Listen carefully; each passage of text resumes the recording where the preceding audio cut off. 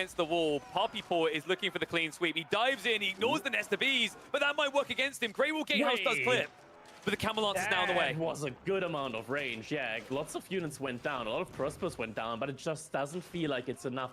This is it. This is all he needs to break him. Happy Cat has nothing in reserve, and the Palace Guard count not high enough to stand their ground yet. Crossbows to the backside. Lancers split up looking for the kill. Happy Cat now down by 30 eco and looking like he's going to be down 3-0 to end this series. Dive comes in. These hand cannon slits are so damn effective against this. Pringles are there. He's diving in so soon, though. The Nest of Bees, they are going to get counted out, but not before they get some vengeance on their death. Golem count way too low here. Elyona just doesn't have the breakthrough, and the House of Wisdom is in trouble now, but I believe that's going to put him in the range of the keep, right? So you'll start losing everything here. Desert Raiders go for the dive even deeper. Numbers are shrinking a little bit, but Corvinus now with the 4 Siege Workshop to keep those numbers up. He moves back towards the castle and forces Elyona into the dive here. That's going to cost him so much of his eco. No. The villagers all going down. Elyona realized that this is not the way for him. Elyona, surely he cannot win this fight. Spearman rallied to the other side of the engagement, will block out the sofa at the last moment there. And will end up getting a good trade as a result. Corvinus losing a lot of the cav, will eventually push this away, but it's definitely cost him. Like, look, I didn't even need them to win this fight. Ugh. You think you have to run? And they're gone, but Corvinus, I think there's just too many spearmen here for him to brute force this. Rams are starting to hit up onto the ranches. Also body blockers. Can the sofas do this? 8 left over. I'm considering Roblox death sounds at this point in time. Spearman actually. He needs to undermesh. He needs to undermesh too, right? Like that's the thing. The archers are still hurting a little bit. Yeah. They do not have the poison arrows.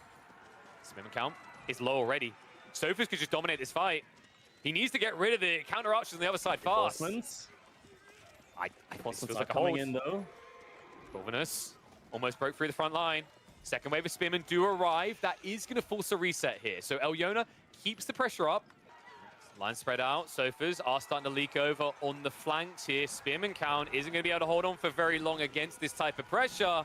And it looks like Elyona is going to lose the forward army. He's going to get access to the map, which means that Corvinus can look to flood out with the Zerg. Oh, Elyona, he sees this.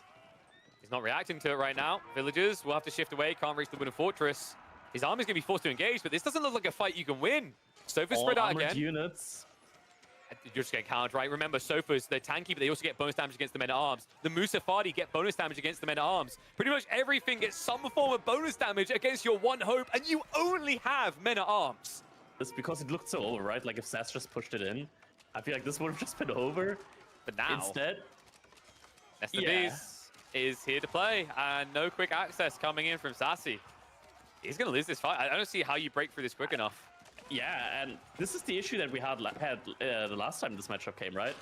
It was just a Chinese player not making units. Now the Chinese player is making units. And crossbows instead of just going fast in. Yeah.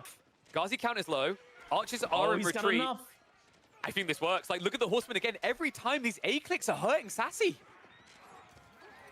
Yeah.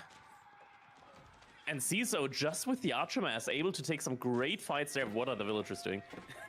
They're vibing right now. They're like, yeah, we won this game. Let's go, boys. It's that guy that gets out of his seat and starts cheering before he's won the game. Archer's going to mop up the loss of the Ghazi. Sassy basically has nothing left. I cannot believe this. SLAs, they just weren't as quick. A little bit of an early move out, though, from CISO. He's going to lose a lot of his archers.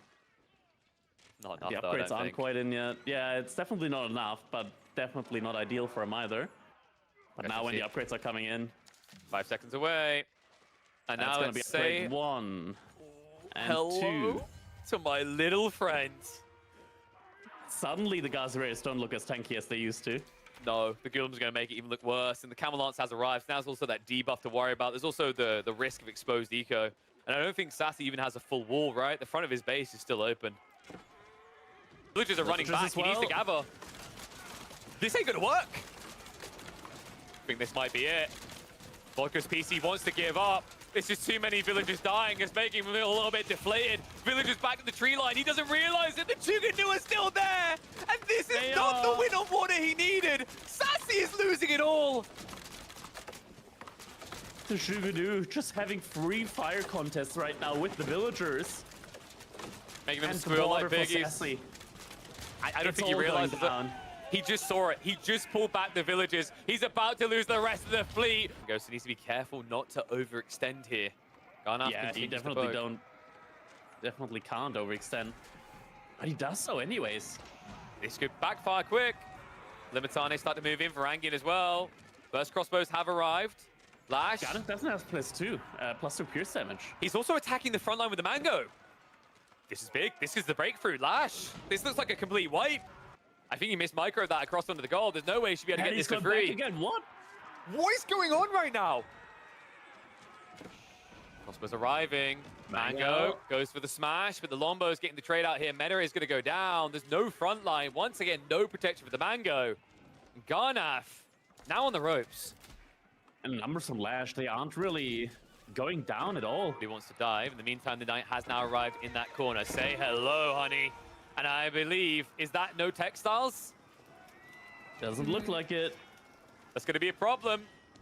Doesn't realize it yet either. That's 2. The longer this goes, the less likely he is to notice. Remember, those pings do eventually 3. stop. Oh my god. 4. He noticed at the 4th villager and probably gonna lose a 5th maybe. Nope, Knight. Okay, no, Knight. Shifts away. He's gotten tired. Nice, like all the berries, dude. When they come back an hour later, he's just going to be very fat and covered in red, but it's not the villager's blood. And only works if you've got a front line to hold there. Lancers get a freebie, they just walk in. Would follow. Oh no. I don't think No this militia. back line's going to hold.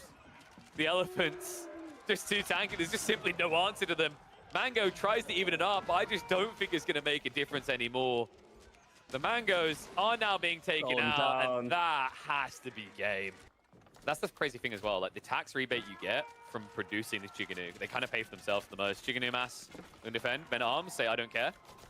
Kind of feels like you want to attack the backline archers, but you're forced to do this. A click back underneath the TC. Villagers are now going to be in trouble. Garnaf looking to punish this eco lead that Lash has built in the raw numbers. Fight I mean, me. he's something. there's no wooden goal for Nestabees either. That's the one answer he may have had. Gold kiting has stopped. Yes, he's like, finally, you are in range of my guns. Swords beat guns? Huh? No way. Able to kill the men at arms now though. +2 pierce armor isn't in yet. Garnaf's on the eco. He needs to get these kills. This is what will win him the game. He is picking up the relics behind this, so first wave is survived, but this truly is the German zombie apocalypse. Yeah, and he's idled more than half the economy from Lash in the meantime. Nestabees turns around for the flurry. The A horde, Knight man. is the MVP on the gold, but the Knights over here have already done the damage, and there's just not enough military left. Call it what it is. Go game 5. I already have archers. The Keshiks are going to go for the dive in. Okay, movement speed arrow use. Camel Archer is going to tug down the spears here. This... Or not. Is this a good trade? It's getting targeted down by the spears. Oh my god, dude, Lash didn't finish off the injured ones. What? Over there, Lash has got the Spearman Archer together. A big mistake that he did away with Garnaf. I don't know what that commitment was. The brace hurt him badly, though. Can he clear it That's up? a lot of Keshiks going down, but I mean, the spearmen are going down quickly as well. But it's in the reinforcements, right? Yeah, there's only a The handful of archers are Keshiks left falling as over. well. That's surprising how well that worked for Lad. Committed here. Might be to an asylum, though. Dive comes in onto the villagers. No reaction yet. Lash just commits to the fight. But it's going to cost him. Spears now move across. Now force the Villagers Keshiks going back. into the outpost. And That's a lot Garnaf. of villagers that went down, though. I think Garnaf may have overextended a little here, though. He doesn't have the Keshiks anymore. The Archer count, not looking great. It's a delayed use of the arrow. Lash is now going to retreat it slightly. Spearman mostly trading out. There's not many heavy cavalry units left here for Garnaf. And with a double outpost, Lash will hold. Archer's trading out now. The Keshiks and Spears are like, you guys got this. Go team. We're not your meat shields anymore. Also, Kurultai not in range either. It's finally getting on There we go. back. Attack speed guys get activated. Spearmen reveal themselves now. Man goes with the Mango. wall up in. And the Archers, they're Oh, actually no. targeting on the Keshiks. The Keshiks once again running into the spearmen. And the Magana is getting great hits in. Lash has defender's advantage here. That attack speed means he's buffering up against the attack damage of the Mongols. The Abbasid Archers should be able to win this. The Spearmen and Keshiks have traded each other out, and there is no way Garnaf can remain here much longer. But even more archers are going down now. Oh, The capacity just kill for him. mass siege on Lash side. Double Mango. mangonel shots now. Big wallop, Keshix, commit to the front line. Springles were built for nothing. Garnaf says, what is Siege? A reminder of what it does. Mangoes get another hit in. Archer count is not looking good. And once again, these poor ponies have been sent to their death into the line of spears. He is at a military disadvantage now. He's going to lose control of the Kurotai. He's even going to lose control of the relics. Good luck with that one, buddy. Maybe if you clear your throat before Wololo and Louder. But that is going to be Lash standing up proud. No way back, surely, for Garnaf. Bit of a funnel point over here. Tower also being reinforced here. Palace guards aren't really standing their ground up until this point. But the Springboards are doing such a good job pushing away those Nest of Bees, and Louis is forced to flee. 3 Nest of Bees, though. Imagine how much damage they could do if they just turn and circle on this mass. Louis has his Springle arrive. Turns around with the Nest of Bees. Kiljardi just ends up pulling back right there with the first fire. But the Springle trade with one another. And there's still one alive for Kiljardi, but has to fall back with that huge mass and cannot fight on top of that reinforced tower now. Palace guards trying to stall just a little bit of time. Louis knows he can't take this fight. Nest of Bees gets a good fire down. Crossbow supporting. Louis just needs enough time to get this keep up. Wants enough time to get the keep up. Springles are trading. It's going to be all about this siege. Nest of Bees, though, getting another fire. Yeah, Nest of Bees, they haven't been focused down quickly enough, and they did a lot of damage here. Palace guards focusing down the Springboards as well, and the keep goes up. It looks like Louis is holding. Kiljardi moving forward with his galleys, trying to get the demos down on the other side. Demos starting to move up, but immediately sniped out. Louis, great job defending all of those. None of the demos get even close to connecting. Every single one falls. Perfect timing for Kiljardi when he pushes, but like I said, there's not a big standing mass from Kiljardi, and Louis has so much here to defend this. It's going to be a clean wipe. Villagers looked like they were about to get pulled, but they can't. Archers are trying to help, but there's like 3 archers here. There it is. Villagers pull out their torches. It's too late, though. There's still a huge mass. They will get the butchered. still here. Oh, good games. Villagers being pulled from the left as well. Oh, no. Louis knows this has to be it. He has to get on those mangonels. It's over, and he does. He gets on one of them. There's also a flank from the northern side with villagers. Villagers from the middle, too. It's just all villagers.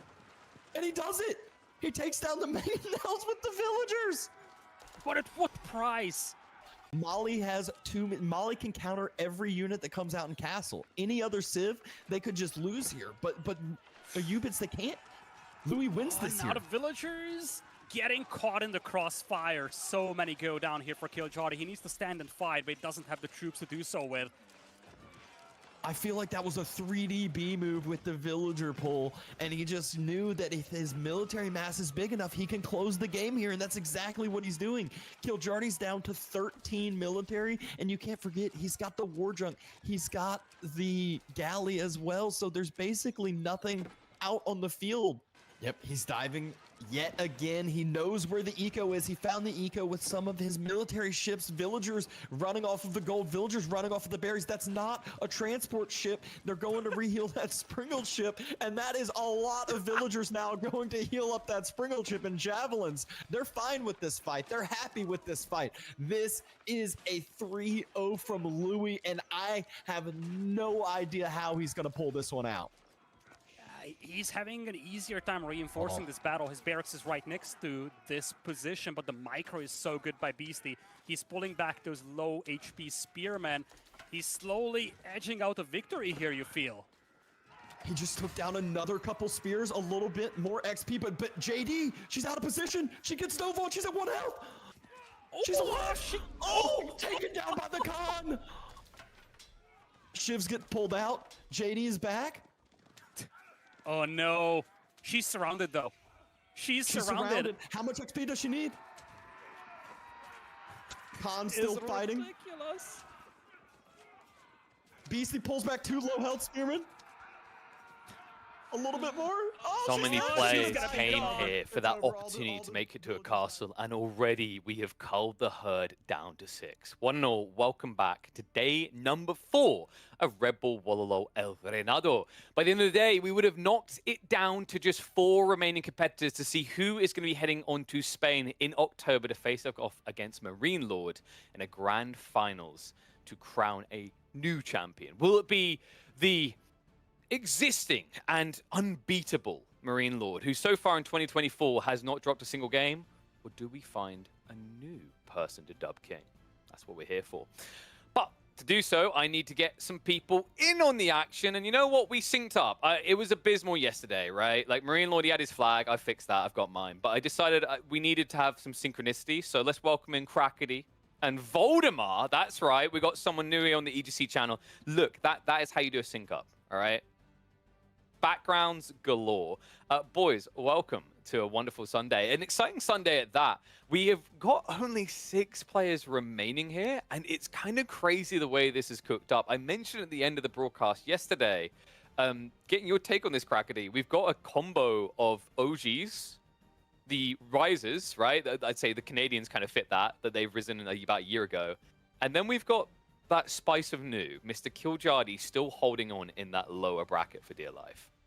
Yeah, exactly. Killjadi, who's also just shown up in the King of the Northland that we had just previously, and really putting on airs there, and he's looking really, really good. Also beating Baltune, who I gotta say, like, looking at his set versus Beasty yesterday, absolutely phenomenal performance there from him, and Killjadi looking very, very strong and in shape as well at the moment.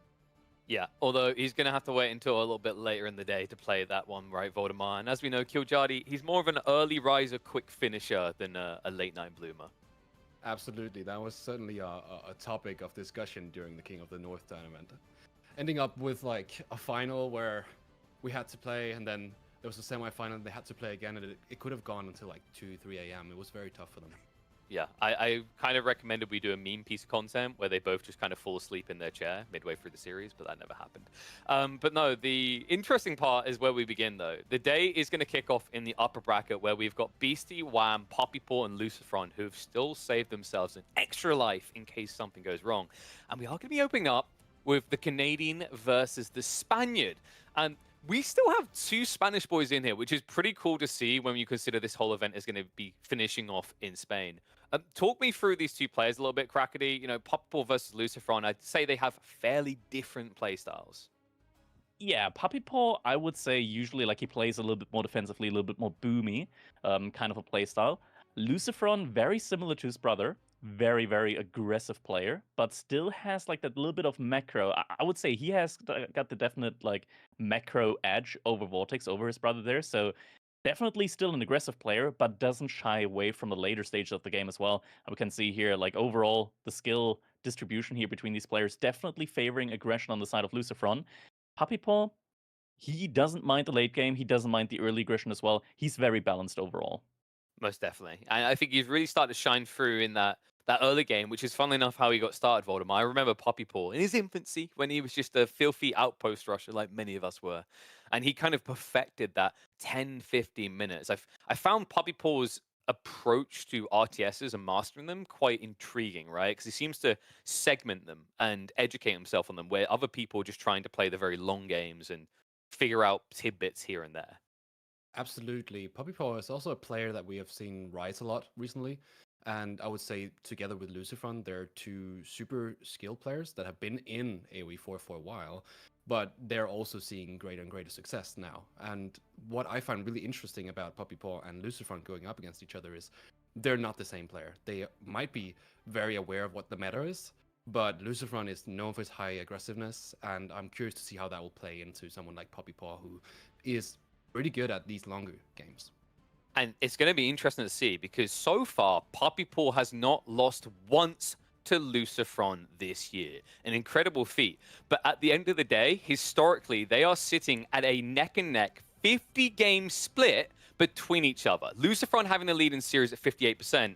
But basically, game one here is going to dictate who is actually leading the pack when it comes to game victories.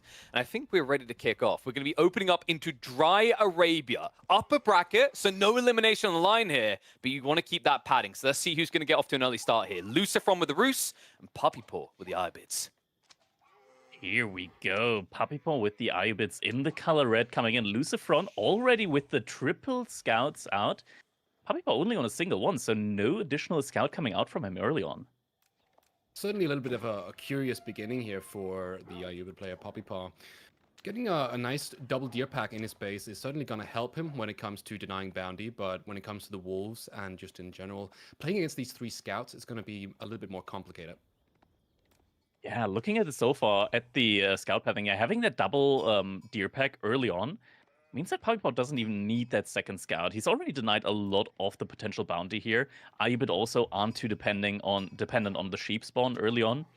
So overall, looking like a pretty decent starter for Puppy Paw, not needing to opt into that second scout, not getting that delay that comes with that. It's quite interesting. You can speculate about why it is that he does only go for 1 scout. You might consider timings. Let's say, okay, he still wants to get that greater feudal age timing, might want to go into Desert Raiders. And we have this nerf we had recently where it's now 15 seconds. And that means also getting the second scout, this Desert Raider will come out 30 seconds later maybe, or something like that in relation to what we've seen in the previous patch. Yeah, getting the early Desert Raiders in still, it's such a... Sure, it's 15 seconds later in, but it's such a nice feature to have, I want to say, because what you can do essentially with that secondary, with that early military unit is you can kind of like decide where your opponent is able to place their second TC. We're seeing Roos here, and Roos are famous for their 2 TC kind of play very early on in the game, very defensive. They get the Kremlin, so they have a landmark which is very optimal for that. Actually, looking at the Kremlin placement here from Lucifron, that's a little bit peculiar. It's quite close to his TC. It's not usually it's not really protecting anything there. I've definitely seen this before from Lucifron placing these very conservative Kremlins.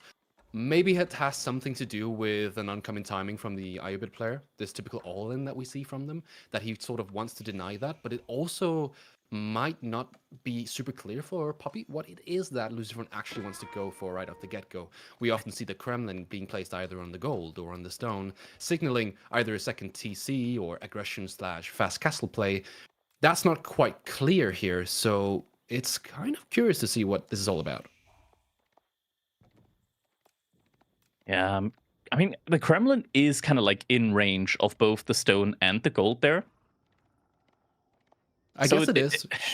The issue is that the Desert Raider, it's also ranged, right? So I'm not sure how I feel about this. Like, this doesn't really protect him from the Desert Raider at all early on.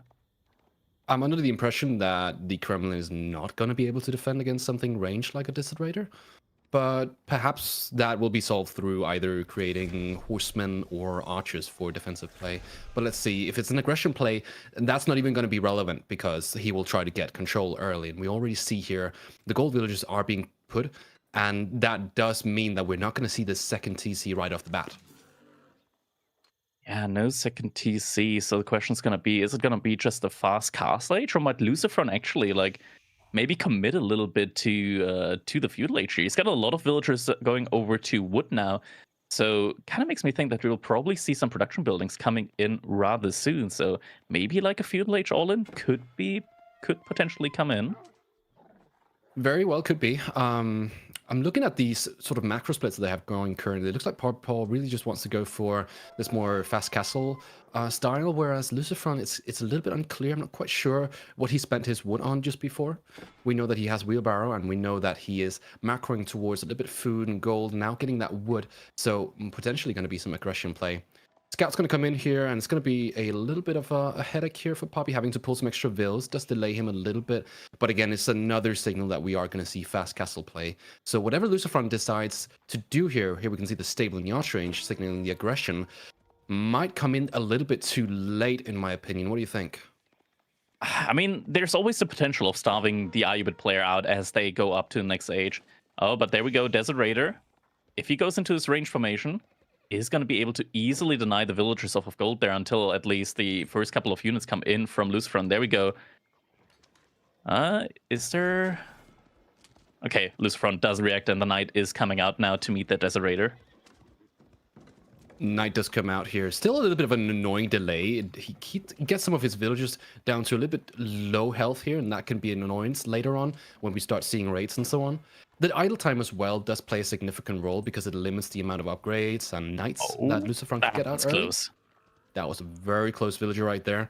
Knight not going to be able to quite catch up to the Desolator either, that they do share a similar movement speed as well. I believe it's the same, no? Yeah, it's the same movement speed. The charge, though, does make a slight difference there. Actually, charge getting cancelled there. Oh, and that's not a favorable engagement for that Knight. You're not able to heal them up unlike the French, so... Definitely hurts that he's taking some damage there. Archer's also coming out for him. Puppy Paw, though, getting very close to clicking on the age up. Only a little bit of food remaining for that. There we go. Age up now going to be coming in. It's going to be Economic Growth. Slight nerf on that. Only 7 now instead of 8 villagers, but still a major economic bonus for them. It's a major economic bonus. It will give him that tempo that he needs to get this game opened up properly. So now here in the early game, it's sort of like, okay, how much value can you get out of your free units through the Desolators?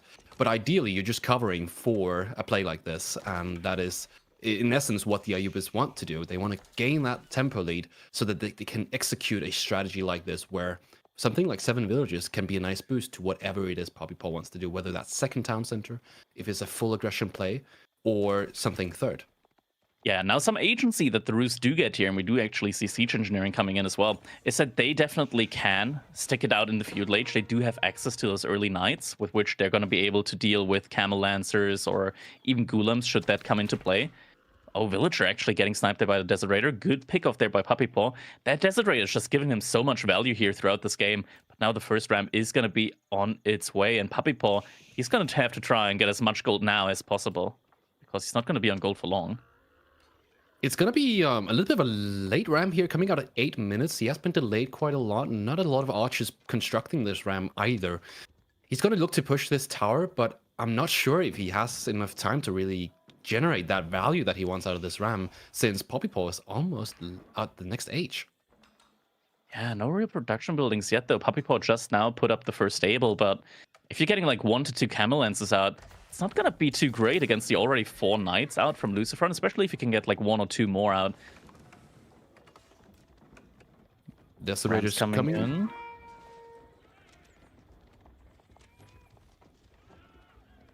Also no blacksmith yet from Puppy Paw, so these units that he's getting out, the feudal age units from Lucifron are still going to be able to do a lot of damage to them, especially since Pierce Art damage should be coming in after the currently queued Pierce Armor upgrade.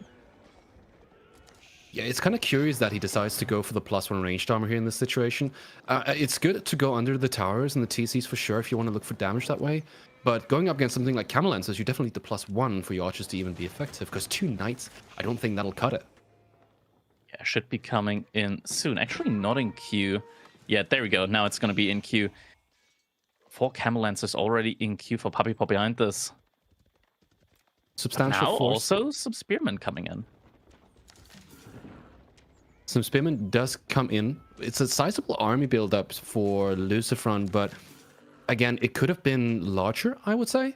It's going to be tough for him to really do something about this Camel Lancer spam, as the Camel Lancers will be able to deal with both the archers and the knights, and of course the ram as well. And so being able to contest this, I'm not sure that's really a possibility. We'll have to see, though. I think it's looking quite possible still here at this point in time. Camel Lancer number are building, but still without any blacksmith upgrades, and the blacksmith upgrade for Lucifron is just around the corner. So these archers are going to do 2 damage with every attack, just rather than just 1. All right, fight coming in. +1 finishing up right now as well. Camel Lancers. Oh, archers being left alone. There we go, clash happening now, and now this is going to be the turning point here. If Puppy Paw is able to win this match, this fight here, he's going to be in a great position, but Lucifron able to force Puppy Paw back for the time being there. Behind this, he went back to gold. He's going to have to go away again. That's massive idle time on those villagers now. It certainly will be good for him if he wins this match, but we'll have to see with these Camel Lances, though. They are definitely a very strong unit, but up against these archers that now do have this +1, we can see that they take a pretty good amount of damage, though they still hold up well against the knights. Where are the spearmen, though? Lucifer does have 4 spearmen out. He needs them in this fight quite quickly, otherwise this ram's going to go down and he's going to lose too many units, and the build-up will therefore not be enough. Tries to get some villager kills here. 1 or 2 villagers will go down, but still, there's a significant gap between these two players economically right now due to that economic growth. And Lucifron, yeah, the spearmen, I guess they were just trying to defend the relics. This one relic, though, looks like it might be going over. At least it's going to be in TC range now. It's 1 safe relic for Puppy Paw so far, and a pretty small army for Lucifron. Doesn't look like he's going to be anytime soon going for that Castle Age. Got a little bit of extra wood float ready here. Looks like he might be going into multiple production buildings, but it's a tough situation to be in because now the archer buildup is coming, which means these early spearmen, because there's not too many of them, are easily denied, and their effect here in these fights is going to be minimal. And I do say that as they do get some good hits here on the Camel Lancer, and the archers do go down. So a little bit of a mistake there for Puppy Paw. Yeah, and Lucifron's doing a great job of just denying Puppy Paw that gold time and time again. The villagers are getting pulled back once more, and now without the gold, Puppy Paw, he's going to struggle when it comes to making more and more of these Camel Lancers, and especially when it comes to being able to upgrade these archers, because right now, these are still feudal age archers, worse even, they don't have the blacksmith upgrades. The question is, when do the upgrades become relevant here in this scenario? You are up against a feudal age opponent, you're just looking for that bonus damage, and there's not a lot of archers out anyways. The Camel Lancers will deal with the knights. But yeah, once the upgrades do come through, we will start to see that technology advantage from being in the Castle Age become a lot more apparent, and that's going to matter in the long run. Yeah. Oh my god, Puppy Paw. Yeah, these outposts are definitely needed. Double outpost now going up, securing the food that he needs, because he's struggling for food right now. Only 4 food left in the bank. And these relics that are coming in as well are going to be crucial to just providing him with that small trickle of gold that he's unable to get right now, with his villagers on gold being denied the entire time. Even having the, finding the time or the presence of mind to, send a single camp, it's granted it's going to die, but, having the presence of mind of sending that unit out there to do damage to your opponent as well, that's just absolutely great from Puppy Paw. And we can see that he's killed 2 workers as well, so damage done there indeed. For sure, and it's again, it's one of those things when you're playing against a player like Lucifron, who's got that micro in check. He's, almost considered one of the best when it comes to this aggressive and very micro controlled type of thing. Finding that time and space to do so is definitely a really good thing, because it is what can help you out in these situations when you raid under pressure, and you can sort of force your opponents to spare some units and keep them back in the defense here. But the defense is definitely not what we're seeing here. We're going to have to look at 2 ramps now. Going to contest this full food left side here of Puppy Paw, and that does matter quite a lot, because if this left side does get denied for Puppy Paw, he's going to be out of food, and there is not going to be a way that he can be able to produce enough units should he get this side denied. Veterancy upgrade for the archers, though, is finally coming in, and Puppy Paw, he's up to 17 archers, has a lot more archers now than even Lucifron does, and with the double outpost, I feel like this next fight should probably go in Puppy Paw's favor. Not going to be able to snipe a villager there, unfortunately. Spearman is going to mean that Camel Lancer is going to have to go away for the time being. And this push, yeah, I feel like Puppy Paw with the veterancy upgrade has enough here. Those knights, they're going to feel like paper compared to, granted, he still doesn't have the blacksmith upgrades, but 7 damage on these archers now is still more than a feudal age archer with full blacksmith upgrades would have. Yeah, it's a sizable army for sure for Lucifron, but the question is the composition. Is it enough here to deal with this? A lot of spearmen, but not a lot of archers, and so contesting something like this from Puppy Paw, a fully upgraded, or not fully upgraded, but veteran archer mass, is very tough. He does get 1 tower down, and the 2nd tower is about to go down as well. Denying the food here is crucial, but look at his army, it's almost gone. Yeah, Archer is hiding in the ram, though. And with a mostly Archer-focused composition here, means that Puppy Paw isn't able to immediately deal with that. And a lot of villagers did go down here on Puppy Paw's side, so the eco gap, it closed up quite a bit here. Knights are coming as well, but yeah, with the veterancy upgrade, they still take just so much damage here. You can count now pretty much equal, but Lucifron's still behind in tech. He's behind in tech, and now the Knights are down. Poppypaw doesn't really need his Lancers at this moment, so not having a Lancer build-up is fine, as long as you've got these Archers going for you. And he does, and he's going to find the damage. He gets a little bit of utility still out of his cavalry mass here, now that the Spearmen have been wiped. So pretty good micro coming out from Poppypaw, which is crucial in these situations. Yeah, Poppypaw has been starved of food for such a long time. Thankfully, these archers don't really need a lot of food to be produced, and now a second TC even coming in from Poppypaw here, securing himself that food even further, and now with the military from Lucifron pretty much out the picture here for the time being. Yeah, this is going to be really tough for him to come back in this one, because now Poppypaw, he's got the military advantage, he's got the tech advantage, economy still pretty much even, and Poppypaw in this situation, the game's pretty much open for him. Yeah, it's open for him. He's got the second TC acting as a sort of victory condition up against Lucifron's Roost here. He's still on 1 TC, still in Feudal Age, and has been able to do some damage, found about 11 villager kills here against Poppypaw's 2 villager kills. So still, it's an okay situation for Lucifron. He still has time, but ultimately, in the long run, it's going to be a lot better for Poppypaw. So if he can extend the game, draw it out, make it a little slower, and therefore dictate the pace that way, he will end up winning this game. I'm not even sure if Lucifron has any time left. He's still reinvesting into the Knight play, but now +1 pierce damage is coming in for Poppypaw. Those archers will now do 4 damage with every single shot, and with the amount of archers that he has, he's going to be able to pretty much like 2-shot, 3-shot these Knights, and yeah, at this point in time, I feel like all timings are out the window for Lucifron. This game looks firmly in the hands of Poppypaw now. Knights are charging in, but these are expensive losses kiting coming in from Poppypaw. Yeah, and you can just tell how quickly these Knights go down. The Knights go down pretty quickly as well. Still, Archers up against Archers. Feudal Archers can still be relevant here, but the mass is just not there. A couple more Knights coming in here, and that will create some space between them. But ultimately, if you take a look at the top side of the graph, we know that it's a twice as much army size. It's 2 town centers. It's an age difference as well. It's not looking great for Lucifron. Yeah, that too. +2 pierce damage, now in queue as well. I feel like once that comes in, like, Lucifron, he's not going to go Castle Age this game. Castle Age is definitely off the menu. The external food sources are pretty much all dried up now as well. Lucifron sending a lot of villagers over to the berries now. Berries, though, aren't that excellent of a food source. They gather very, very slowly. Once again, Knights getting picked off here. These aren't losses that Lucifron can afford, and at this point in the game, it's pretty safe to call that Poppypaw is going to be able to start this set off with a good lead here after this one. I bet just the Castle Age timing. Lucifron wasn't quite able to punish that, and yeah, it's 0 food per minute for him right now. There is no way out of this one for him. Poppypaw, it's just going to be a question of time now for him to finish this game off. You have to wonder, what is it that keeps Lucifron in this game? What is it that he sees? And currently, I'm not sure if he's fully aware of the second town center. He might have seen it during one of his raids, but if it is just this apparent threat in front of his base, dealing with that is, in his vision, probably the only thing that he's sort of thinking of right now. But this victory condition behind, we have the God vision. We have to remember, we see everything. He might not, and that does matter here. Militia does get pulled as well. That's the 5th relic. That's the 5th relic as well, yeah. It's a tough one now. Yeah, +2 pierce damage is now in as well. Now you can pretty much 2-shot the Knights. Like, these Knights go down really, really rapidly.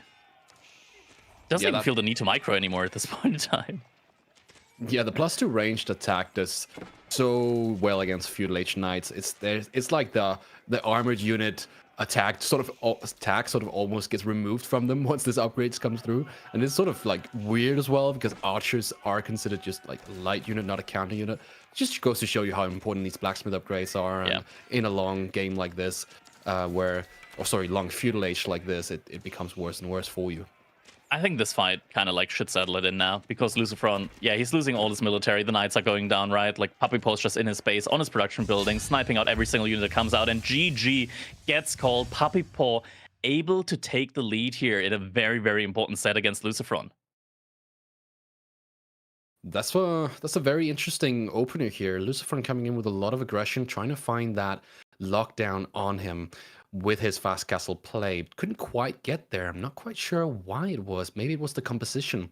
But I feel like, was he able to deny the left side of Poppy Paw's base? It would have been looking pretty good for him, but he simply wasn't. I think he kind of like undercommitted when it came to the archer play. Like getting that really, really big archer ball going, that's just so important in these type of games. We can look at the income here overall, like food, wood, gold. It's still very, very similar between them. But then you have that early tech advantage from Puppy Paw, and all just kind of builds on there. After that, the fights are suddenly like the trade-offs between the units. They're getting worse and worse for Lucifron there as the games go on. Yeah, with that, Puppy Paw able to take a victory in game number 1. Looking over at game number 2, though, we've got an interesting one. We're going to be looking at Holy Island with Puppy Paw playing as the Japanese and Lucifron playing as the Chinese. And these kind of water maps with Holy Island, when there are like two players that I want to say like are the absolute favorite on these water maps, I always have to think of the Spanish brothers. But who comes right after that? It's the Canadian brothers, because they also shine on these water maps, on this like kind of like split attention gameplay when you have to pay attention on water and land at the same time. Absolutely, and that's also why we see them often in this end of the bracket, where we often have players that are just phenomenal at that split attention. It's kind of interesting that he does go for that Japanese pick here on the Holy Island, because he does have Chinese and English, and it just leaves you to wonder, what was he expecting out of Lucifron? Is there something in this matchup with the Japanese up against the Chinese that he finds favorable? I'm not quite sure. What do you think? To be fair, just looking at it, there aren't really any greater spots or greater maps to pick Japanese on, I would say. Like, where else would you play Japanese? You're probably not going to want to play them on a land map like Frisian Marshes or Socotra. Golden Heights, there's always the potential of your opponent picking Mongols into you. And Japanese, they don't really do too well on water maps against Mongols, mainly because they don't have the necessary Civ bonuses to deal with early mass spearman aggression. Absolutely. It's a quite interesting draft looking at it, because I feel like many of the picks can be kind of obvious. The Japanese one here, I feel like, isn't, simply because of the expected matchup, but looking at Frisian Marshes, Golden Heights, Socotra, it's interesting dynamics for sure. Yeah. I think it's just no real better option here for Japanese. And Japanese, they're still really great on Holy Island. As long as the game stays in like maximum castle age, Japan is like a really top civ for that. And we're going to be looking at... I thought we're getting into the next game. I know we're going to take a quick look once again at our player review, but there we go. Next game, right around the corner now. Lucifron versus Puppy Paw, game number 2 in our best of 5 here. Holy Island, both players, as is tradition, you might want to say, going out to water there. It is Holy Island, curious game, a curious map, and it's one of those maps that we consider being one of those that require the highest skill. It's so difficult to play this map because you need to split your attention from playing both land and water, and you have to balance your timings. Do you go castle? Do you stick to the water play? And what is your opponent doing?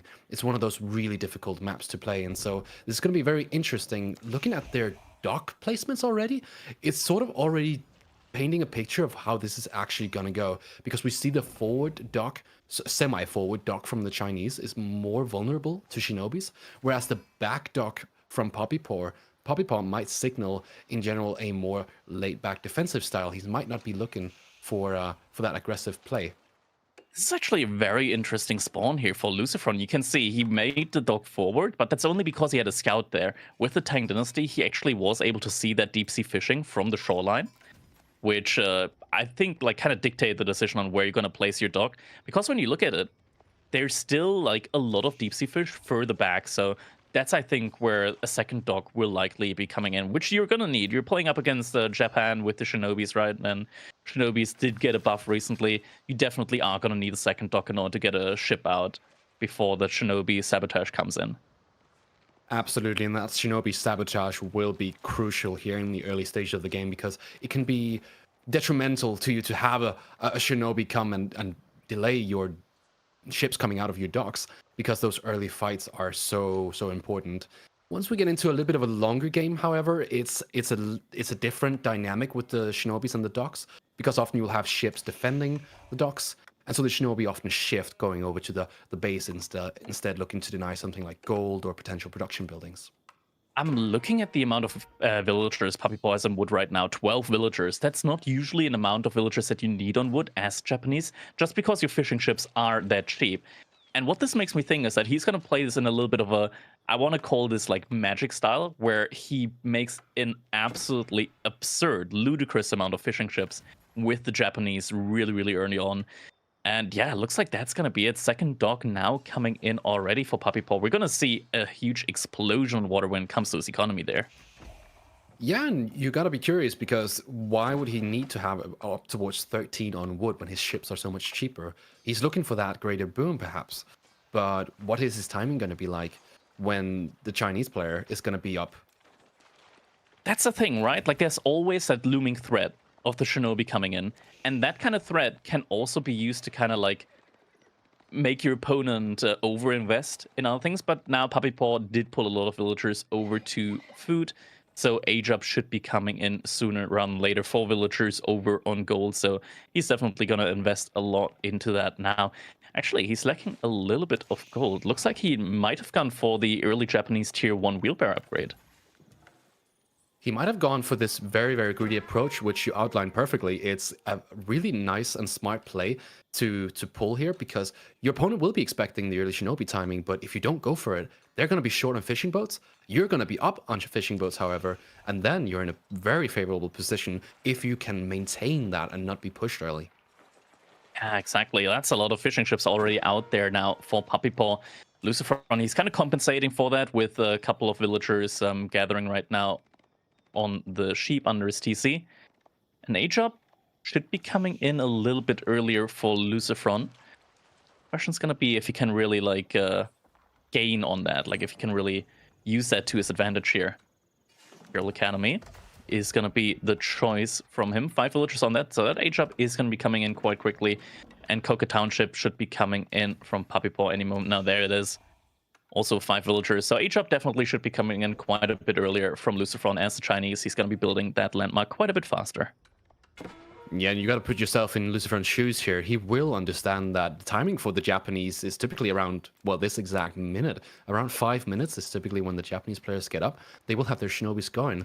But Puppy Paw is not going to have that. And so for Lucifron, that means that he will probably get his read and then figure, okay, this is going to be a little bit of a different game early on. No second dock yet from Lucifron. I would just imagine that a villager should move out rather soon to that in order to build that. No movement yet though, so I'm a little bit confused on when he wants to build that second dock, or if he actually just wants to stick on single dock. Single dock kind of makes me feel like he's already given up water. Okay, never mind. There's the villager moving out now to build a dock. Galley comes out here, and that's going to look for some aggression. His opponent is not even up, and we're almost 6 minutes in. This is actually unheard of, I would even say. We never see this. Early stable coming in as well. Lucifron also got scout in his opponent's base, so he's going to be aware of the movement there. Look at the amount of fishing ships that we got there already. That's a good couple. A good couple. It's a good amount of fishing ships for sure. If you look at the eco count, however, it is very similar, which leads me to think...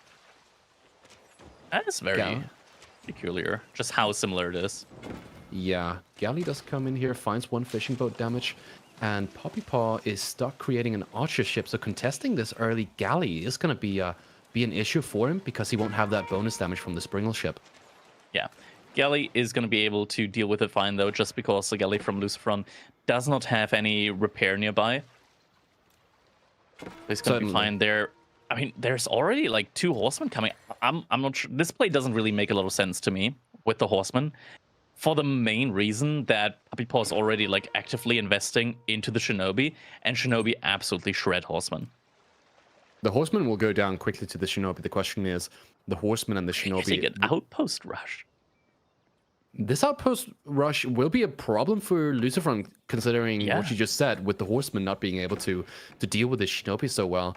So if he gets his front woodline here denied, that's also him having to idle out his villagers, put it to the top side of the woodline. If a second tower comes around, he's going to have to invest more into land military, potentially giving Puppy Paw an opening to go for this more water style. And that can be what closes out water. Yeah. Lucifron able to idle out a couple of villagers there from Puppy Paw on the gold.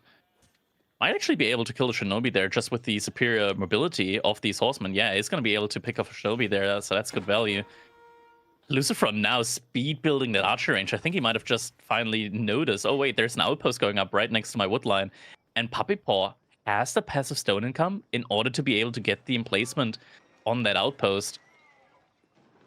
The emplacements will be very important here for Puppy Paw having to deal now with archers, but it's also a really difficult position from Lucifron. He might have the means to do something on water, but he doesn't want to commit to it currently because there's this very big threat on his doorstep currently from the Shinobi. His horsemen won't be able to deal it. He'll have to commit to archers.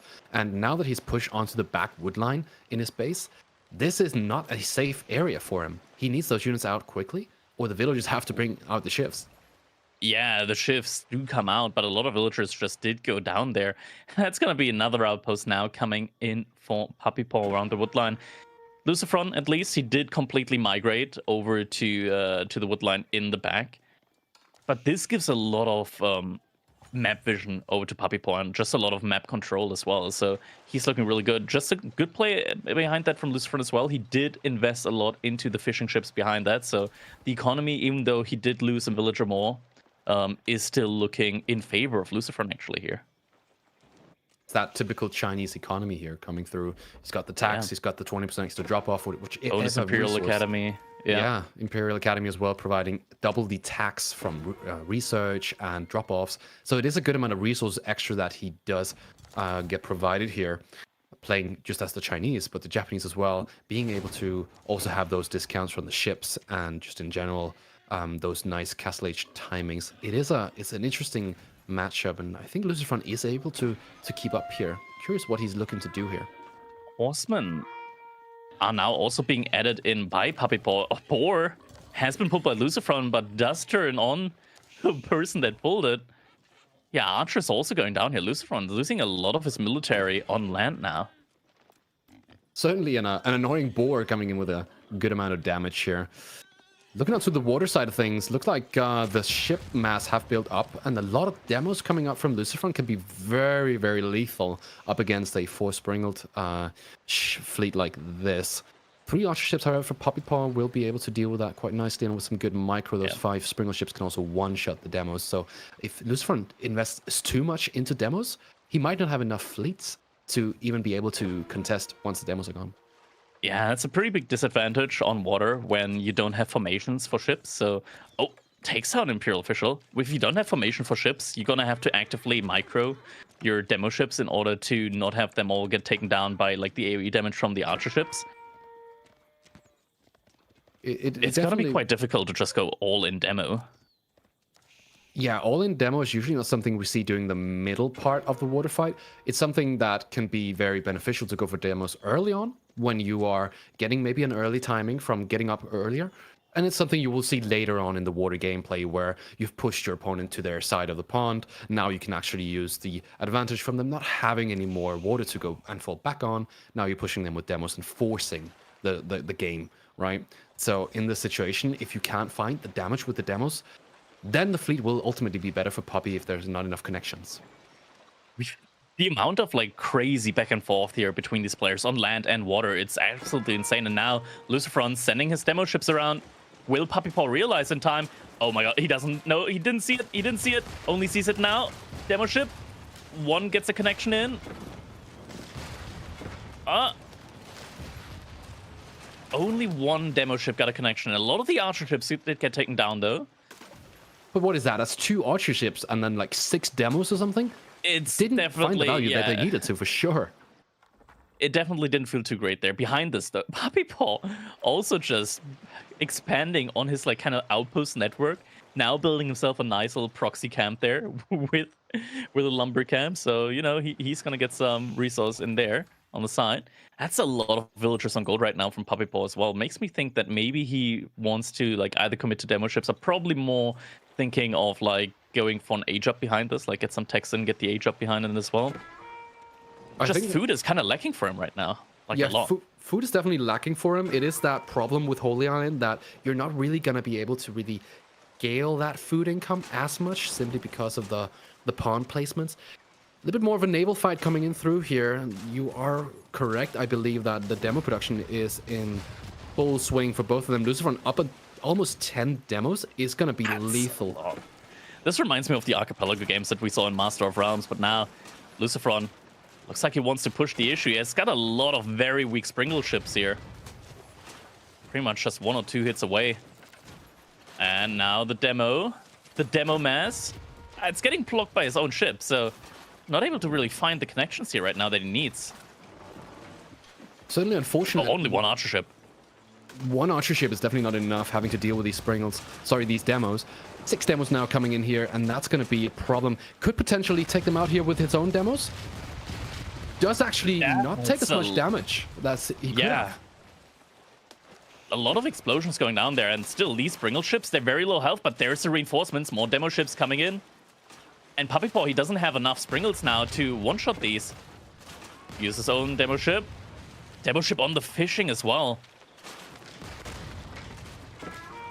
And this is where we start to see this more permanent damage come through. Once the demos hit the fishing ships, you lose your scalability, you lose your economy.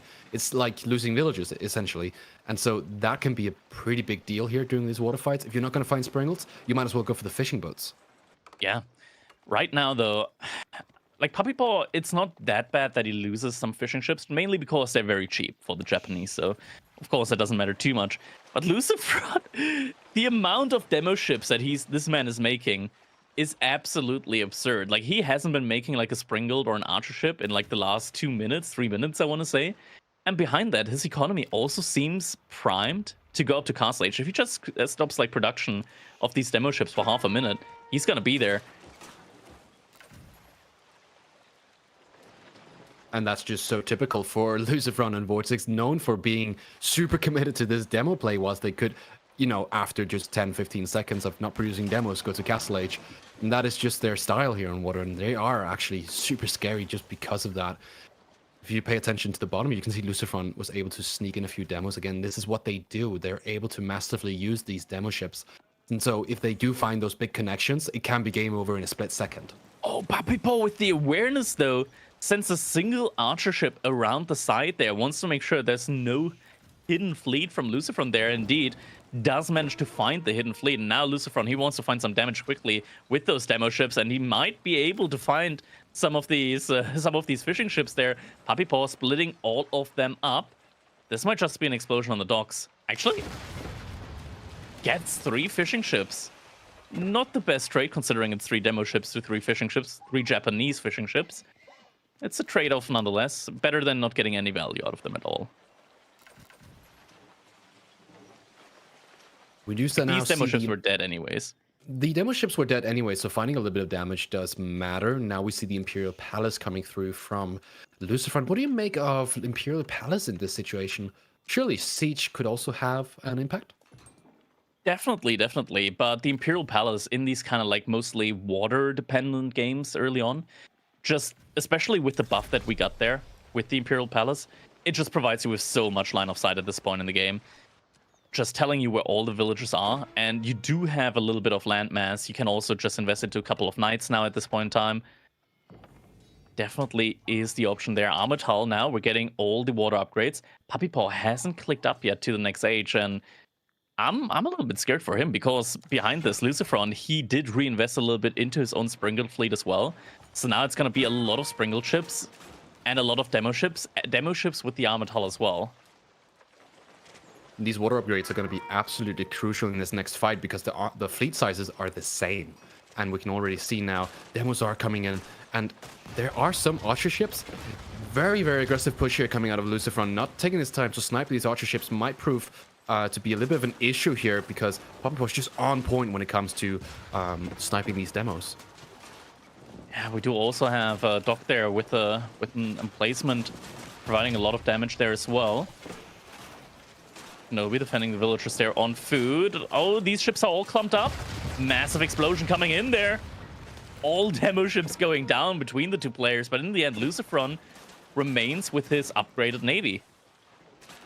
An upgraded Navy in this situation matters a lot more than those demo ships, losing them or having them or not. It's the question of Poppypaw getting to castle at any point.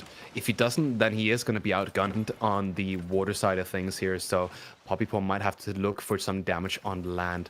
Doesn't look like he's actively going for that right now. It's just that water gameplay that's so important. If he loses water, he loses such a massive expansion and all the food that comes with it. And now we do see the castle age being clicked up, and it is the floating gate.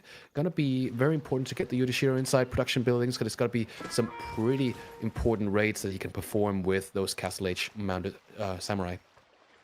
Floating gate coming in now. Lucifron also preparing his own knights. So we might be seeing some knight-on-knight action here rather soon. This is a difficult situation right now because Lucifron, he's up to 15 demo ships, and he also got the range upgrade on his demolition ships, the radius. It's going to be a lot bigger now for these demo ships to do damage. And I think this might be it. This might be it. There aren't a lot of archer ships remaining, just a single one.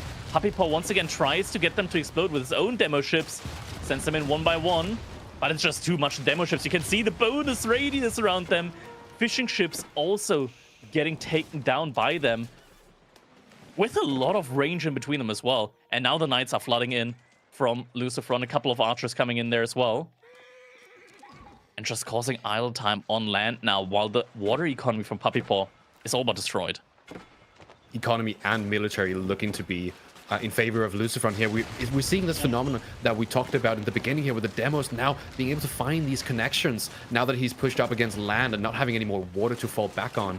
And that is exactly where the demos become so impactful.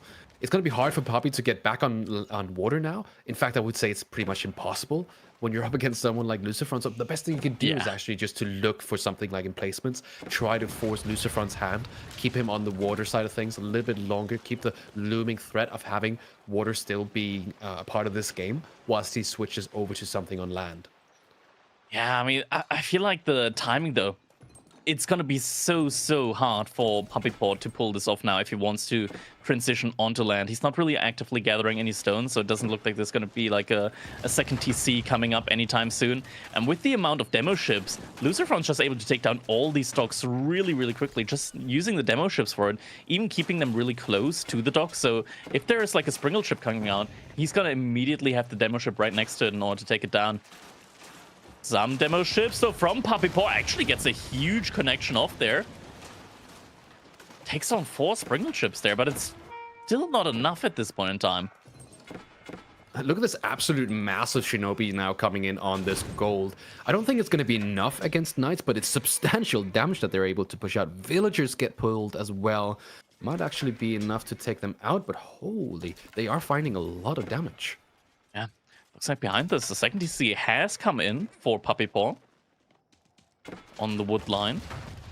So he's going to be able to at least scale his water a little bit, his economy a little bit on land. We're getting some spearmen now as well from Lucifron against the mostly, well, just the 2 mounted samurai here from Puppypaw. He is at least getting some relics in. His landmark does provide him with a couple of free Shinto priests. It's a difficult position to be in for Poppy. He doesn't have relics, although one coming in, and his eco's behind, his military's behind. It's going to be a long road to get back into this game and finding that position with the land eco, potentially outscaling the fishing eco. You know this as well. It's on Holy Island. Eventually, the land eco becomes better than the water eco, but it's a long time from now. Unless your civilization's name is Roost, then you're fine with water eco long term. Yeah, this is a difficult situation for Puppypaw to be in now. He's got a lot of food. He needs a little bit more gold. Question is, at this point in time, might be worth to just transition away from the Mounted Samurai. I don't think he can just overwhelm with them. It feels like sometimes when you get like this huge mass of Mounted Samurai, you could even take down something like Mass Spearmen, Mass Crossbows. But getting that mass up against an opponent that does have that current water advantage is going to be hard. And Lucifron is going to try and get that relic back, but Mounted Samurai is going to notice. So that's one less. Did provide vision. One less relic for Lucifron, coming in with a really strong economy at the moment. It's looking a lot better than Puppypaw for sure. Another relic here is going to be picked up by and denied by the fleet. That's a lot of damage. This one knight just took down 3 villagers there from Puppy Paw. And he's now going into Onabagashas. I don't dislike that play now with the mass Onabagashas. If you can really scale into them, they absolutely destroy spearmen. And with us around, they can also take down knights fairly easily. Bugashas are certainly strong. They're a good counter to a lot of units once they get massed up. It's the question of whether or not he's able to build that mass at the same time when he has to also provide a lot of food for his TCs to produce villagers. The question is, does he have enough to even get to that stage? I think he might. He's got 10 mounted samurai out right now, which does force Lucifron into making the spearman. Oh, what's not good though is the reveal. The early reveal on the Onabagashas there. So now Lucifron knows what's going to be coming for him. Wololo coming in here on the food does actually just defend against that knight here. And that's going to be a little bit of a delay as well. Now we can see units are coming back to defend it. You're absolutely right about the Bugashas being revealed. That's a little bit of a problem because now for Lucifron, he can start to think about a different unit composition that can potentially counter it. Typically, you'll see something like ranged units or just in general, large melee armor type units. So getting the correct upgrades here can also be quite important for sure. Yeah, Grand Lucifron, he doesn't yet have any melee upgrades, any melee armor upgrades. We saw some Palace Guards in queue for a moment, and looking at the water economy, it doesn't look that great. I'm not sure, does Lucifron have any eco upgrades on water at the moment? It doesn't feel like it. I think I saw the nets being researched just before here. He does have all of them. Yeah. Oh, So it just takes a long time. Suddenly he's at 1200 food per minute again.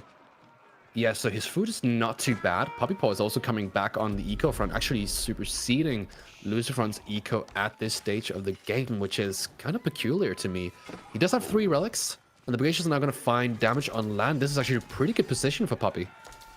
Yeah, he's on all of the production buildings, and the production just came in a little bit too late for Lucifron here, potentially. He's getting a lot of Palace Guards out now. Palace Guards, though, don't have as much armor as normal men-at-arms, so the Onabagashas do trade out a little bit more favored than they would normally do. And only the first melee armor upgrade is in queue now, so this still is going to take a while for it to get researched. There's no supervision on that blacksmith at the moment. And it's over 30 on a Bagasha. It's over 30 on a Bagasha, so albeit not being the most expensive unit and Lucifron running Palace Guards and Knights, that's still similar military count, and that matters a lot once you start to see these snowball effects of having so many Bagashas. These Palace Guards are not going to be able to hold up against it. Yeah, just look at those Bagashas absolutely just slaughtering the Palace Guards here in the front line, and with this many units, you also get a lot of torch damage, with which you're able to take down the outpost that Lucifron has just now gotten up. Mounted Samurai also coming in. Gonna be able to tank up some of that arrow fire. It's more villagers that are going to be going down here. And yeah, I think Puppy Paw, he can take this fight if he wants to. He's got a Katana Bannerman somewhere as well if he just gets that forward. It's a scary position for sure. Bagashas are going to be able to do damage here, but it's also starting to be a sizable army for Lucifron. And so once you have these big armies up against each other, the Bagashas aren't going to be as effective. But of course, as the mass builds up and builds up, you want to take these fights against smaller groups. I mean, right now he's giving Lucifron the time to research the melee armor upgrades. There's still one in queue. This fight he's going to take, and it's still looking like a really good fight here for them. Surround even comes in with the Onabagashas. Katana Bannerman Aura still active. It was very clever what Puppy Paw did there. He took a few units, he pulled the Mounted Samurai, and then forced a bunch of Lucifron units to go after them. And now the Bagashas managed to get a smaller group to deal with, potentially getting a better fight here. Potentially a better fight, but still doesn't look as optimal. The reinforcements just trickling in one by one, and the reinforcements for Puppy Paw, they're taking their sweet time. They're getting regrouped somewhere else. Behind us, though, switch to the Samurai, which do a lot of bonus damage. I'm not quite sure which position I like the most here. Lucifron certainly has water, but looking at Puppy Paw's income at the moment, his eco is scaling. He's getting there. Yeah, it's the berries right now. He's getting all the upgrades on the berries. He's just gathering up the berries like at lightning speed. He's getting so much fruit from them. This is a map as well where there's a very, very good amount of berries. And now the Samurai, they're just storming through here. We're now getting crossbows as well. Definitely are going to be needed against the Samurai. And looks like Lucifron is able to hold, albeit it's a very close one. It's a massive investment into defensive emplacements here. Something that can be very good in these situations, but might not scale too well for him should he look to do counter damage. And currently, there's not really an opening for him to do that because Puppy Paw is putting on so much aggression. I'm not quite sure how he gets out of this situation because it seems to be unstoppable. Right now, it's just more and more production. We actually have the Shogunate Castle by Puppy Paw, so he's getting a lot of food from his farms right now. And the Samurai, they're kind of overwhelming at the front line here. Granted, crossbows are doing a lot of damage to the mounted Samurai, able to take them down one by one. But the reproduction rate is kind of crazy from Puppy Paw, able to keep this up in the production, like right next to the production buildings from Lucifron. But the crossbow mass is building, and they're starting to be able to one-shot those units. Once the crossbow mass is up and running, it's going to be quite difficult to run these armored units against it. And so now that he's going into Samurai, again, he might afterwards look to go Bagacious just to keep that transition between the compositions going, forcing Lucifron to play into unfavorable composition matchups. And this is such a difficult position for Lucifron to be in right now. It feels like he's making all the right units, but still Puppy Paw is just pushing it in deeper and deeper every single time. Look at Lucifron with the water economy, also on the side of Puppy Paw. That's where he expanded behind this as well. He's getting a lot of economy through the water, but it feels so difficult because just so much of his economy is just idled by the pure presence of Puppy Paw. It's a phenomenal display here coming out from Puppy Paw. Just able to come back on land like this is already in of itself a pretty big feat. He's 3,000 food per minute. He's doing it. I didn't think this would be possible here in this one, but Puppy Paw just... It felt like the transition was a little bit slow there as well. Like to the Onabagacious, to the Samurai. But it looks like the timing was just right for him to get this big mass up. Now, it looks like the military numbers are fairly similar between them, but that's just because Lucifron, he still has roughly like 20 pop worth of boats still active.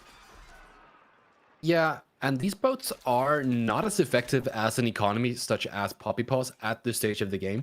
You got to remember all of the eco bonuses that Japanese are fitted with.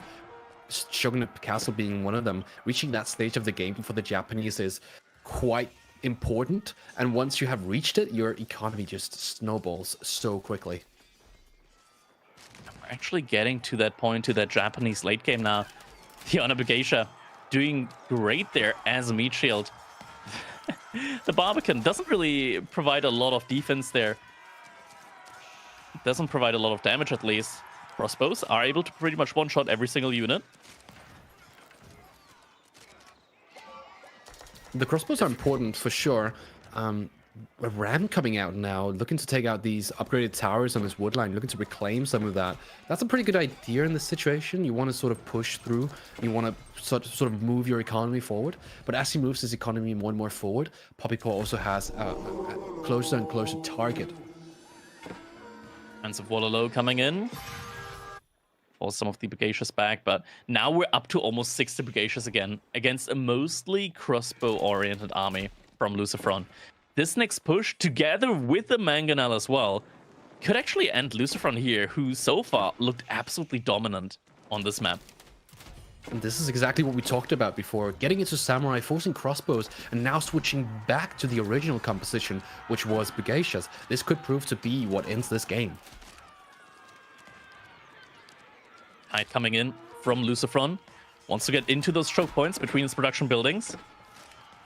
The Onabagacious, though, they do have a good bit of bonus range. But it doesn't necessarily look like it, but they actually have more range than the Abbasid Spearmen. So they're able to attack from a lot further away. Yeah, and that's the characteristic of this unit, being able to be grouped up and then have all the units almost be able to fight immediately. There's not a lot of pathfinding issues with this unit. Looking to find even more damage here on the gold. The numbers are looking in favor for Puppy Paw, and the eco is starting to get very much in his favor as well. Yeah, the ships, they just can't keep up at this stage of the game. Sure, Lucifron has all the upgrades, and it's kind of impressive how the fish are able to like somewhat keep up with the long-term land economy at this point in time. But this just continuous pressure from Puppy Paw makes it so tough for Lucifron to hold, and now a lot of villagers here on gold are going to go down. Mangonel trying to get some good shots in. Good micro by Lucifron, able to dodge most of the shots, but now a second Mangonel coming in. There's some Springles coming in now as well, so Lucifron's going to be hard-pressed when it comes to making counter siege. And he did go for the Imperial Palace, so he does not have the option of getting Clock Tower Siege out at this stage of the game. Yeah, we go back to that initial idea of, okay, should we have gone for Clock Tower, or was Imperial Palace really necessary? You're playing Holy Island, most of the economy is going to be pretty predictable to find, and the Clock Tower could have been immense value right now. Having to go into either constructing that landmark now or adding in a workshop, that doesn't feel very good in this situation. Villagers getting pulled on the siege. Still some great Mangonel hits coming out on those crossbows. That's a lot of villagers that did just go down. Crossbows at least are going to be able to clean up a little bit here for the time being. The main issue behind this is that this is not just a one-off army. Puppy Paw has the constant income to keep this up. And that income will continue to be in a pretty good spot as this game goes on. But we are also seeing how that fishing economy is just not quite able to keep up. It has supported it for a long time, which I find to be pretty impressive, honestly. But at this stage of the game, the land eco is superior. I'm thinking right now of what Lucifron needs. He is making Palace Guards again, which definitely are going to help him here as a frontline. Because Puppy Paw, he stopped making Samurai. He stopped making Samurai. Now we're also getting Jugunu in the mix, which is questionable. Just considering Lucifron, he's got no wood income at all. It's not going to be able to make Shugunu. Yeah, Shugunu is going to be difficult for sure. It's getting veterancy on them. He wants to make him. He just needs more wood then. If he looks to go into Shugunus, he's going to have to secure that wood line, which is what he's been trying to do now for a while. He started making the ram before, was not able to take it down. So a full wood denial here is... He still has wood in the back. Does he still? Yeah, there's still a ton of wood in the back. I wonder what the issue is actually then. Maybe he's going to look to find some more wood a little bit later here, but I'm not sure how big of a big part of his economy is actually water eco. Definitely a lot. And you could just tell, like, whenever Puppy Paw is able to secure a couple of these berries, just how his, like, food income immediately skyrockets. It's so crazy. Like, when you get all the wheelbarrow upgrades on the Japanese villagers, they gather up berries like there's no tomorrow. 75% bonus gather speed on that, I think it is. It's a sizable income here. Still taking skirmish fights here in front of the base. Still looking to make that ram as well. Just not able to. And Trapson now taking down these forward emplacements. Lucifer wants to find a way to sort of start taking down the Puppy Paw's emplacements. It's just not going to be possible because he's losing his own. 3 Mangonels able to do significant damage to these men-at-arms now. I think we kind of talked about it on our way to King of the North that Mangonels, like, you just need 3 of them. You're able to reduce, like, even men-at-arms to, like, 10% of their health with a shot. It's like when you have that, like, 5, 6, 7 Mangonels, then there's not really any unit that can stand in your way anymore. You're starting to one-shot large groups, which is exactly what's happening in this game. Large groups of range units and even melee. And I can keep up now in order to secure some more resources. It's going to give him some more access to stone, gold, as well as a couple of berries here. But Siege Push from Puppy Paw, there's no answer at the moment for Lucifron. His Palace Guard number is also dwindling at this point in time. And he's going to need a lot of Palace Guards if he wants to get past the Samurai. And we're getting an Imperial Age Castle of the Crow now in the middle of the map. Lucifron, I'm not sure if he can keep up with that.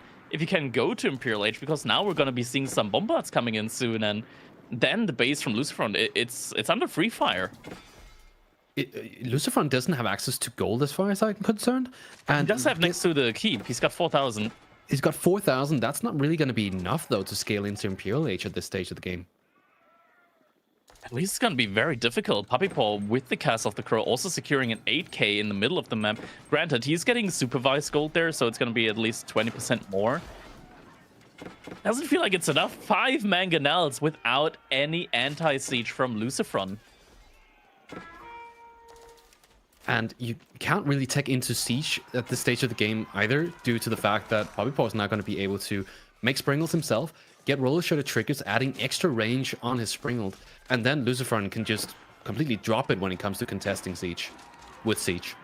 Mass outpost and the Mangonels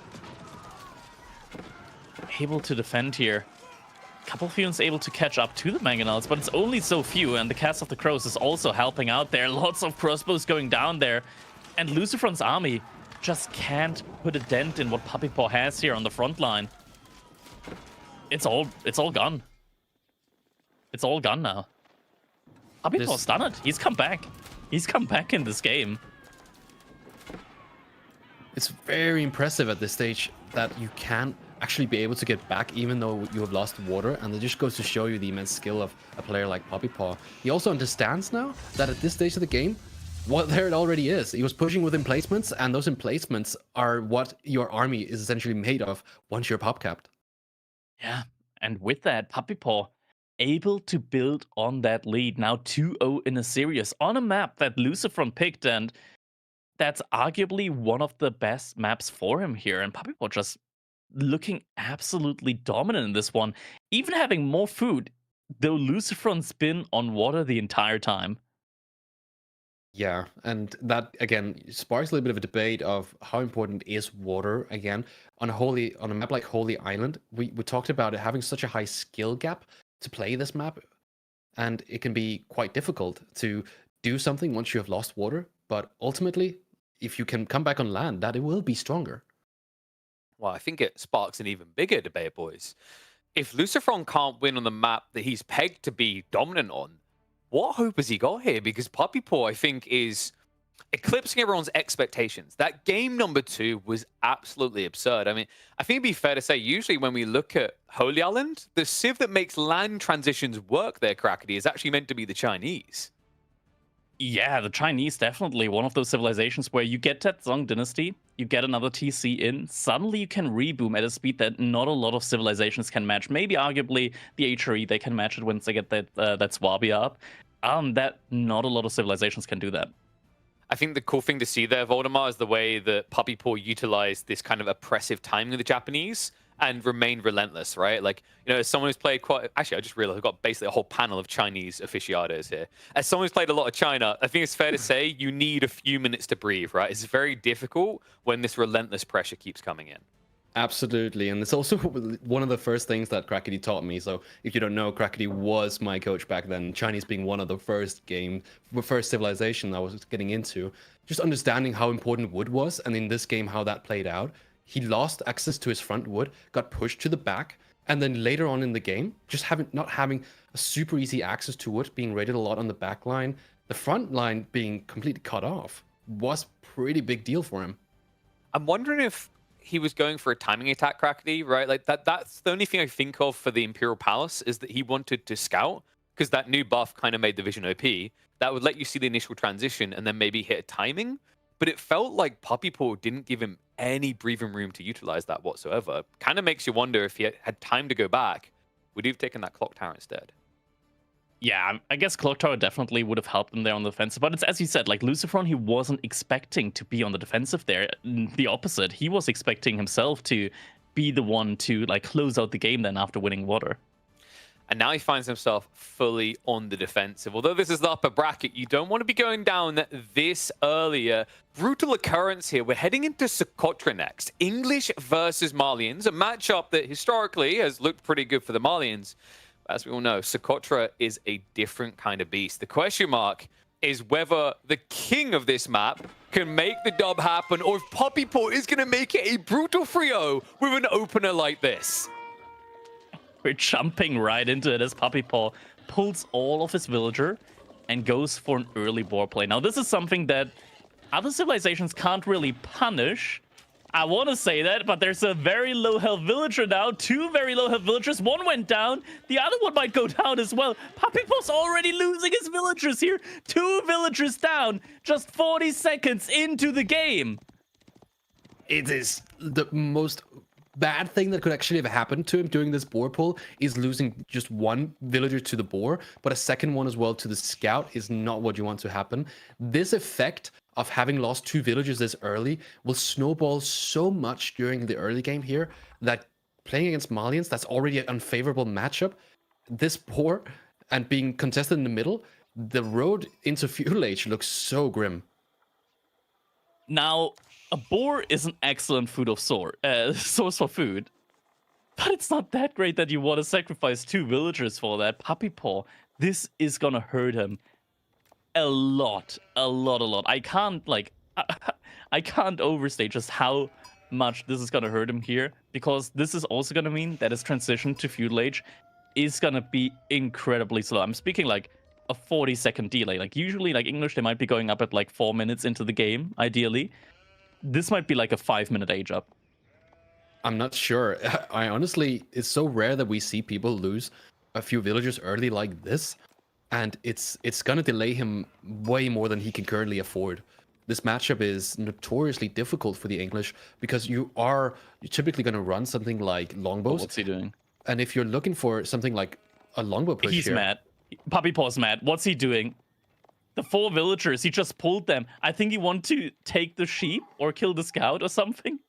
But it's a lot of idle time. Puppy Paw, yeah, I think he's already like kind of taking a note on this game. He's like, okay, not a good start. Not a good start. Maybe I can make something happen, but this is looking rough. Look at the food that he's got. He's got 1 food in the bank right now. Lucifron's about to click up to the next age. surely gonna be a fine timing for Lucifron here. Puppy not even close, and so something like a longbow push is not even in the cards here. Yeah, 100% not gonna be an option there for him. Manzaquari is gonna be coming in now for Lucifron, and in a matchup that's already favored for the Malians due to being like javelin thrower versus longbow when it comes to like the unique units, definitely in favor of the Malians there. This is gonna be very, very rough for Puppy Paw to hold on to. He can't stay in the middle for long either. He's gonna have to move away sooner rather than later.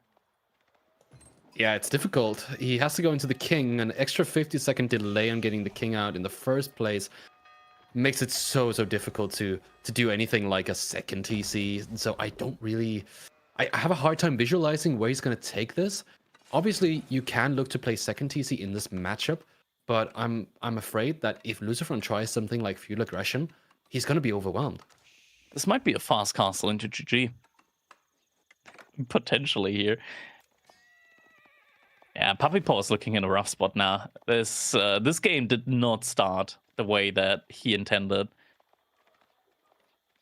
Yeah. What can he really do now in this situation? Sure, like Abbey of Kings, that kind of like signifies that he... Oh no, he's sending villagers out to Sun is going to be a 2 TC play. I think Lucifron's going to see that. He's just going to... Yeah, he sees it immediately. He sees it immediately. That's just going to be an immediate all-in sign for him. That he can just all-in. This game actually becomes oh so simple now for Lucifron. Having that early delay and going into full units now provides him with such a large timing, much larger than you would see normally for pushing something like an expansion, and a second TC expansion is gonna be too late here, I think. Gonna be very slow because now the first javelin throwers, they're pretty much already like halfway out on the field. And by the time that Puppy Paw starts placing the TC, they could already be upon him. Issue is that, okay, sure, that's going to be the king, but if the king comes out at a point in time where Lucifron already has like 5-6 javelin throwers out, he's going to be able to deal with the king as well. And not just that, he's getting Dunzes out as well. The barracks is coming in.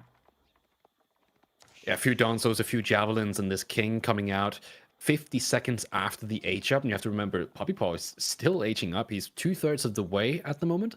Might get up before 6 minutes. King might come out at 7 minutes. And we're 5 minutes into this game and he's already being pressured. I'm not quite sure how he's actually going to be able to get out of this very, very tough situation. Yeah, Puppy Paw, he's not going to get the stone. He can't get the stone now. There's no way for him to get the stone. Donzo already in queue. Second javelin throw out there. There's no way. There's no way. Puppy Paw, he might have to just try and fast castle. But how is he going to I fast don't see castle? another option. Like, he might have the gold on the back, but still no military. This is the master plan. He's got 100 stone in the bank. That's enough for 2 emplacements, but instead I see 4 villagers moving out to another stone. if that gets spotted, that's going to be even more idle time. And the question is, even if he is able to get a second TC going, where would he put it? Realistically, with the javelin throwers being right at his front door. I don't know. Like, you typically want it on the gold, and then you want to start getting farms up, but you have so little wood on this map anyways, so that style is pretty much just fully denied. Yeah. So from spots the one production building coming out now. It's going to be an archer range, so mass archers, mass longbows for Puppy Paw doesn't feel great against the mass javelin throws, especially when you're starting off in a situation where you're behind in numbers from the get-go. Behind in numbers, behind in timing. King does come out now. Dunzos are going to be there, and that's going to be a tough army. It's already 10 army at this point, and one King is not going to be enough to even deal with that, even with healing. Yeah, and Lucifron, he can just play this slow and steady. Already has a second pit mine pretty much fully kitted out, so lots of passive gold income for him now at this point in time. Could get some cattle in, or actually just push it all in, get some blacksmith upgrades, go for ram, and start taking down some of these buildings. Have to put yourself into the shoes of Lucifron. You can't afford to play too risky because you're 0-2. It's match point. Yeah. If you lose this game, you've lost the set and you're out of the qualifier. But this game, there's a big margin and a lot of room for error. I think like someone like Lucifron is not going to be putting himself too much in danger, but he can afford to do that actually in this game. He just needs to keep being active. That's the most important thing. And he's about to see the stone. He's about to see the stone. Able to kill the scout. And he sees the villagers walking back. Does Puppy Paw have stone in them? Are they carrying stone? I don't think they are, but he did something very smart. He pulled away from that top stone, and on the other stone, he then pulled a few wood villagers. All right, so he is at least going to be able to get the stone required for that second TC. King goes down, though. That hurts. That is not something that you want to lose, and villagers on the farms might actually be exposed because these javelin throws, they do have a good amount of range. Second TC is coming in. And remember that the javelins have ranged armor as well. Standing under a TC here isn't actually the biggest deal. Longbows do a considerable amount of damage, but there's not enough longbows here to deal with this. This TC might go up, but he might also lose either villagers or military or both. Yeah. And this is a rough one. Very much is. I mean, this actually wasn't that bad of a trade against the javelin throwers. He's able to at least force them out for the time being. Front's getting more javelin throwers in. They're just not there right now, and he's lacking the blacksmith upgrades to really take the greatest fights here. Kind of just throwing this one away in order to get the Dunzos out. So they'll be able to trade out evenly at least. 2 for 2. A couple of these javelin throwers are just stuck at the mill. Production buildings are being added by Lucifron now. Might go into full javelin spam here. Do you think he's going to try to take out the second TC, or is he just going to try to contain this longbow mass and then go full cattle or even Farimba? I think it's going to be all in. I think probably the next upgrade might be siege engineering. No, okay, it's going to be +1 pierce damage. Maybe the next one after that is going to be siege engineering, but I think it has to be something very aggressive. Like, he can't afford to not punish this, I want to say. Yeah, you have such a big tempo advantage at this moment with the TC going up at 9 minutes. And we can just see how those 2 villagers early, losing them just caused such a massive snowball effect that, you know, this game is considered over. Puppy Paw still sees a way out of this, one would assume. And that would be the second TC managing to stay up for enough time to give him his eco lead back. Yeah. There it is. Oh, he already had siege engineering. Okay, so that already came in. Double ram now coming in as well. There's not a lot that Puppy Paw can really do about this now. Like, double ram should definitely be able to take out that second TC with more javelin throwers than longbows. I mean, you only need like 6, 7 javelin throwers in order to start one-shotting these villagers as well. Yeah, so if he does decide to, and I know that someone like Lucifer would do that, split his javelins up, he would be able to take out 2 longbows per round here. Villager almost goes down. Rams are now coming in on this bottom palisade. Gonna go into the blacksmith. Losing the blacksmith here is actually a pretty big deal because he's currently getting +1 ranged attack, and Lucifer has +1 ranged armor. And without the +1 ranged attack, your longbows cannot deal with javelins at all. Textiles now coming in. We might be looking at a villager pull sooner rather than later here with textiles on the menu. Oh, he's trying to repair. Wants to get the upgrade in. It's not coming in. It is not coming in. More villagers going down with it as well. Once again, population count has been evened out.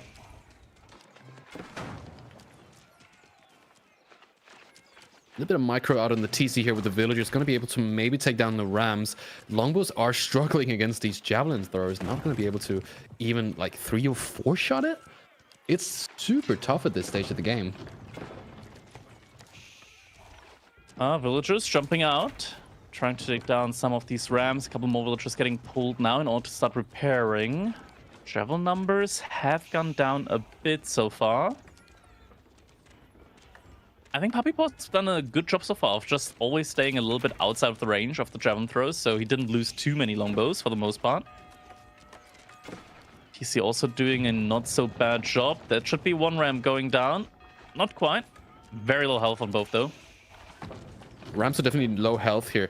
As you mentioned, Poppypaw actually able to keep his longbows alive, though they are going down, so it's gonna be tough. Rams do go down, however, and so he does get more time. He's got that eco lead, one would think, but you got to remember this front.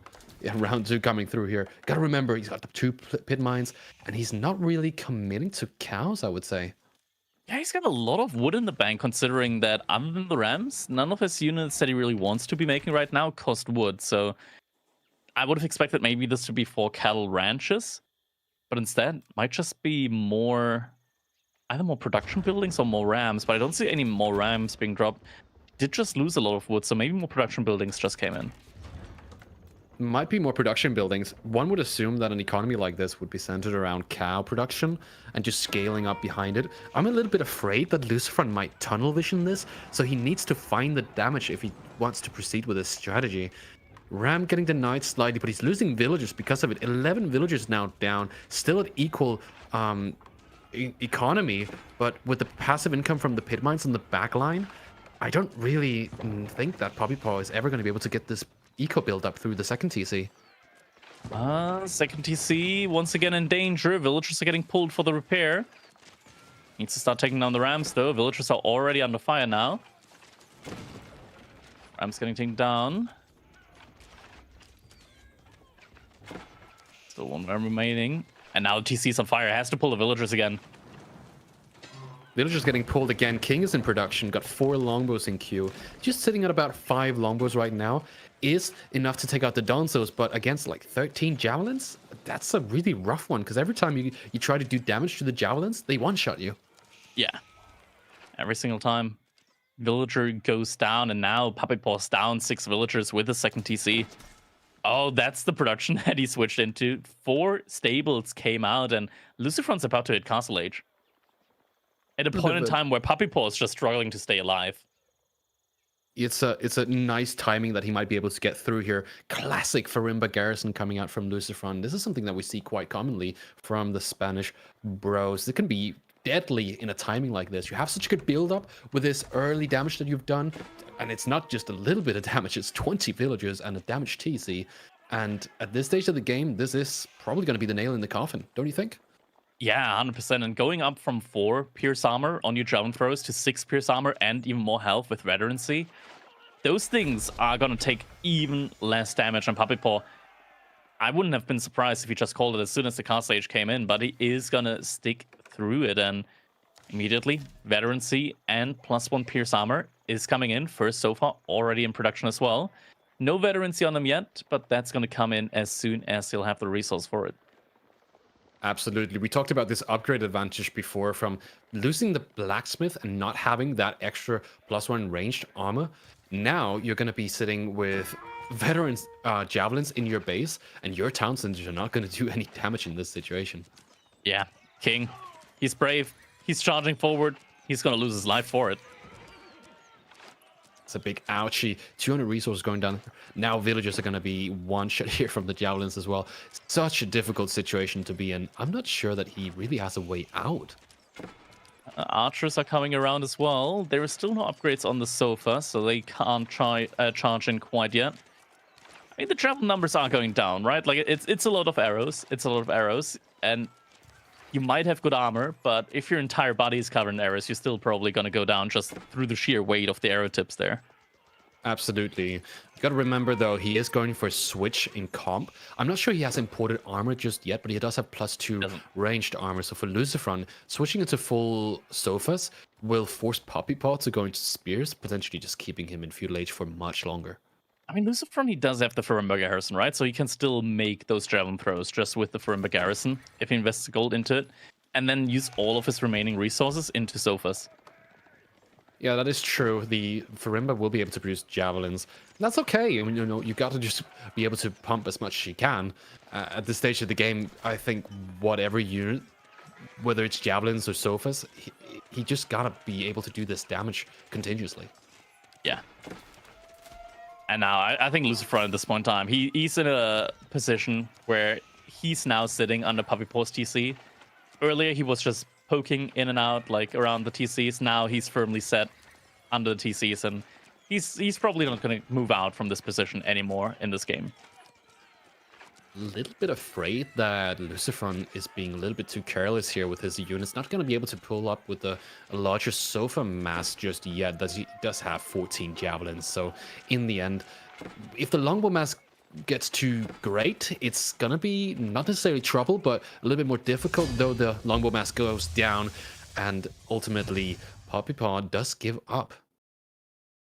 And that means that Lucifron now has a box to check on the scoreboard and is potentially setting himself up for a reverse sweep. That could definitely still be an option here. We see this game where literally everything fell apart for Puppy Paw. It's kind of similar to how the second game went, except there was still a big comeback that happened for Puppy Paw.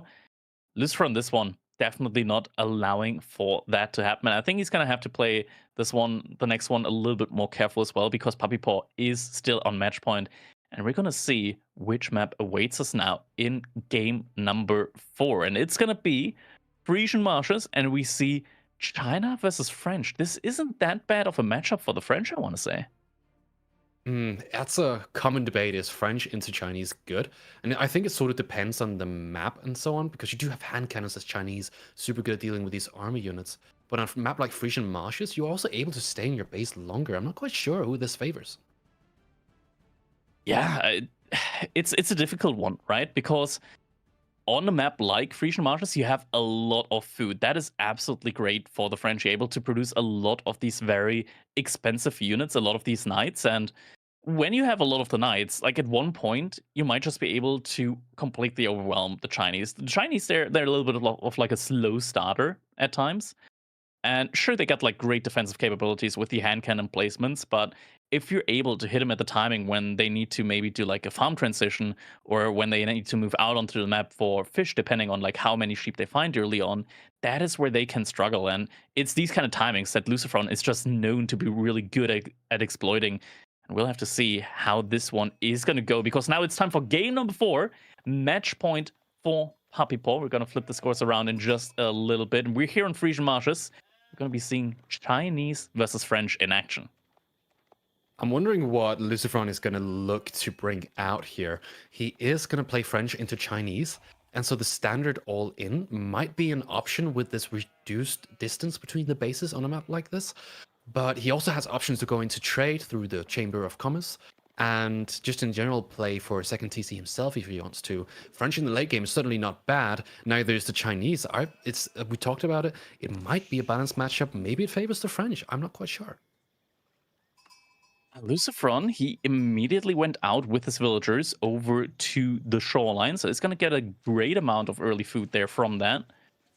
Already getting wheelbarrow in as well, so nice opener here for him very early on in the game. Is going to play this one. I feel like this kind of sets him up for like a prolonged kind of feudal point, right? Like he's starting off on the shoreline fish. He's preserving the sheep for when he needs to stay under his base or when he wants to not move out at any one point during the game. And taking them early, like such a great food source early on, just sets you up for such an impressive amount of military units that you're able to flood in the feudal age. Absolutely. If you go for something like shoreline fish early, provided that they are so close here on Frisian marshes, you're not going to take that big of a delay from doing such. And getting into the feudal age, you are going to have one of the highest gather rate, if not the highest gather rate for villagers early on. And that means that you can go into more food-heavy units like cavalry units, such as the knights. And even if you decide to go for more archer-heavy stuff, that extra food allows you to put more villagers on the wood because you have such a higher gather rate. Yeah. Gotta take a quick look and just count how many sheep these players have gathered up so far, because it looked like earlier that Puppy Paw, he got a pretty good line share when it came to the sheep, so we're going to quickly check in with our observer. Looks like Puppy Paw is sitting at 7 sheep corpses, 17 still alive.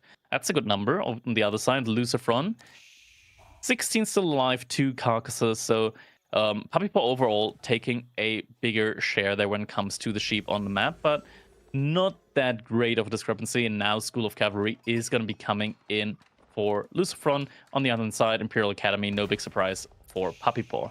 Actually, I'm saying no big surprise, but Puppy Paw is doing the no IO build, which I'm not a big fan of. It's curious, right? Because you want maybe to have the Barbican early, just to secure your front resources here, now that you're up against such an aggressive civilization like the French. But if he just chooses to not go into the Barbican and play this more 1TC aggression style that we've been seeing from the Chinese, which includes 1 Imperial Academy, no Barbican, and then full units, that could potentially be a big threat here for Lucifron should he lose access to his front resources. And with School of Cavalry this far forward, perhaps even his production. Yeah, I'm just not a big fan of the no IO opener, mainly because you lose a ton of flexibility. Now, Lucifron isn't going for like a 3-minute 50 age up just because he did get that early wheelbarrow. He did move out onto the shoreline fish, so he's not going to be able to immediately exploit that timing. But still, this feels like a... Actually, it feels like a really bad timing now for Puppy Paw, because not only... He's not going Song Dynasty. He's not going to go Song Dynasty, which is exactly what I was trying to outline before. I don't think this is bad for him. He might go for tax and get Song Dynasty later, but at this stage of the game, he's saving wood for something different. And I would say, like, this is not a bad position for him necessarily. I mean, he can't go second TC, right? So he's not going to scale economically, while the French are going to at least get more villagers out. I'm actually really not a big fan of what Puppy Paw is doing right now. Like, if he can't make something happen now early on with his military, it feels like he might just fall further and further behind. Now, he does have the Imperial officials, but if it gets to the point where Lucifron has like 10, 15 knights out on the map, and like a lot of archers with that as well, when it comes to like Jugunu and, or well, not even Jugunu, but like archers and spearmen, the micro part on like the knight and archer player is just way easier than on the spearman and archer player. Certainly, it's a good point you make. In the long run, this is more favorable for the French player. That's why Puppy Paw might need to look to do some damage here early. He only has 3 spears out, and Lucifron's already getting his second knight. And now the village going to come through. I'm not quite sure if he has the TC tempo. for Lucifron. Yeah, it looks like we're going to see a second TC from Lucifron, which is going to put even more pressure on Puppy Paw. Like, he's going to have to do something in the feudal age in order to stop that growth coming in. Something about the French production building placement here is also quite interesting. It's very far forward. It's not together as if you want to play for that long game. It does seem to me that this placement of these buildings signals a more aggressive approach. Don't you think? Yeah. Yeah, 100%. I mean, Lucifron has the archer range now. Puppy Paw does see that. He's still pushing forward with the spearman, which is interesting, I want to say. Like, Lucifron isn't playing this really quickly. Like, he's not rushing that TC up. He's gathered the stone. Now he's gonna see, okay, my opponent, he's getting like a lot of spearmen out. So I'm in no rush. I don't need to make the second TC immediately. I can get some archers in between, and that's exactly what he's doing now. Puppy Paw now committing with his own archer range as well. Seeing spearman archer now without Song Dynasty for the Chinese. I'm not sure. It's gonna be interesting if this is gonna work out. I'm not sure. I feel like the second TC for Lucifron could potentially be his #1 mistake here if Puppypaw finds a timing to take it down. But again, you have high gather rates from the shoreline. You have a safe woodline as well. You're not going to be idled off that necessarily. And as long as Lucifron can sort of keep Puppypaw in the base, again, it might turn out favorable for him. I'm not sure.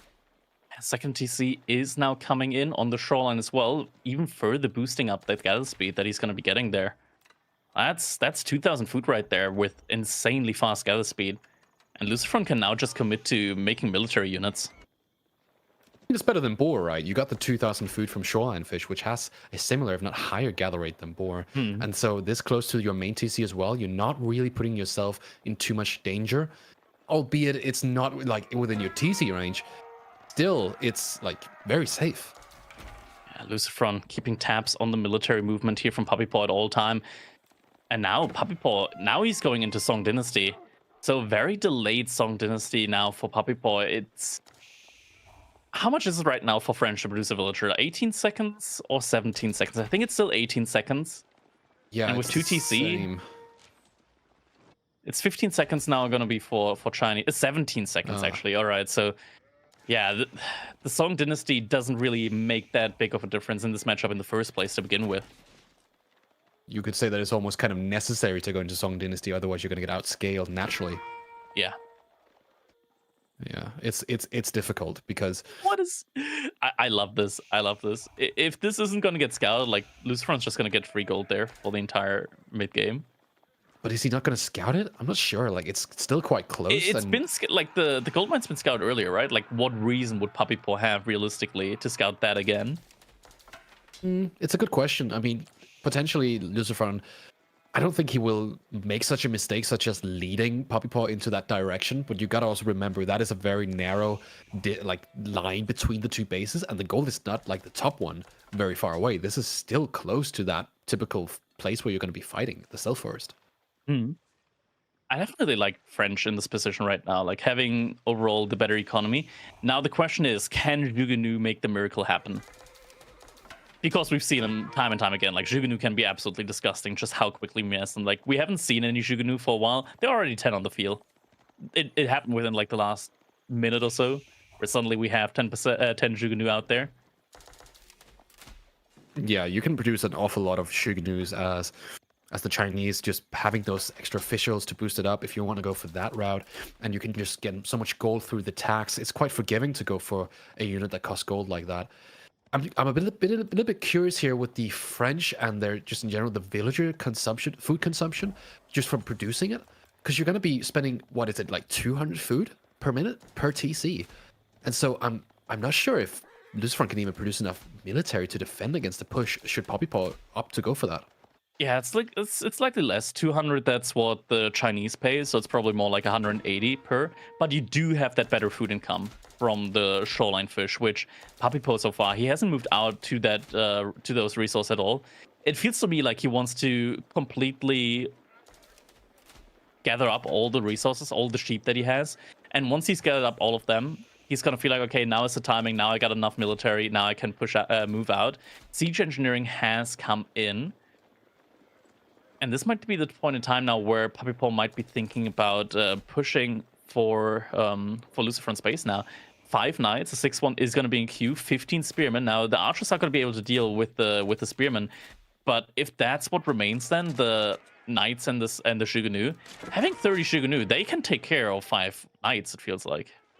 Yeah, I feel like the knights aren't really the big deal here. They're just kind of forcing Puppypaw to go into spears. The bigger problem is he going to have enough archers to deal with 36 Shugunus and 5 archers at the same time? I'm not sure he will, because all of his production is in the front. He's going to have to produce new buildings in the back. And on top of that, having cancelled out production, that cut right now just gives Puppypaw an even greater timing. Yeah, this is going to be really rough now. It's so much military here from Puppypaw on the front side. Ram is going to be coming in.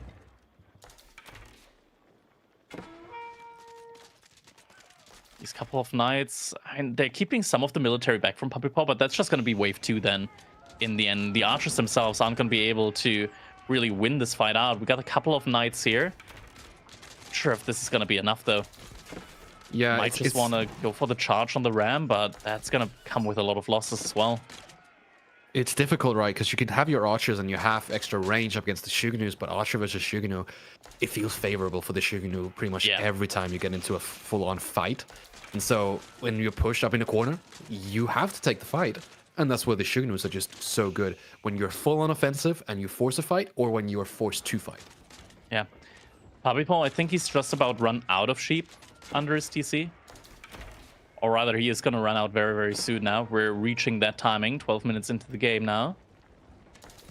The ram is now making contact with the TC. Second ram is coming in as well. Knights are getting a good charge off there at the front side. Making sure the spearmen will have to come out to meet them. Battle so far looks to be going in favor of Puppy Paw. Still, military-wise, so far ahead. Knights aren't quite able to be the meat shield here that they need to be. Spearman, good kiting back and forth. And the TC looks to be going down. Yeah, I think Lucifer's going to have to give that TC up. No way that he's going to be able to hold it. Spearman numbers are going down, though. And now the Knights are going to be able to do some damage as well in the front line. The Knights are doing damage. The archers, pretty good micro coming out here from Lucifer and able to sustain They're low army. health. Oh, that's going to be a lot of Knights going down with the next couple of volleys. And Knights don't have a lot of health.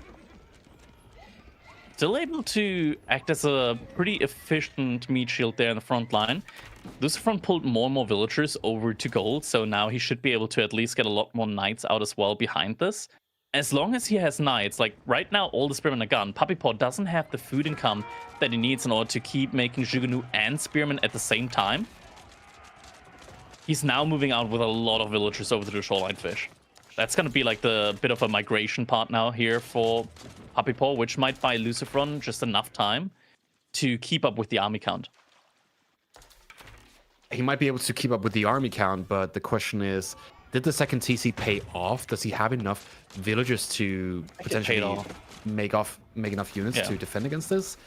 You have to think, okay, what kind of resources does he need to even make archers, which is his desirable unit in this situation, because Knights are pretty much, he's not going to be able to build up enough mass, I think.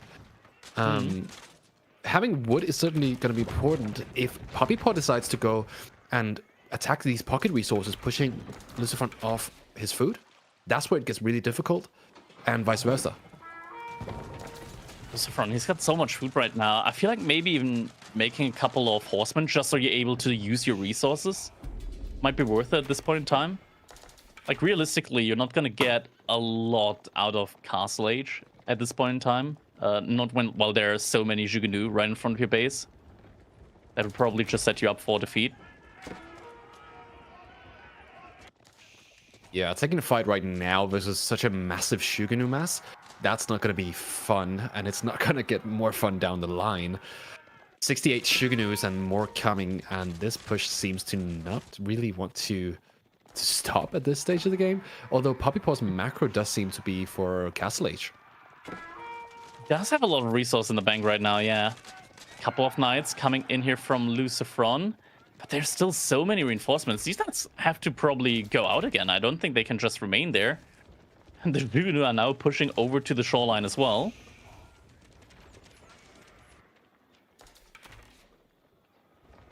And now they have to... The villagers are going to have to migrate. At least Lucifron, he can make use of the gold right now. Oh, the Knights, they're on the shoreline, actually. Getting a good couple of villager kills, killing some Imperial officials. Yeah, you need that headspace to go and actually do damage to your opponent, because as long as you're the one being pushed and you don't find a way out of a situation like this, you're just going to get stuck in that situation forever. And with a map like Frisian Marshes, those high gather rates matter so much. Puppy Paw running down the line here on the left is going to idle out Lucifron's economy at the same time and going to make it terribly difficult for Lucifron to keep up with the production. It's insane how behind this Puppy Paw is getting closer and closer to Castle Age. Grant, every now and then, like, that's a lot of villagers right there being idled out by Puppy Paw. Yeah, it's a good amount of villager damage for sure. Knights are going to go down here to the spears and the Shuganus. It's a tough situation, right? Puppy Paw's army is displaced. Lucifron's going Castle Age. One to go. Yeah, I'm surprised so is that he's the Poppy. first one to go up. Yeah, both at the same time now, aging up. And like, sure, Lucifron, he's got the economical advantage still, but Puppy Paw, 20 more units right now. And if we're looking at a like mass fight here with veteran Juganus against veteran archers, the Juganus are still gonna win. And I'm gonna admit, like even as a Chinese main, it's incredibly filthy when you see Juganu against archers, just how those trades are going. Because you need like 14 archers to one-shot a Juganu. It takes like 6-7 Juganu to one-shot an archer. It's absolutely insane. Yeah, there's a big power imbalance there for sure. Again, it's where micro becomes so terribly like important. We talked about it before, how that half range, it matters a lot when you're doing skirmishes, but when you're actually taking a big fight, it becomes so much more difficult here. The deer is getting pushed now. Losing villagers here is gonna hurt him. All the veterancy upgrades are coming in. Puppy Paw only getting veterancy upgrades for his Juganu. Meanwhile, +2 armor is coming in, as well as veterancy on the archers for Lucifron. But he doesn't have the ability to supervise any of his buildings that are researching. Oh my god, a couple more Juganu finding more villagers there. And Lucifron, he's been going for these like hidden resources the entire time. And now he has to pay for it, because now he has to deal with that idle time coming in every now and again. And this many Juganus with veterancy, he's able to run it in. He's actually just able to run it into the base from Lucifron. Finally, the veterancy upgrade hits for the archers. And now Lucifron's gonna have to make something happen. His opponent's under his TC. He can't get a better fight than this. He can't get a better fight for sure. Puppy Paw's doing something really smart here. He's using the buildings as well to block out the knight pathing, and melee units not really getting their contact. But again, this is so much damage, and Puppy Paw had a good read on Lucifron being out of the map, able to push his villagers, has created so much idle time that this fight, even though it might seem balanced, maybe a little bit unfavorable to Poppy, it's still in a really good spot for him. The economy has almost been evened out behind this now. Lucifron lost a lot of villagers to these stray couple of Juganu every now and then, and now it's Juganu against archers, and that's not a fight that you can take it behind that. Puppy Paw going for the mass armored units. There are knights coming in, 6 already on the field with the supervision, just getting them out super fast.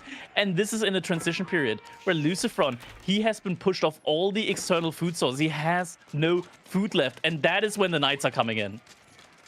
Knights come in here to soak a little bit of damage. Micro onto the Shuganus here is going to be quite important, but how are you going to take down the Knights when you simply cannot push out enough damage? Not having enough villagers to even produce gold, food, it's going to be so difficult to get out of this situation. 22 Jugunu remaining. Not that many on the front line, though, and Lucifron able to push back Puppy Paw for the moment. Knights, though, once again finding villagers on these outer resources, and that is where, yeah, Lucifron, he just lost like another 10 villagers there. GG gets called. Puppy Paw wins the set 3-1. Indeed, Puppy Paw takes the set 3-1. That's a powerful display here with the Chinese. We're sort of debating in the beginning whether or not that was going to be enough to go for the no IO opener, but it ended up being enough to create a timing with this second TC and ultimately taking down Lucifron in this match point. Yeah, and we both talked a little bit about that. That second TC could have turned out to be a mistake for Lucifron. I think in the end it did. Because that timing attack from Puppy Paw, like, he primed his economy for that. If Lucifron just made enough military to not even allow Puppy Paw to go for that move out early on, I think that could have gone very differently there. Definitely. And it's always a question of what opener are you going for? Lucifron went for a shoreline fish opener. You can see he also got up almost at that 430 mark. And that matters a lot here, I think. Oh, you know, I think of all the things that matter the most, it was a poetic way to end that series, to get Puppy Paw the winning game in this upper bracket. Because when you think about it, they're both sitting on their signature civs. So I just realized that when we hopped into it in the early phases. China, I think it's fair to say at this point, Puppy Paw is just one of the goats for that civ. And Lucifron, probably the roughest time in the history of AoE 4 to be a signature French player. But he tries to do his best here. Remember, folks, lower bracket run still online for Lucifron. We'll be able to catch him later today, which is going to be intriguing because I believe that is going to be up against Kiljardi. But let's dissect the series a little bit more. You know, I think what we're seeing here, Crackety, is the Puppy Paw we saw at the start of the year, there was some big question marks. And I talked to a few players that Master of Realms wasn't really convincing them that Puppy Paw could be in there to make the deep run. What we saw here today, is that enough to see a player that could very easily be in the Castle in the Spain later this year? It could very well be. Puppy Paw right now looking absolutely fantastic here.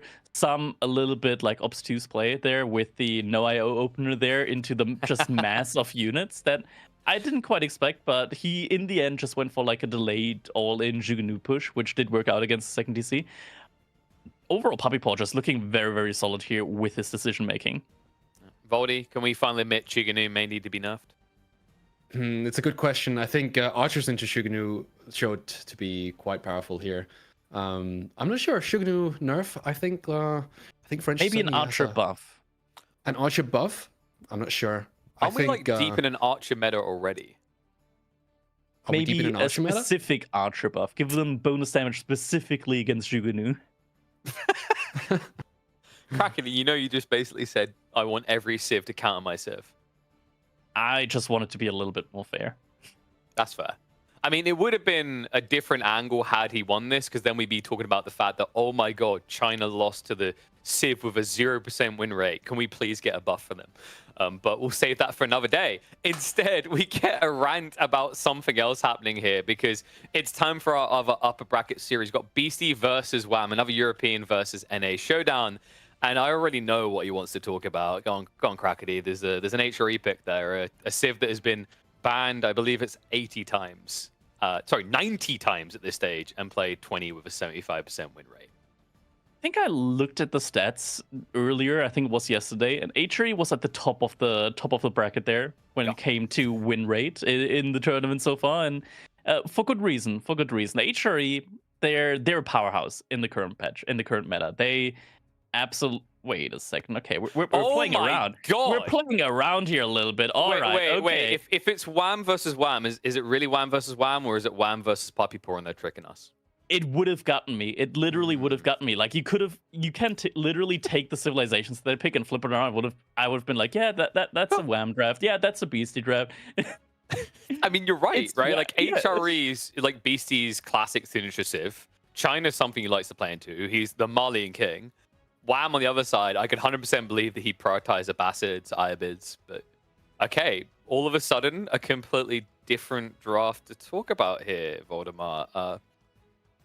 Do you have someone you favor here with how these drafts are played out? Like, I'm noticing Wham picking up things like Order of the Dragon that worked great in Master of Realms, but so far have looked like complete trash with a 0% win rate as well in this tournament.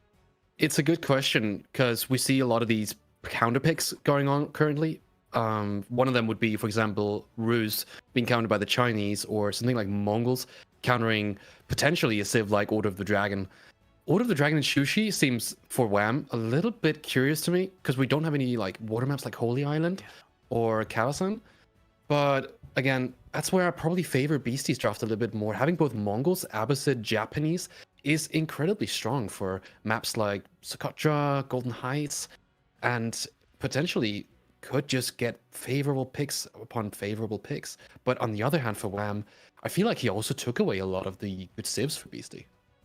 It's interesting, actually, right? Because I'm wondering, like, you know, we've seen Juicy sometimes able to get the better of Delhi on occasion. Maybe Wham was worried about that, and it was a protection pick. But it's fair what Voldemar's saying here, right, Crackety? Like, the Mongols, Abbasids, Japanese, this feels like a very rotund Ibids as well comp to have in tournament play. I think that's a pattern that we've been seeing develop in 2024.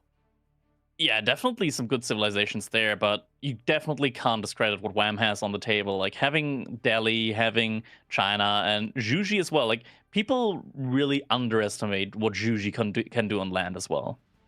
Yeah, it's going to be intriguing to see. We already saw some shocking displays yesterday. I've definitely seen a few on the ladder, some Palsguard bait, fast castle builds. You're never really quite sure what you can get with Juji at the moment. A one-dimensional civ that's suddenly starting to turn into a bit of a cube. But interesting thought going into this one. While the last series was drawn neck and neck on who can win, this one is heavily lopsided. Beastie has a 75% win rate up against Wham across 17 series. There is no clear frontrunner in this year. Beastie still maintains the lead, but can, at the most critical times, Wham prove that he's capable of getting a win against the Beast? Let's find out. And I have to wait and see because Wham with the H'ery starting us off with a very early Dark Age Barracks build, and in a situation where Beasty's gold spawned rather forward.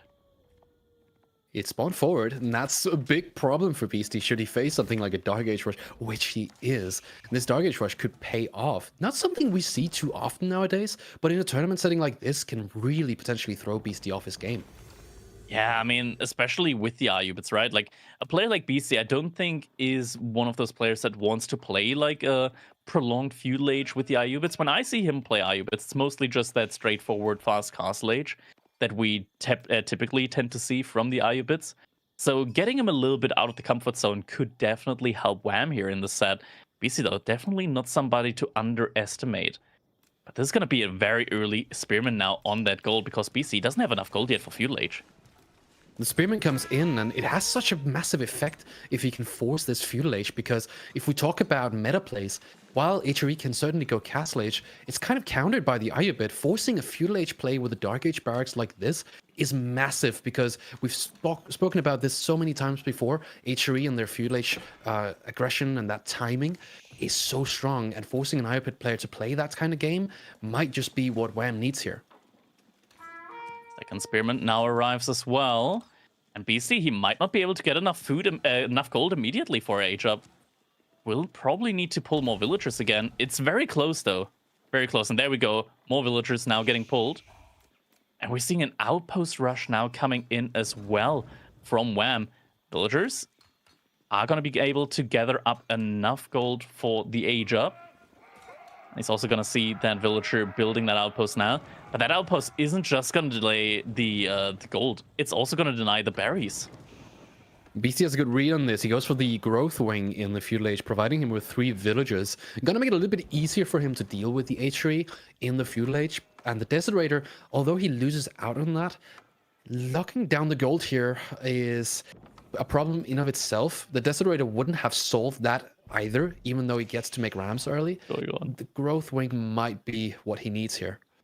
That's a very early move out here with a lot of villagers from Wham on the deer. At a point in time where he hasn't gathered up any gold yet. I'm kind of curious. When's he aging up? He's kind of gonna get up super late, but at the same time, there's not really a threat on the map, because if he indeed saw that the growth wing was coming across and decided to go on deer then, I must say, I'm really impressed with that read from Wham. Good decision making there, yeah, for sure. Now there's a lot of villagers on gold as well, so gonna be like 40 seconds until he clicks up. Still feels like a pretty big delay in the end. I'm not sure if that's gonna be worth it. Yeah, maybe macro could be improved. I'm not quite sure. But in the end, the effect of this whole Dark Age opener, it's crazy, right? It's gonna force a whole different style out of Ayubits, and again, that is exactly what he wants here. But the question is, going for deer, having no gold safe necessarily by towers and stuff, because again, you're not going to be producing too many units in the Dark Age. It's tough, right? Because that gives Beasty an opening. I think this is just overall very good now for the H'ery, because you're forcing the Ayubit to go into a stage of the game where they're not comfortable in, the feudal age, where the H'ery with the 40% bonus economy, with the bonus movement speed on their infantry, they just feel so much more solid when it comes to what I knew you were fucking weird.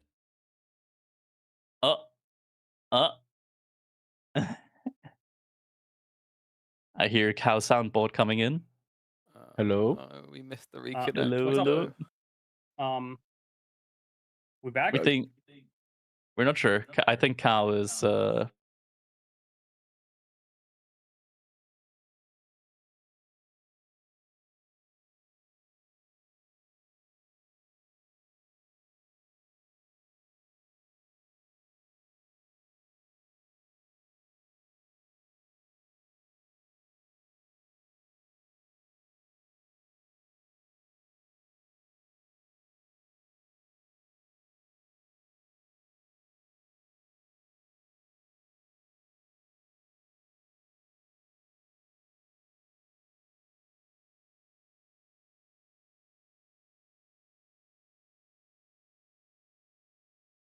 Zach. Not reconnecting yet.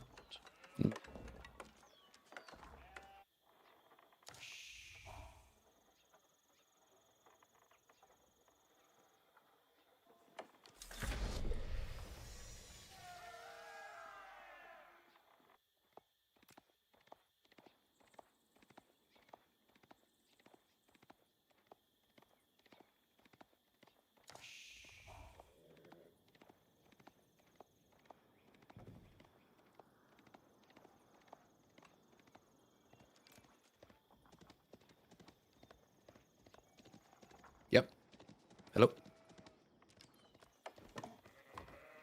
To try to assess the situation out of this, coming out with the deer push on the front, now having towers up, is going to be crucial now that Beasty has opted to go into the feudal age aggression here. What's curious is the macro coming out from Wham, sitting on about 700 food, is going to be quite a situation because he needs units at this stage of the game since Beasty's looking to recapture this gold. Yeah, and he is getting a ram in, so should have the tools to do so. Wham, he's floating a lot of resources at the moment, not getting the units out that he really needs right now, and it looks like BC should be able to get control over that again. Ram is going to go up here. It's going to try to take this tower down. It's going to give him back the gold.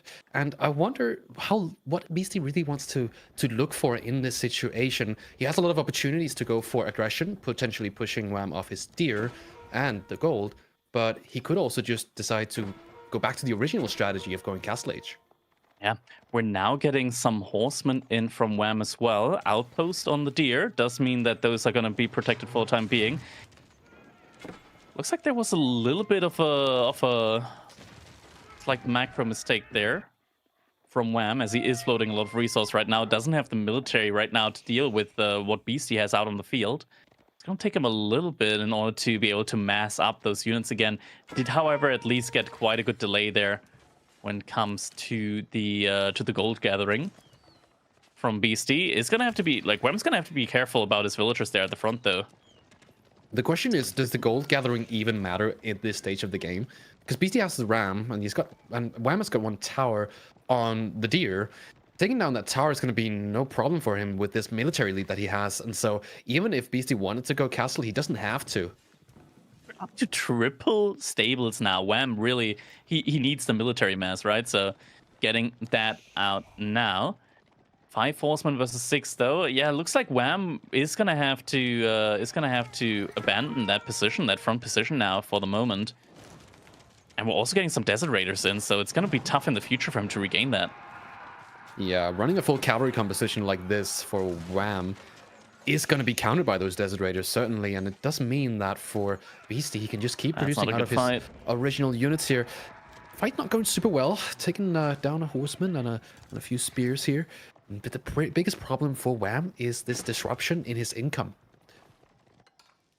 He still has a lot of food in the bank, so that's not the biggest deal for him. The main issue is that now Beasty, he's back on gold. He's got the outpost up. He's going to be fully protected there, and he doesn't really need to reinvest a lot into his army right now, because for the moment, it's going to be Wham that has to invest a lot in order to catch up to what Beasty has out in the field, and this is going to allow Beasty to go for that Castle Age follow-up now very soon, I imagine. I don't think it's going to stick around in Feudal Age for too long. He's actually going to go for the outpost. There should still be emergency repair, so I don't think that's really going to go down anytime soon. Emergency repair does get pulled. Beasty is going to realize, okay, that's probably not going to be the best of fights there for him. And we do get a bit of a surround there now with the horsemen. There is a desert raider, though. More horsemen coming in from the other side as well. A lot of weak horsemen, though, from Wham. Desert Raider did at least go down.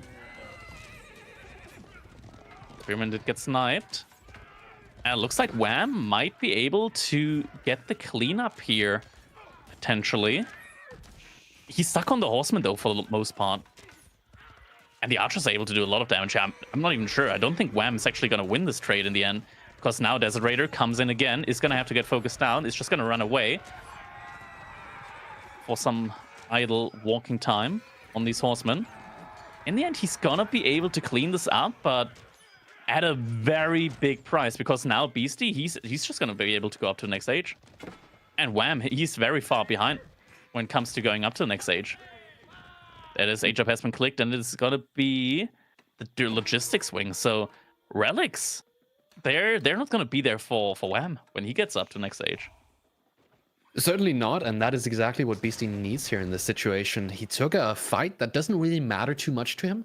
Whether he wins it or not, again, it's all about the timing that he's already built up for himself.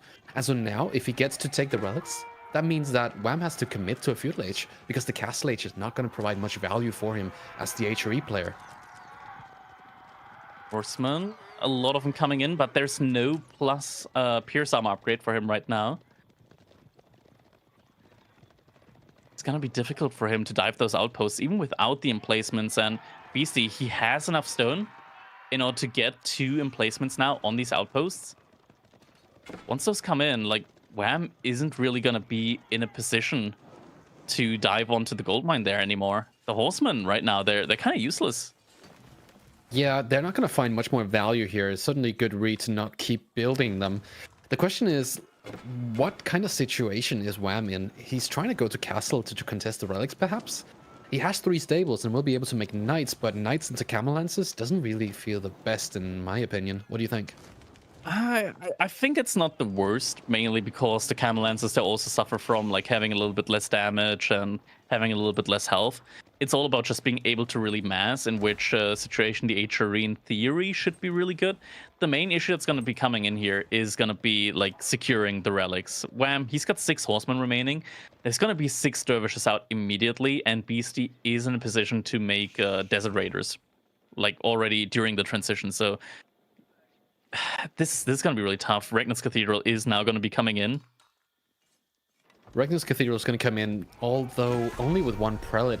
It's going to be pretty much impossible to really contest these relics. He might get 1 that's close to his base, but Beasty could also get sneaky with the dervishes and just go and collect the ones that are the furthest away from him. And so the horsemen here, I mean, up against the dervish and potentially the camel lancers coming out now, I'm not sure it's enough. However, had he tacked into spears instead, maybe there would have been a chance to at least deny 1 or 2 relics. It's a tough situation for sure. Yeah. And Wham right now, he's sitting on the relics on the right-hand side, and what's Beasty going to do? He's just going to go to the ones on the left-hand side.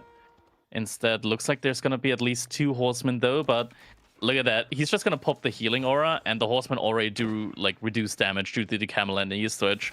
For some reason, the dervish also spread. Like he's just tanking it. This is obscene. This is actually obscene. Like how long it takes for these dervishes to die to 2 horsemen. Yeah, you would okay, think that's filthy. That's actually filthy. That's actually crazy.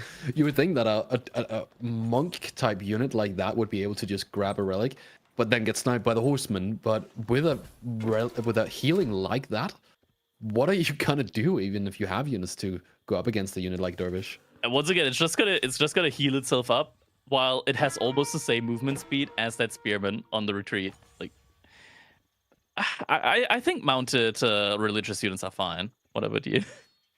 I don't know, like mounted religious units. If you say that they're fine, I'm gonna doubt whatever you say for the rest of this broadcast. This is really something with the added healing on top, not even being cancelled out by damage. I don't know. Like we're seeing a perfect use of the unit itself, but we're also just seeing how powerful they are on full display. Yeah. Reminder: the dervish also costs less than a normal religious unit, at least gold wise.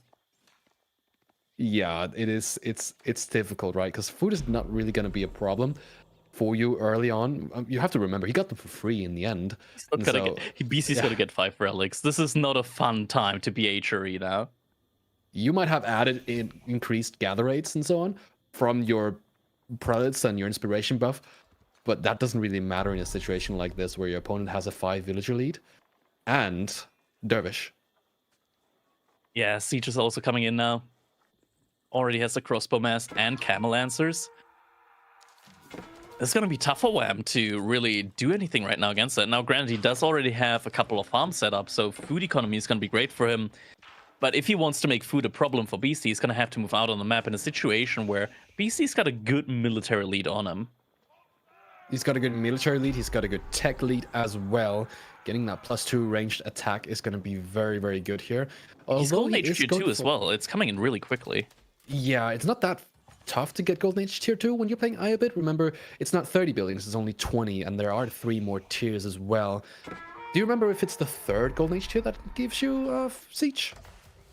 It should be the 3rd that reduce. No, it's the production speed. Okay, so tier 4 gives you less cost on siege, and tier 3 gives you plus 20% on production speed. So not only do you get plus 50% on resource speed, but also plus 20% on production speed. Now, at least Knight is going to find a little bit of value. He's going to be able to kill a villager there on the deer. BC is just taking 2 sacred sites, and that means that, in theory, 2 sacred sites, 5 relics, Beasty is more like 20-ish villagers, like ahead almost, Yeah. instead of just 5.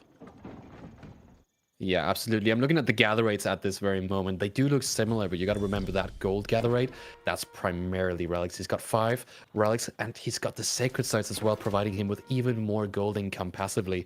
And so it's going to be super, super strong in the next coming minutes, where he's going to try to create this timing with the crossbows, camel lances, and siege. This feels very unfortunate, the situation that Wham is right now, because at the beginning, like, in before we had that slight interruption, it looked like Wham was absolutely like set up to dominate in feudal age. And then we come back and he's got like 700 food in the bank, no military units out yet, while Beastie already had like 10 military units out. Definitely a big of a macro goof there, and it ended up costing him like a lot of his early advantage there. Absolutely. If you analyze that early game, it was such a good setup, but potentially the transition was the issue here, because you wanted to force that feudal age, but you just didn't have the leverage to do so. And look at this. The Tower of the Sultan's going to come through here. It's going to be able to push through the base of Wham. It's such an underused unit, but at this position, you could go for a Tower of Sultan and potentially still find good value. Against unarmored units, just very, very good against unarmored units. Honestly, like if Wham had the horsemen still alive now, if he still had like 7 horsemen now, he wouldn't be in that bad of a position, because at least then he had something against the Tower of the Sultan and something against the crossbows. But now the Tower of the Sultan is going to be rolling forward. I wonder what this next fight is going to look like. We do see a spear, crossbow, and mangonel composition coming up from Wham. That's going to be interesting to see if we can deal with this. He does have a springald as well, which is going to be absolutely crucial here. So potentially going to be able to do something about this push. The Tower of the Sultan is going to play a pretty big role here. Oh, but the spearmen are going to be able to do a lot of damage to it. Crossbows are moving forward. We see he actually has the crossbow number lead here right now, and not just that, he's got the Mameluke's bravery buff there helping him out as well, and the Tower of the Sultan actually doing an incredible amount of damage to these crossbows as well. Every single volley like gets a crossbow down to half health. It's such a niche unit, but against fully unarmored unit, as you said, it's actually not bad. And whilst it's expensive, if you can find the value and you can soak up damage with it, that's good for you. Yeah. Definitely is. Looking at the income right now, Beastie, 1800 food per minute, Wham at 700. It's looking rough. All the gold right now that Beastie's getting, it's all passive. That is all passive gold. He doesn't have a single villager in gold right now, which is crazy to think about. Yeah, no villagers in gold and still providing you with 600 gold per minute. That's absolutely mental. And it just goes to show that he could just put those villagers over onto a different resource, and then that's going to fuel his next timing. He's 2 TC behind us. He's building even more of an economic lead right now. Wham's having a rough time. Second TC is going to both put on a new victory condition on Wham. Besides the initial push, it's also going to create an economic victory condition for Beastie, and he's already up, what is that, like 16, 17 villagers. That's... We talked about like how good the HRE can be. In this situation, they don't really look like an S-tier material civilization, right? But it all kind of like hinges on how the early game went, and definitely didn't go quite in his favor. Wham, once again, he rebuilt a lot of his spearman mass, which on paper isn't bad against what Beastie's making. Beastie's making horsemen, camel lances, and still like crossbows, which in theory the mass spearmen aren't that bad against, but also don't feel too great, just because like the crossbows can still do a good enough amount of damage to the spears. We often talk about compositions and how they differ, and playing spearman crossbow together with siege, it's so slow, it's so static. Whereas if you're playing more cavalry and, you know, range units, you're able to split units up and have multiple objectives with them. One of those would be for Wham to try to find damage in the rear, but he doesn't have the cavalry for it, and that's gonna be a big issue. Yeah, it's definitely not one of the most mobile compositions here right now, and the spearmen, while they are great, they have a lot of mobility going for them. They don't feel that great right now in this mass right now that Beastie has, and I wish that Wham would just go for like the horseman switch once again, just get those horsemen out. They would deal great just with the siege, with the crossbows, and Sure, there's Camel on East, but when you have enough of them, it doesn't really matter. And he has the resource for it. He definitely has the resources. More Bolt's walls coming are- out now. Yeah, Walt's coming up here is going to be looking to slow this game down a bit. Typical Beastie to be able to just take an advantage like this and put it into his favor by trying to play to his playstyle, which is if we can get into the long game, he feels super comfortable. We've seen him talk about this time and time again and seen it play out as well. And it's just capitalizing off of this massive advantage. Well, it's coming up. We do have the Spearman from Wham right now, just being able to get a couple of hits in on the villagers there, on the berries. At the same time, military in the middle is also looking to be engaging. Yeah, we got a fight in the middle right now going on, crossbows and spearmen against the military mass from Beasty. Looks like for the moment they're just posturing in front of each other, but Beasty, all of a sudden, he's got the siege advantage now with 3 Springles, even more gonna be in queue there. 20 villager lead as well behind this, and yeah, it's gonna be a lot that Wham is gonna have to deal with now, as the mass from Beastie is now starting to push forward as well. An impending push here, and I'm trying to look at this macro, thinking that it looks like he wants to go for Swabia, which could be a potential way out. But in this situation with an impending push like this, that's so scary. Definitely feels like you can't just commit to that, and once again, I feel like if Wham just went for Horseman here now at this point in time, he would definitely have the tools to deal with that. It's a risky play though, because you don't want to make Horseman into civilization that already has like the camels out, right? So maybe gets the Mangonel though. Nope, Springles are gonna be in position. Mangonel won't get sniped. Wham splitting all of his units up there, tries to attack from multiple angles at the same time. But the body blocking and the Mamelukes buff on all of these crossbows. Just look at how many crossbows are being lit up right now. So many of them have the aura and they're doing so much damage with it. Yeah, this composition again, having the crossbows and the siege together, and then ultimately winning the siege fight means that your crossbow mass is not going to be contested. And now we can see he's constructing more Springles. He knows how this is going to go. If you win the siege, you will ultimately win these fights, and these fights are what ends games. You need the siege mass, and if you don't have it, well, then you're in a big trouble if you are going to run full crossbows. Exactly, and the thing is as well, like, those Springles at BCS right now, they're not just great against the siege that Wham tries to put out, but they're also great against normal unarmored units. Like 4 Springles, they one-shot the crossbows. I think even 3 Springles are enough to one-shot the crossbows. So they also got the attack speed buff upgrade a couple of patches ago. So the damage, even when there's no siege in there in the game, the Springles actually provide a lot of value there. Yeah, now the horsemen are coming in. Fair point you make there with the Springles. Well, the lightly armed units across this. It's a more value for you. That's then to counter siege. You can be able to snipe out. I'm gonna have to interrupt you there, as it looks like you're going robot there for a bit. But Wham, he's gonna have to call GG there. And it looks like Beastie is going to be able to take game number 1 there for himself. And yeah, looking at the overall economy there, food definitely in favor of Beastie. We look at it at the beginning there and the military value lead there for Beastie. It just suddenly skyrocketed. Like as soon as he hit Feudal Age, he just invested so much into Feudal Age. So many units out, and then it was up to Wham to like come back with his own investment. And it's so easy to overinvest in those situations, and yeah, that just kind of felt like what happened there. And sure, Wham in the end he managed to clean up Beastie's military, but it bought Beastie enough time to go for that castle age. And then we're in a situation where the Agery they don't want to be in. It's in a situation where they're doing like a fast castle race against the Ayubids. Normally, what we do see is the HRE. They want to play like an all-in feudal age style against the Ayubids. That's when that's like the kind of the way that HRE can win. But if they go for like a fast castle race, I would personally like rate Ayubid like winning that 80% of the time.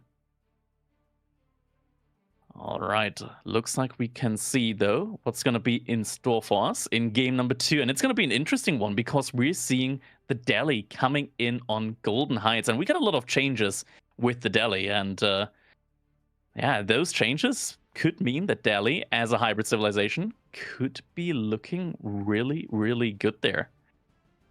I'm getting confirmation right now that Discord seems to be having some troubles right now. So the comms are a little bit disrupted for the time being. We'll get there again. Valdemar right now isn't going to be able to let us hear his beautiful voice. But in the meantime, I'm going to talk to you guys a little bit about this matchup because Ruse is like one of the all-time, like one of the main civs on hybrid maps. We're going to quickly try something. Just a second. All right, and we're back. There we go. Valdemar is now going to be audible to us once again. Perfect. Yeah, what a game, what a game. I missed a little bit of the last end there, but that was kind of an interesting one. Next up, we've got Delhi and Ruse on Golden Heights. Quite an interesting matchup, don't you think? Yeah, I mean, I talked about it a little bit. Like Delhi, they've gotten a lot of changes. So for one, their fishing ships finally stopped missing. And now they have the same accuracy as normal archers as well. They do a little bit less damage for it though, but that does mean that on a map like Golden Heights, in general, like when you share a pond with your opponent, Delhi fishing ships now just become very, very valuable. Something else as well is that you are also now benefiting a lot more from your scholars inside of the dock. So when you build a dock, you're immediately getting a scholar inside of them. Overall, just Delhi has, with a single patch, become one of the most prominent hybrid civilizations in the game now. Yeah, absolutely. And we haven't seen it too much, but now we're probably going to see Delhi fishing boat become a lot more lethal. And it's going to matter so much here on a map like Golden Heights where you want to contest the map corner where there you have the pond, right? But again, it's also one of those matchups where it can be so difficult. There's, I think, 2 sacred sites in Golden Heights, and that makes it so much more difficult. Yeah, 2 sacred sites, but they are relatively like split apart, which means that you should at least be able to hold one of them with relative ease. Ruse, I mean, are there even that many wolves on this map? I think there are a good number, but are they going to be enough? Because on the map like this, you usually just don't go like 2 scouts, right? You're going to stay on 1 scout, and that means like both civilizations with even scout numbers, there shouldn't be like a great bounty advantage for the Ruse. Yeah, it's not necessarily a map where you can find the largest amount of bounty.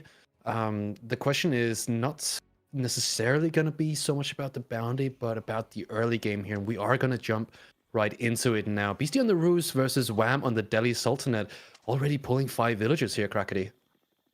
That's a lot of villagers for Wham, and it makes sense, right? Like we talked about, Delhi Sultanate now, one of the most prominent hybrid map civilizations, and 2 villagers come out from Beasty, 5 villagers from Wham. If it comes to a little bit like of an early villager skirmish, Wham with 5 villagers should definitely have the advantage there. Absolutely, but is it even like...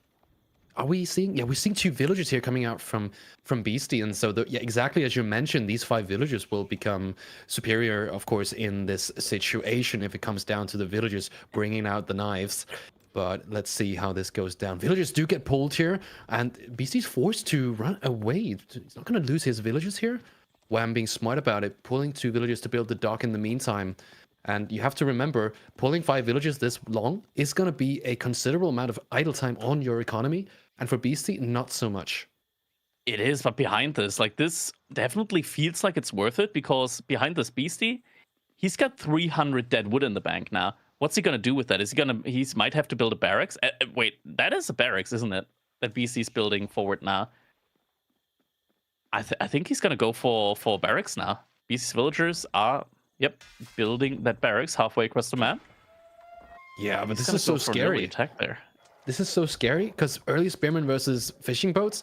I mean, what are you going to do? That's those have homing right. missiles now, and you can't dodge those. Yes, that's right. Oh my god, BC might be in for a rude awakening. Because Wham doesn't even have to make military, he just makes ships. Yeah, it's a tough one. He could potentially look to deny something like the gold from the base of Wham. And that could be what, in the end, yeah, we can see the spearmen now He's a little bit undecided. Yeah, we can't actually tell if he's going to go for the base here of Wham. But if he does decide to go and deny this gold, that could become a pretty big deal since all of the gold for Wham is faced toward the right side, which means Wham might have to invest into the Dark Age as well. Yeah. Dock already up there. And look at that. The fishing ship is going to be up there. Just making sure there's not going to be a sneaky dock coming in. And I think that's exactly what Beasty was going for. As we do see villagers making their way over there. It's getting spotted immediately. Is Wham's gonna... Wham, are you gonna notice it? He does. He does. And the homing missile archer shots now are gonna mean that Beasty at least can't dodge those. Yeah, Villager's gonna have to retreat. That is massive value gained there.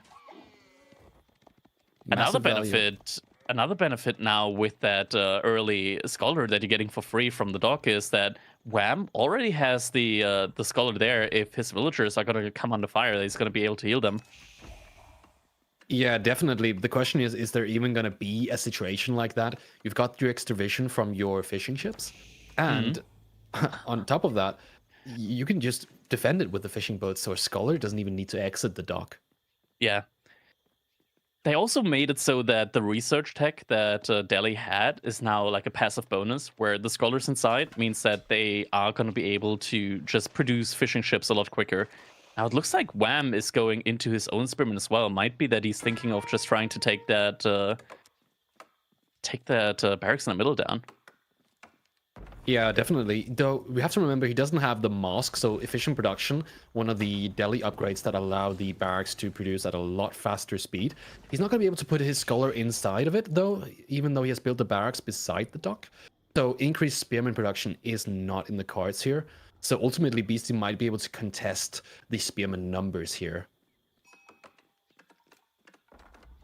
Wham now moving out to gold. Spearmen are coming in, but Wham is going to be able to get his own spearman back in theory to be able to defend that. And now the Kremlin's coming in for Beasty, going to be able to defend his own gold there. Oh, no scholar here though. Villager is going to have to retreat. Is he going to make it out? One more hit. He's got to survive. Oh, and the body block. Villager is going to make it out alive there. Close call. Spearman not finding too great value, only one left alive, and now Wham's going to be able to freely go for the A-job as well. Already has 4 fishing ships out there, so economy advantage working for him now. Economy definitely in favor for Wham at this moment, but you got to remember, he's been delayed on his gold now. He's not going to be able to get up at the same speed that Beasty is able to, and so potential follow-up from the feudal age with either knights or archers can prove to be deadly here in this situation. Wham needs to stay alive. I would say this is normal though, right? Like if one player invests into fishing, then Beasty getting the bounty there. If one player invests into fishing, he's always going to be a little bit later feudal age. But if you look at it, like it's not going to be that big of a delay there, right? Like Tower of Victory already coming in now. Wham getting that up with 6 villagers. He can afford sending more villagers onto that because he already has like the eco advantage there. Looks like Beast. He wanted to get the bounty there with the wolf, but the spearman was already so weak he wasn't able to finish it. BC now going to be aiming for that second TC. Indeed, wants to go for the second Townsend to looking to leverage on a little bit of a tempo lead, but as you outlined perfectly, the fishing ships do manage to catch up on the potential delays here. I still think that the position for Beasty is still something that we have to take into consideration. I don't think it's bad, but again, having fishing on Golden Heights with the deep sea fish allow you to gather so much food. Yeah, you're getting a lot of food there, and food can be very important for a civilization like the Delhi, which do like to spam a unit like Ghazi Raiders. And honestly, I think like Wham doesn't even need to think about Castle Age necessarily here. I think he can literally just go for the double Sacred Side play, get a market up, buy food, like buy the resource that he needs. And if he has enough units, he can just surrogate onto the secondary TC from Beasty. And then suddenly that second TC bonus is going to be gone in an instant. Yeah, the second TC has some time where it needs to pay off, for sure. And if Wham can look for a potential military timing in that window, taking down that second TC is going to be the way he's going to do that. But look at that second TC placement. That's such an awkward placement to attack. Yeah, I mean, it still has a main TC, right? That's firing onto it. Something that you could do in theory is you can put an outpost up that cliffside, so you can kind of like stop your opponent from gathering that wood. You can kind of like play a wood denial-ish type of game. Yeah. It's gonna be interesting. I just hope that Wham is actually gonna commit to the feudal age. I don't want to see him like go for castle age here. He's already got the economic advantage now through water. I want to see him play onto like the land with sanctity and just try and make that play happen.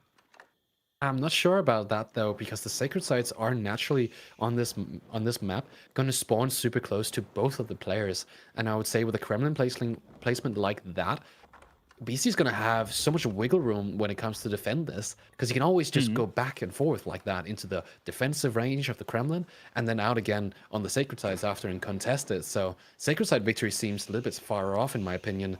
I think there is something to be said about potentially going for a more castle age approach, because you have that extra food income. The big issue is going to be you have to make some units at least, and if you take your sweet time about it, Beasty will potentially be able to go and push you. Yeah, I'll go for his own age, right? Like the second TC, there is kind of like a timer on you. That's what I think. Like a feudal age, you just don't let that timer run out early enough. And we can also see that Wham able to get the faster production upgrade. So he now has his scholar inside of that stable, gonna be able to pump out a lot of these Ghazi Raiders. And in theory, he has a couple of spearmen out as well. With those spearmen could wall in those sacred sites, and the Kremlin isn't actually that close to the left sacred site there. I don't think it's going to be too much of an issue there. Yeah, it's a fair point. Again, we'll have to see it play out. It's not your classic Delhi pig map, and so it's more about that water play and what it allows you to do. Ghazi Raider gonna make his way onto the archers. He has the spearman there as well. Could go for the collapse on the archers. Spearman gonna be on the knight. Get the brace in. That knight is gonna say farewell, and yeah, that's already a lot of units lost there right now for Beasty very early on. It's an expensive loss for sure. Losing a knight early and archers as well. You want to not lose those early units because it's your build-up. If you keep losing 50% of your army in these early stages, I mean, that's 50% of your army. You're not going to be able to produce enough at this stage of the game. Spotted. Wham isn't going to lose that scout yet. It's definitely important for him to see those villagers move out. That just gives him another target now that he's going to be able to attack. Wham now also switching into his own archers. Does have the Tower of Victory, so when it comes to like having big armies, he's going to be able to get a lot more attacks in with his archers and his spearmen compared to Beasty's units. Now rushing up a wooden fortress on those deer, wants to get that food source in and nice and safely. And slowly but surely, a little bit of some water warfare going on there. Fishing ships protecting the villagers. But yeah, Beasty, we can already see like he's slowly but surely getting ahead when it comes to the eco count. Yeah, if we take a look at the incomes, they do seem comparable. Although split more for Beasty, I think in total they're gathering the same amount of resources, and so this could potentially get really scary for Wham because he does not have that second TC, and now if he does get his economy sort of outclassed here with that second TC, and like we saw in the Holy Island game where water sort of just didn't have that same impact, that could potentially be a problem here. We have to remember that Wham does have a military lead, and he's going to have to capitalize off of that currently. Right. I mean, Wham behind this is building up his military. The question is, though, can he really achieve something with that? Because Beasty, he's not making a lot of units right now, right? Like, he's firmly set wanting to go to the next age now. Yeah, next stage is what it seems to be, but again, we have that military lead, and that does prove to be a bigger problem for Wham at this stage of... Sorry, bigger problem for Beasty at this stage of the game, should he not be able to fight against that. It's a big military mass now approaching, and Beasty is going to take the fight here. It's not going to be a fight that you want to take. Potentially Villagers losing on the deer. all of his military. All the military going down. Beasty did. It looks like, yeah, okay. It looks like Beasty has crashed in this game. We're just getting confirmation from production. It's a rough position to crash in for sure. It's such a good position for both of them. I feel Wham having the timing right now and Beasty being able to go next H. This is rough. Oof, an unfortunate situation, but sadly that's the way that sometimes the cookie crumbles. A brutal one that's going to lead to a reset. I think we'll just get confirmation on that, but damn, I guess we've got to dissect that a little bit, because looking at that position, I think you kind of hit on it, Voldemar, that Wham needed to do something. The question mark is whether Beasty was going to be able to hold against that type of pressure. We've seen Roos pull off those type of miracles time and time again, so we'll just have to wait and see what the confirmation is going to be there. I think one thing that's really unfortunate about this type of situation, right, Crackety, is especially on a map like Golden Heights, same with Socotra, it's kind of these, I don't want to say gimmicky, but more, almost they still feel cheesy strategies, right? Like the 5 villager pool versus the 2 is really fundamental to the outcome of the game. Yeah, it definitely makes like a big impact there, right? Because if it's a rematch, then BC obviously might not want to go for the exact same strategy there. It's tough, definitely a tough call to make, especially on a map like that. And yeah. Okay, so we just got confirmation. Oh. Okay. I'm getting baited. We still need to figure this out. Unfortunately, it's the way things are. Honestly, guys, I always recommend just adding Microsoft and asking for us to get a pause or reconnect function. I don't know about you, Voldemar, but I saw Age of Mythology, and I'm a little bit jelly right now. Yeah, me too. It's so like nerve-wracking when we get to these stages of the game where we have these timings going, and it's like almost there for both of them. If he pulls through Beasty, he would have made it and then had taken the game, I would say. But again, Wham also had his fishing boat time. He had the food, he had the units, and the superior military. It could have been over. Yeah, I mean, it's actually wild how close that was to being over super early, actually, right? I think if Wham had just kept chasing those 2 villages, in fact, Crackety, we probably have had a GG before the crash even came in. yeah, I mean, if that barracks didn't even come in, right? Not that the barracks really achieved a lot. It managed to delay the gold a little bit for the feudal age in the end. Wham did some great micro there. Didn't lose a single villager to those early spearmen. One even survived with like just 1 HP there. Yeah, and then just going into feudal age, it's a little bit rough because Wham didn't quite get the, I want to say, the sacred sites at a time that I think he should have gotten them, but he still had such a huge military at that point in time, and the fishing ships definitely like made for some really great eco. At the point in time, I think where like he went for the attack as well, like Beasty hadn't clicked up at that point in time, and he would have been out of the, at least the deer would have been denied at that point in time. It's tough. It's definitely a tough call to make there in that situation now. Yeah, I think it's also a tough map from that perspective, Voldemar, right? Like we've heard the rumors of Delhi OP on Water Now, Beware. One of the big elements is the ability to quickly go on and catch that sacred site from the dock placement. Golden Heights doesn't quite offer that up, and we have to remember on this particular map, like capturing both those sacred sites is very difficult because of that central cliff that divides the map in 2. Yeah, I was kind of thinking that as well. It's like you head into these maps that are so special with a certain strategy in mind that you might have kept secret for months and months as you've been practicing. And now it gets revealed and you have to maybe refire the whole matchup again. That's so tough, because what do? Do you bring out the same strategy while your opponent knows that it can happen? Or do you end up changing everything around? Yeah, because it's kind of got to be on the radar now, right? Like from Beasty's perspective, I imagine Crackety's now looking and going, okay, if the water is that critical to your win condition that you pull 5 villages, I'm going to give it that type of respect as well, right? Like we've seen it historically in rematches in those type of situations where this type of play changes. I mean, maybe, for example, Wham has to play land instead and ignore it entirely. What kind of Delhi game strat do you have at that point? I don't know. I feel like it's such an unfavorable matchup from the get-go with Roos into Delhi. Delhi just, again, it's like Chinese. You have these defensive structures that are able to lock down these openings. And so if you were to play something like land on a map that already has so many impassable cliffs and woodlines, what are you going to do, essentially? You cannot go for anything else than your initial strategy because land doesn't feel the same. Yeah, something we have to be mindful of here, Crackedy, is Dry Arabia is still in the pool. So Delhi would have been a great pick there alternatively if this type of off the beaten path strategy doesn't get allowed. Yeah, Yeah, definitely. 100%. Also having like Juji in China, like their plans there, right? Like Frisian Marches, we saw China there earlier from Puppy Paw, something like that could come in there again. Yeah, Delhi definitely here. Like it's a strategy that you just don't want to repeat, right? Like it's something that you want to catch your opponent a little bit off guard with, and that definitely happened there. Yeah. It's, It's a rough one. It's definitely a rough one. No two ways about that. It's especially wild because like you've had this experience before, Voldemar, like right? Like we've all seen this, we've all experienced this. Well, you guys have, who played at pro level.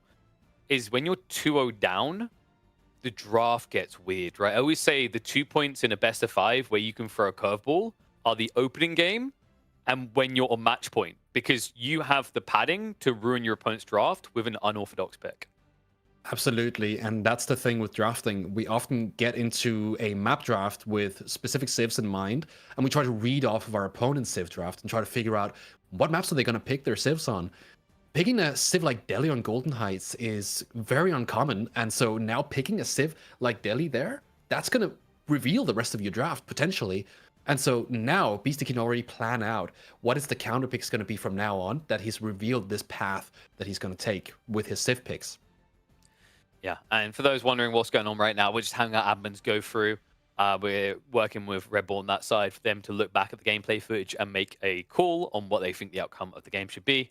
It's the fairest way to do it. Just a tough situation, right? Like, of all the tournaments this to happen in as well, and it is upper bracket. I know some people are going to be like, oh, whatever. If you lose here in low bracket, I mean, it's easy to say that now, but I think it's a lot more comfortable to have that padding on the way through to a potential grand final showdown, right, Crackedy?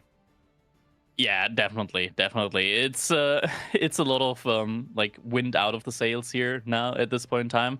It kind of like takes the tempo out of the set as well. Like when you play game after game after game, you go and you want to like rush the series a little bit. That comes into play there as well. So players right now, they have to like wait for the admin decision, wait for the admin call now, and depending on what comes in, right? Like it's a little bit of a potential reset for one person, maybe a little bit of an upset for the other. Either way, we're gonna have to wait and find out exactly where this set is now gonna go, whether we're gonna get a rematch, whether we're gonna get an admin call there. Yeah, that's gonna be a crucial next couple of minutes now. It's fun from one element, though, Voldy, right? We get to talk about the new Dawn of the Delhi. A lot of people have been alluding to them looking OP on water. What we've seen so far, is it kind of leaning you to Delhi as a water civ here, right? Like, there's a bunch of different buffs. We had the production rate is now by default there. The Scholar will spawn in the dock if you don't have a mosque. Fishing boats are now aimbots. I mean, it's all looking like it's leaning towards Delhi OP once again. Yeah, I think Delhi has always been, contrary to what Marine Lord said yesterday, quite a significant civ in the draft, simply due to the fact that you're going to find it being super strong on these open maps. What these changes to this civ actually create is a wilder draft in the Delhi section, because it's more unpredictable where you're going to pick it. We see it now with the Golden Heights, and we see it, well, I would have expected Delhi on Gorge or Dry Arabia. Picking it on Golden Heights is a massive change, and we saw how effective it was. Beasty wanted to go for the barrack opener, and the ships were able to deny that, and even the dock drop later on. Again, Delhi opened up for more potential playstyles, and I think that's really healthy for a civ that's so one-dimensional. Yeah, and it's interesting. I mentioned Dry Arabia for Delhi, but I think we've seen a few players doing that on Socotra as well, right, Crackedy? And based on those games I was at least watching, Delhi was surprisingly effective. Yeah, right. Like you get 2 sacred sites, and they're pretty easy for you to get at the beginning. You just pump out those units, and once you have 2 sacred, like that's like one of the win conditions, right? Like once you get those 2 sacred sites locked in, it's essentially like getting suddenly like 6 bonus villages. It's like getting economic win growth, kind of. And when you get a market in to facilitate that, to like be able to not just decide which resource you want to buy, but also like at which point in time you want to buy it, or do you just go to Castle Age as well?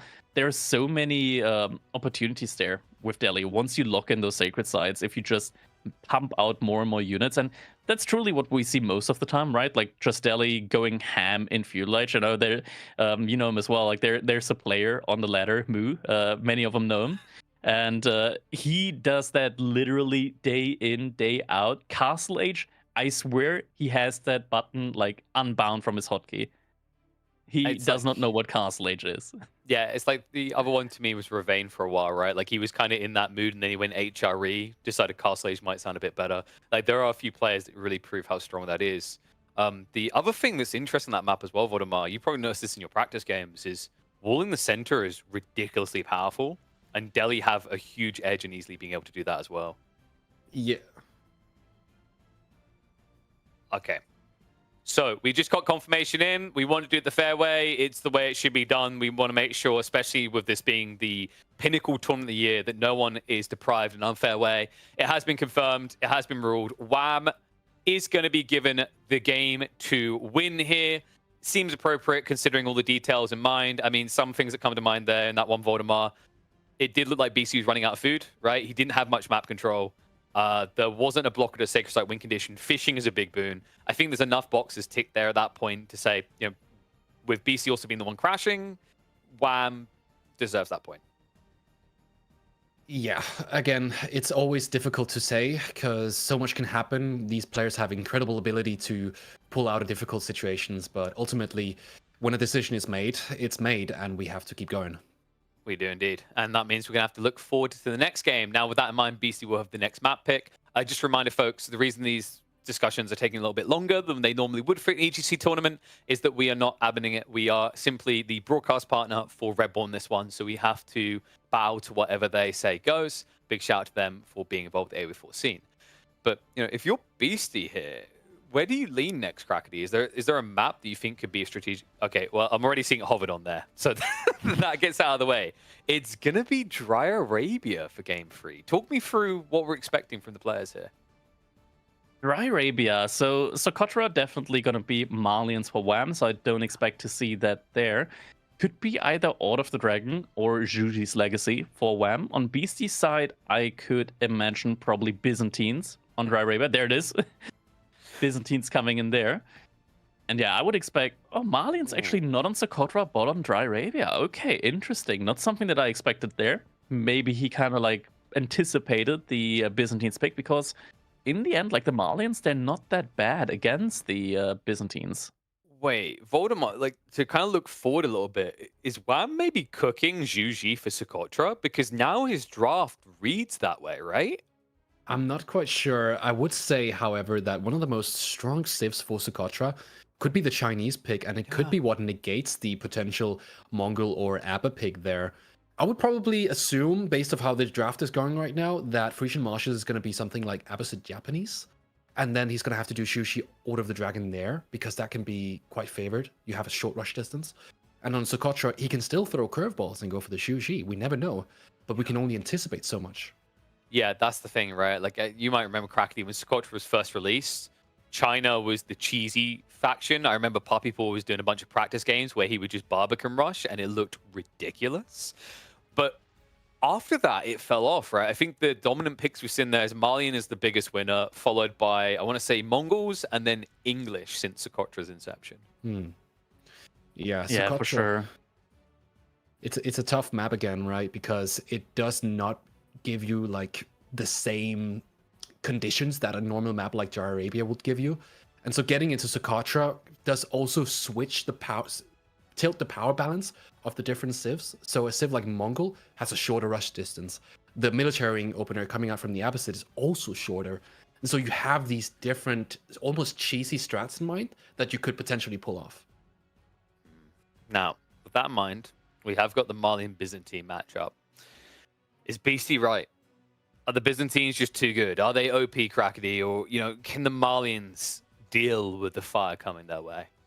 That's the question, right? Can the Malians deal with that? I mean, they do in theory check the boxes, right? They have at least an answer to 2 out of the 3, like a direct answer to 2 out of 3 mercenary choices. The third one, obviously, with the Keshiks not being necessarily the ordinarily preferred one for the Byzantines. So having an answer to like the javelin throws with your own javelin throws that you can actively produce, and an answer to the longbowmen as well, definitely is great there for the Malians.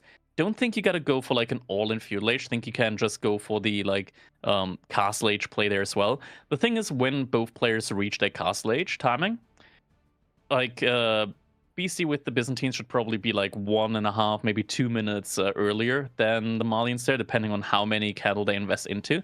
But once that castle age comes in for the Malians, suddenly their economy just absolutely explodes. And that's something that the Byzantines like might have a little bit of an issue dealing with when it comes to like getting hit by a civilization that can zerg as much as them with their mercenaries. And, you know, we got to keep something else in our mind here, Voldemar. There was a new build on the ladder. You know who it was. It is Anatan. He's been cooking up the Hippodrome builds. He's been using them in tournament play as well. They've actually been impressing me quite a bit. And I have seen it used against the Malians. Is there maybe a chance that Beasty goes the My Little Pony route with the Byzantines? It's a good question again. Byzantines, they have this very set in stone meta that is so strong, and it's if you are a good meta player, you would typically go for something like that because you know what you get. You get fast mercenaries, you get a nice setup. But something like the Hippodrome and potentially like Longbow or Keshiks can be also very strong, and a timing with Longbow and a Ram on the pit mines. We know Malians have long setup times, and so when you have two civs like the Byzantines and Malians that both want to set up for a long time in the beginning, if you change that around, you will have this counter effect potentially and a timing early. Yeah, I think this is something that's quite unique about Dry Arabia. Is I feel like whenever we see the Malians picked here, same with Regions actually, Crackety. Those two maps, it's like get the Marine Lord spawn or you're in trouble. Yeah, I mean, potentially that's where it could all just suddenly become so dangerous, right? Like if Beastie gets the forward berries here with the Byzantines and the Castle Age comes in, where are you going to make your olive groves around? Like usually you want to make your olive groves around the Grand Winery, but if that is forward, your food is going to be exposed. You're going to find yourself in a lot of difficult situations once like a Sofa Musafadi army comes knocking on your door. Yeah, and you know, we talked a little bit about Socotra. We briefly touched on Frisian Marshes and the potential there, Voldemar. Now that we're getting into the deeper part of the draft, I think when we start, we kind of felt like both players had something here. The way this is rounding out, though, does it start to feel like BC's got a more well-rounded draft for the full 5 games? I feel like Beastie can keep things more ambiguous than Wham can. And ultimately, that's going to be a little bit of an issue for Wham when he has to do his civ picks. Because going into maps like Socotra and Frisian Marshes, Japanese can work, but Mongols and Abbasid, it's not clear what direction you're going to take. And so for Wham, it potentially becomes a gamble. If he has to choose the map, Beastie might have the advantage there. But if Beastie has to choose the map, again, it's the same situation. Now Wham is forced to play a civ that's more obvious, whereas Beastie might be able to just say, okay, we're picking this map because I know you're going to play this civ. I'm going to counter it with this civ. And that could be, for example, Order of the Dragon countered by something like the Mongols.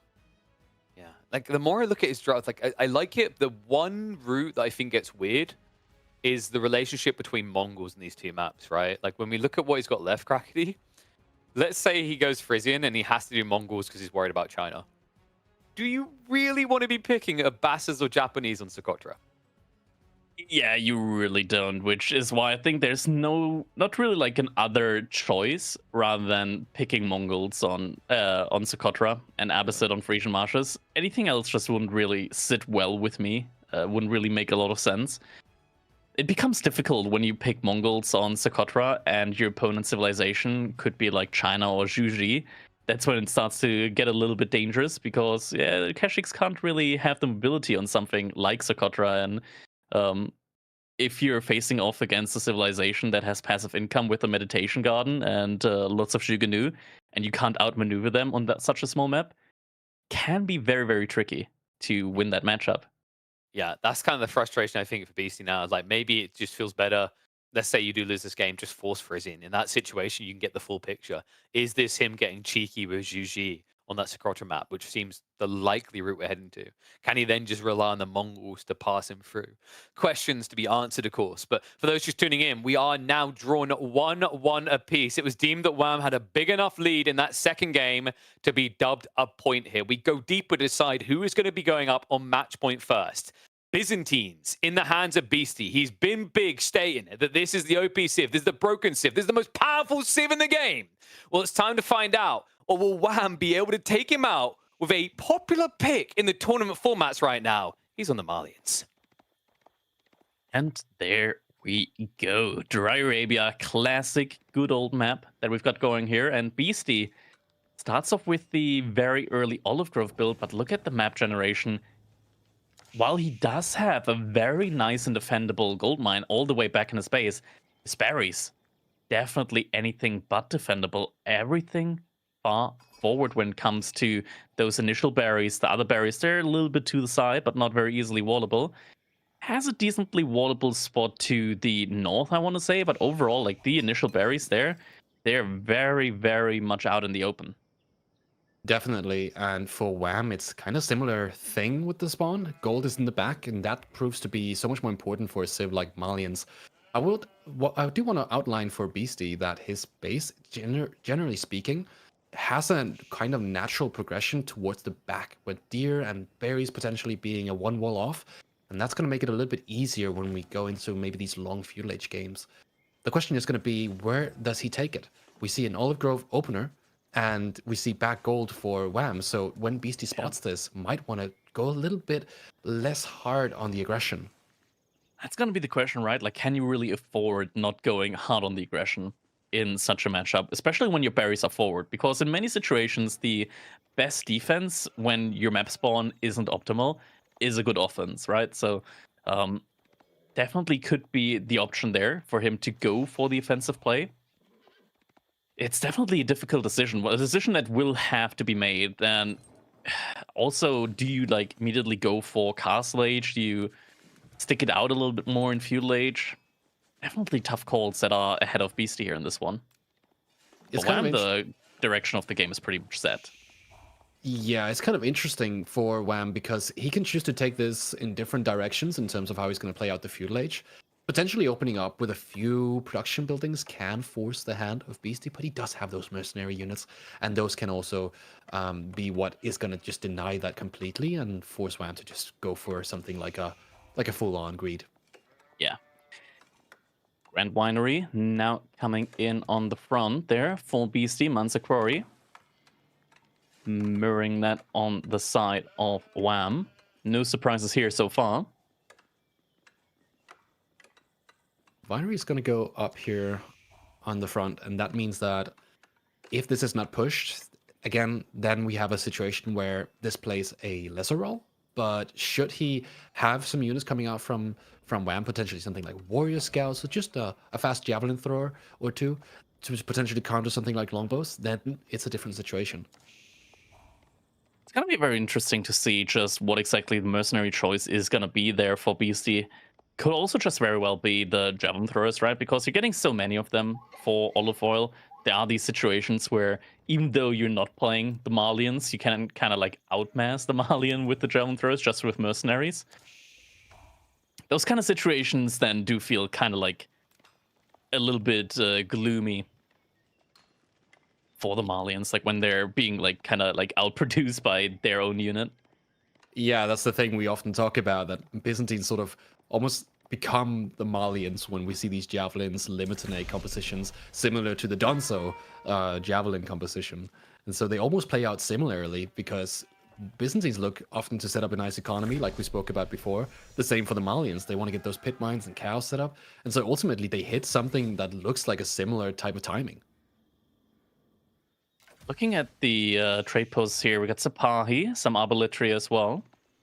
Not necessarily the best units that you want to spend like your Olive Oil on in the end. Like Sapahi are nice and all, but you're only getting 3 out of them. It's not like an incredible mass that you get immediately, and they are still quite costly when it comes to the Olive Oil. Mercenary House now coming up here at this point in time for Beastie. Yeah, the Mercenary House is going to definitely exclude that Sipahi opening. We have seen it before from players like Anut and deploy this sort of Sipahi composition style, because often what we find with Byzantines is that they lack that cavalry. And so if you get access to a strong cavalry unit like the Sipahi, you can really change the dynamic of your compositions. Doesn't seem to be the case though here. We do see a classic mercenary house being put here with the Western mercenary contract, going to allow him to go into the longbows and later on into Landsknechts and ultimately Streltsy.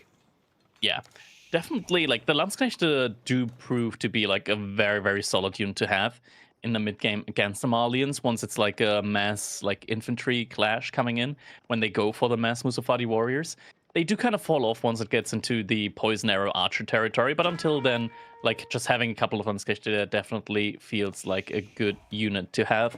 Some very early walls coming out for BC as well means that he's going to be able to secure those top berries there as well. Can we quickly hover over them again, over the berries? Is that going to be like a large berry spot or just a normal 6 berry spot that BC is walling in there at the top side? It's going to be just a normal 6 berry spot. So the large 8 berry spot is going to be further to the west of BC's base.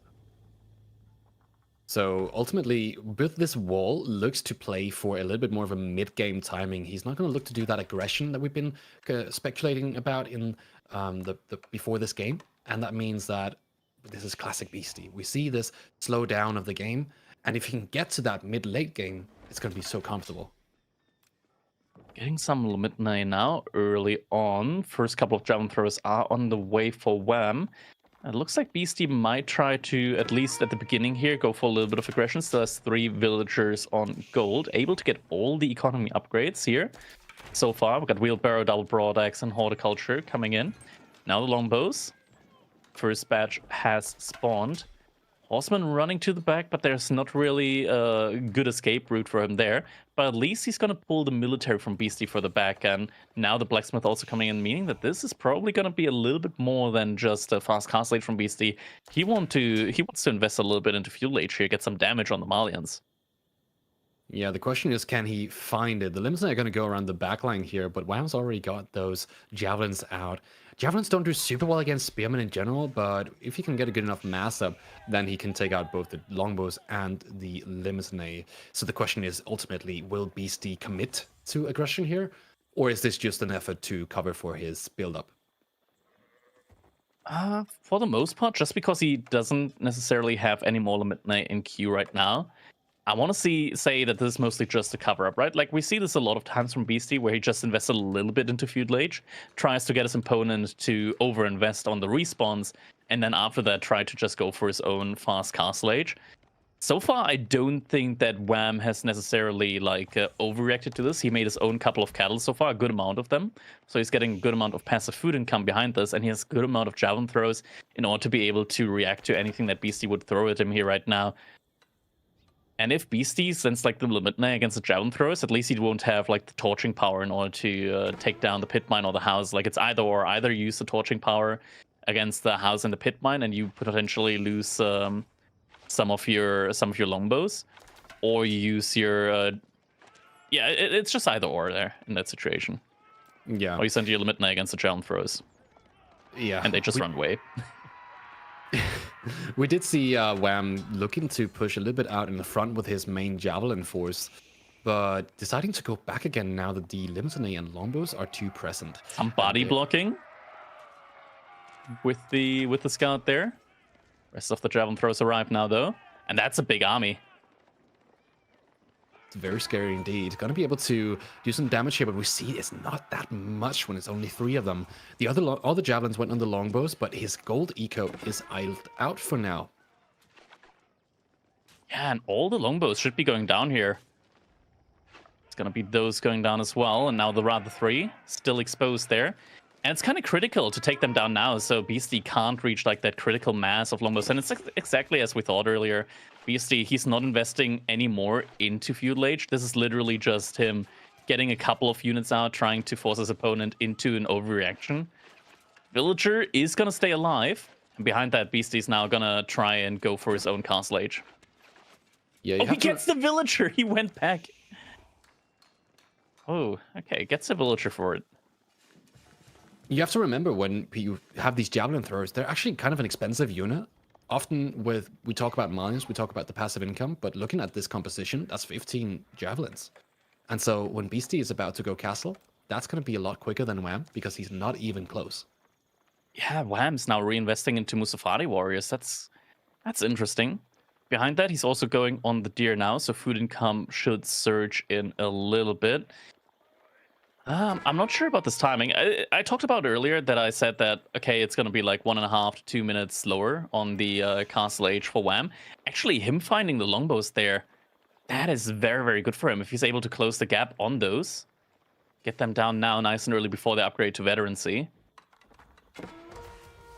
Would get a lot Yeah. of value out of those. And he should be able to, considering he has the movement speed advantage, but it's such a big group as well. Doesn't look like he wants to go for it. He knows that there's potential Castle Age coming up. This is the timing that the Byzantines typically go for. And it indeed is. Gold Tower going up for Beasty. If Wham can get in and get some possible villager kills here, that can be pretty big for him. Could be, it could be.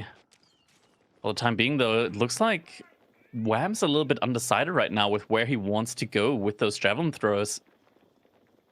Age-up is going to finish in a little bit, and that's kind of force Wham's hand a little bit here right now. Age-up has come in. Now the units know, okay, it's time to go in. Immediately getting double Varangian Guard on their way out. Villagers from Beasty gonna try and fast build a gate there. It's gonna be at least one villager going down, and the villagers with the gate are gonna be able to make it out. There's still another deer spot there that they can go onto. Javelins are just looming around this wood line currently. He's got the +1 ranged armor, getting the +1 ranged attack as well. He's going to mean that he's not going to take as much damage from emplacements, and that the first units that Beasty makes have to be able to deal with this. Varangian God, however, there is a few of them already out, and the longbows are upgraded, so he is going to be able to do a good amount of damage, but the movement speed will play such a critical role here, and the javelins will still do a lot of damage to the longbows, keeping the mass to a low. Javelin throws, I mean, it's as he said, they can just run away if they want to. That's going to be the case here. Don't want to fight against those Varangian Guards. That's what the Musafati warriors are going to be for. Musafati warriors might find some of those villagers on the deer and at least cause a little bit of idle time there once again. With enough mass, you can get some decent damage in against the Varangian Guards as well. Gotta remember that they do have 15 less health compared to just normal men-at-arms, and now the Grand Fulani Corral is going to be coming in for Wham.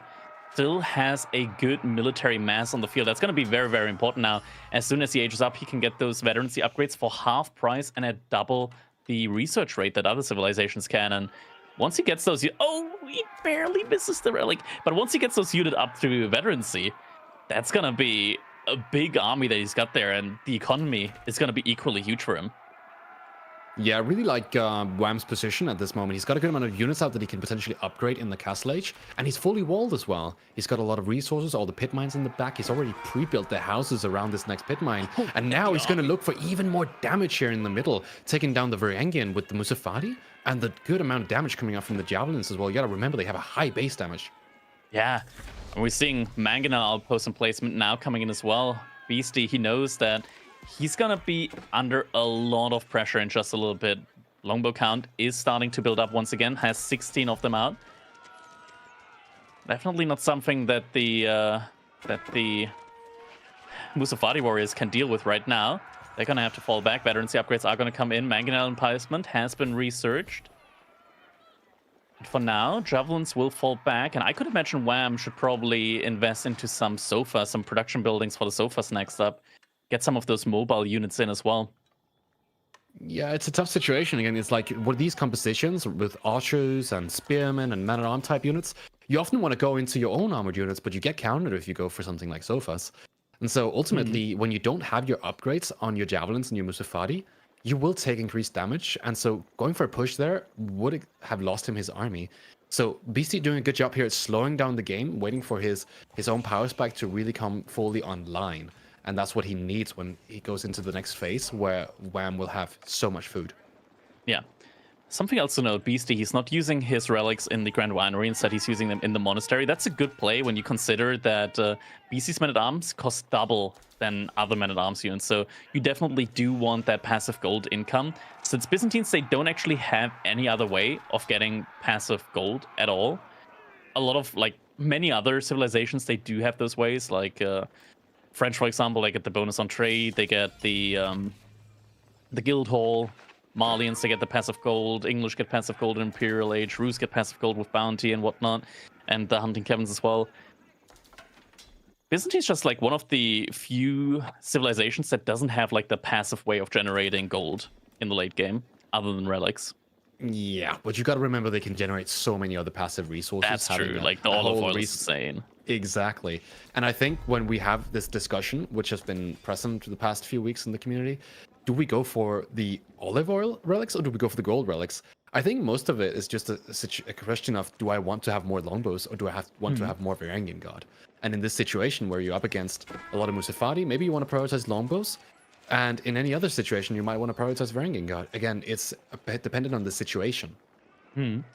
I like what Wham's doing right now. He's kind of like playing this out a little bit slower-ish as well. Beasty, sooner or later, he's going to get forced into an Olive Grove transition.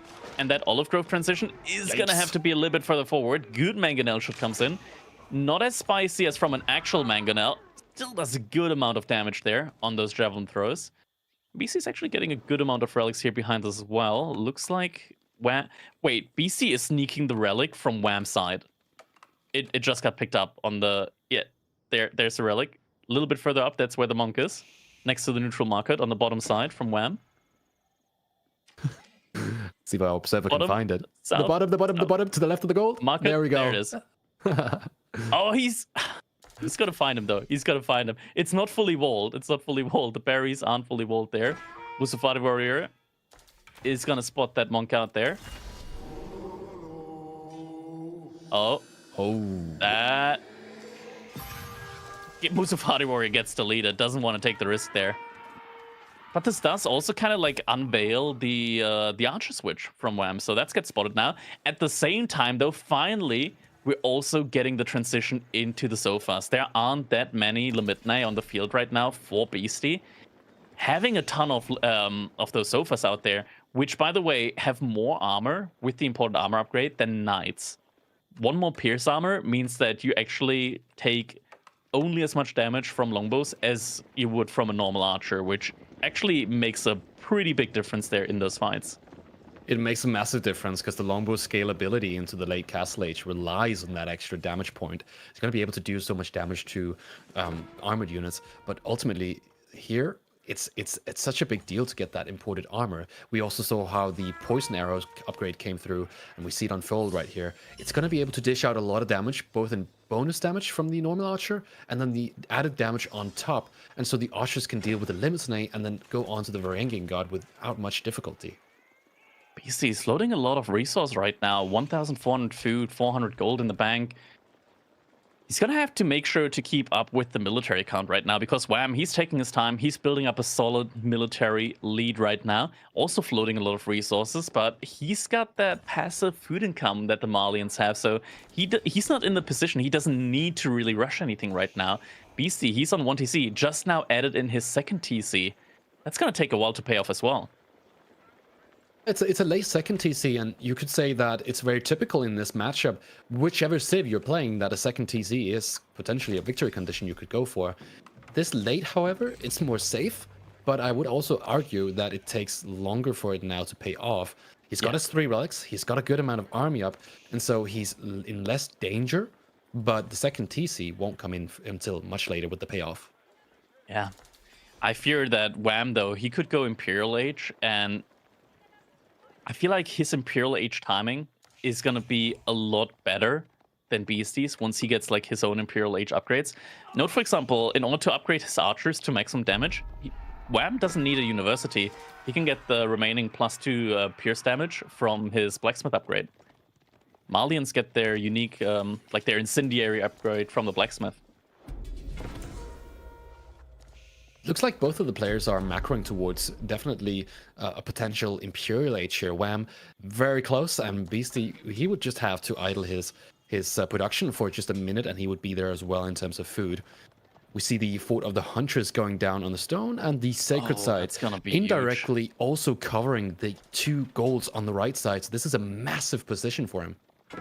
Yeah, not just that, the Fort of the Huntress, he already has so many Musafati warriors. Once you get the Fort of the Huntress in, all of these Musafati warriors, once they're stealthed, their next damage, like their next attack, is going to do an additional almost 40 damage. They become absolutely obscene when it comes to their initial damage output there. It's like all of them suddenly get like mini hand cannons on them. That's not enough Limitae to win that fight. It's a big push coming through for Wham here. He has all his units. He took out a good amount of Limitae, though it's still 90 to 100 units here. We are seeing 2 We're seeing one Imperial Age coming through and still more units. So it's just that Malian power spike that we talk about so many times here on the second TC. And this is a primarily range composition against a melee one. So it's favorable for Wham.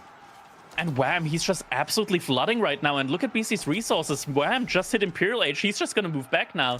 Beasty's just been forced to reinvest. He's at less than 100 food now. Imperial Age nowhere near in sight. He's going to have to keep on making units. He's got his wood line fully idled, and he's still got Musafati in the back of his base that he has to deal with. This means that for Beasty, he's in a very uncomfortable position, and going Imperial Age right now is not the first thing you're thinking of. Yeah, something else to keep in mind is, sure, he's got a lot of outposts there. Well, not outposts, but like houses that act as outposts when it comes to line of sight. But they don't reveal the Musafati warriors that are stealthed up. Which do have the first strike ability. If they attack now, look at how much damage they do initially. Big That DPS first coming initial out here. strike, just suddenly killing so many Varangian guards. Now, sure, Wham doesn't have the military lead anymore. But what he will have is a very, very big tech advantage. It's a big tech advantage, but I also just want to quickly note that playing around that wall opening with a full range composition and those Musafati warriors to just sort of choke point it, that was so beautiful to watch. Now looking at this fully Varangian composition, that's going to be super rough going into Sofas, Musafatis, and Poison Archer arrows in Imperial Age. I'm not sure how Beasty's going to be able to push out of this. And now the first elite upgrades are starting to come in. Elite on the Archers just finished. Elite on the Musafati warriors is going to be next. And Sofas in queue as well. So many elite upgrades already have been queued. And Beasty, 200 food in the bank, 2,000 gold as well. And he definitely was ready to click up to Imperial Age. And that one engagement by Wham just kind of like took that plan and flipped it on its head. Yeah, definitely. The income for Wham is definitely still like good. Ultimately, it will get outscaled by the second TC, but that tech advantage right now is so crucial. I'm getting the impression here that we're seeing a bigger push coming out from BC, moving across the map here, but it's going to be scary going into these Imperial Age units. What do you think he's trying to make of this situation? Getting Musafati gunners now as well. Sacred Side at least has been decapped, so no Sacred Side victory condition coming in there now.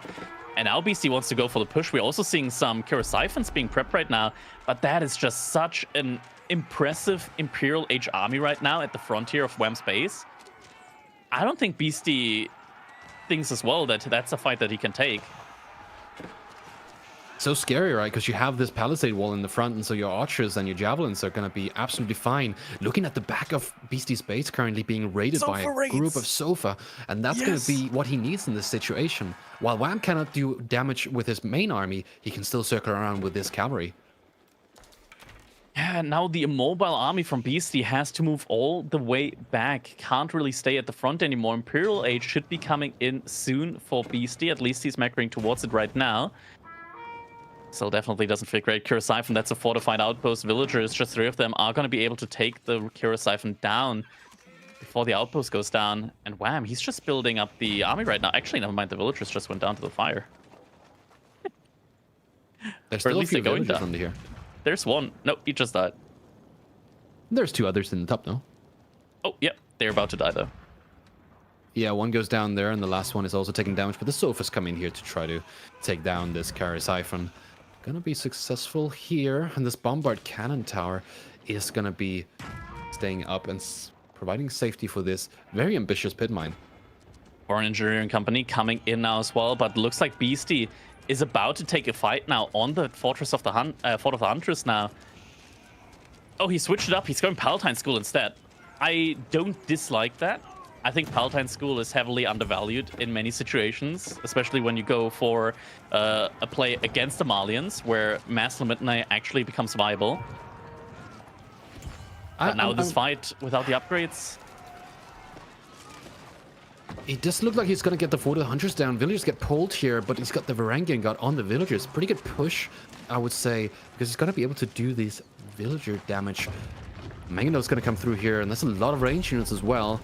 And the Varangian Gods do go down to the range units as well. What a weird fight. That's a lot of the Varangian Guards, and keep in mind, they're very expensive. 40 gold each instead of just the normal 20 from normal men-at-arms. And sure, that Fortress of the Huntress did go down, But he also lost a lot of RAM, so in theory, it's probably not going to cost more to rebuild that Fort of Thunders than what Beasty just lost there. Great is going up on the backline for Wham, so even though he's lost a couple of eco units here, he's still going to be set for the longer game, providing himself with a scalability through that trade. For Beasty, however, he's been on second TC for a while now, almost at 100 villagers, and now he's in Imperial Age. This is starting to look a lot better for him, as he might be able to make a comeback through the balancing of the techs now.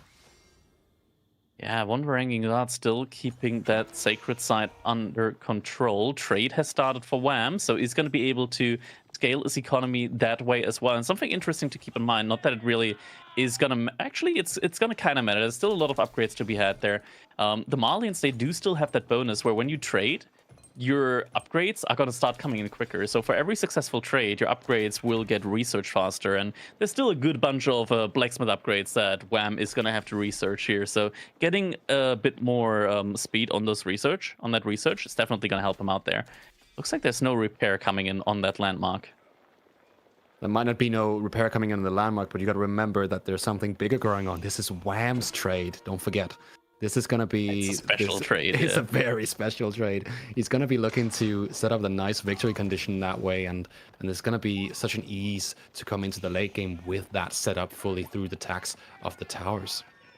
Yeah, never underestimate the Malian late game. They're going to be getting those Musafadi gunners in, and actually something that I'm not sure. A lot of landmarks actually lose their bonus whenever they do go down. Notably, there are exceptions to that. So I'm wondering if Fort of the Hunters has a similar exception and stealthed up Musafadi warriors and Musafadi gunners, if they still get their bonus for strike ability, even while the landmark's down. Maybe something that we have to keep our eyes on. But BC right now, he's got quite the strong army, right? Like 61 longbows. Brent, they're actually, are they elite? Are these elite longbows? They look like Castle Age longbows. So yeah, he should definitely get the upgrade on these. It's considering that they're over veteran, like yeah. 70% of his units are longbows. The scary thing, however, is for Wham, he's looking into playing mass siege here, and that's what we've been seeing a lot lately. That these siege plays here are so strong, and with the trade, that's the perfect economy for it. 2 culverins and 3 mangonels, that's going to be plenty to deal with this fully longbow composition. Yeah, and it's going to be tough for Beasty to keep up with that. Keep in mind that Beasty doesn't have access to any of the large gold veins right now. Trade is also not set up for him. And you can't really afford to make mass siege while making mass ranking guards. I'm just going to say they're so expensive. 40 gold for man-at-arms unit.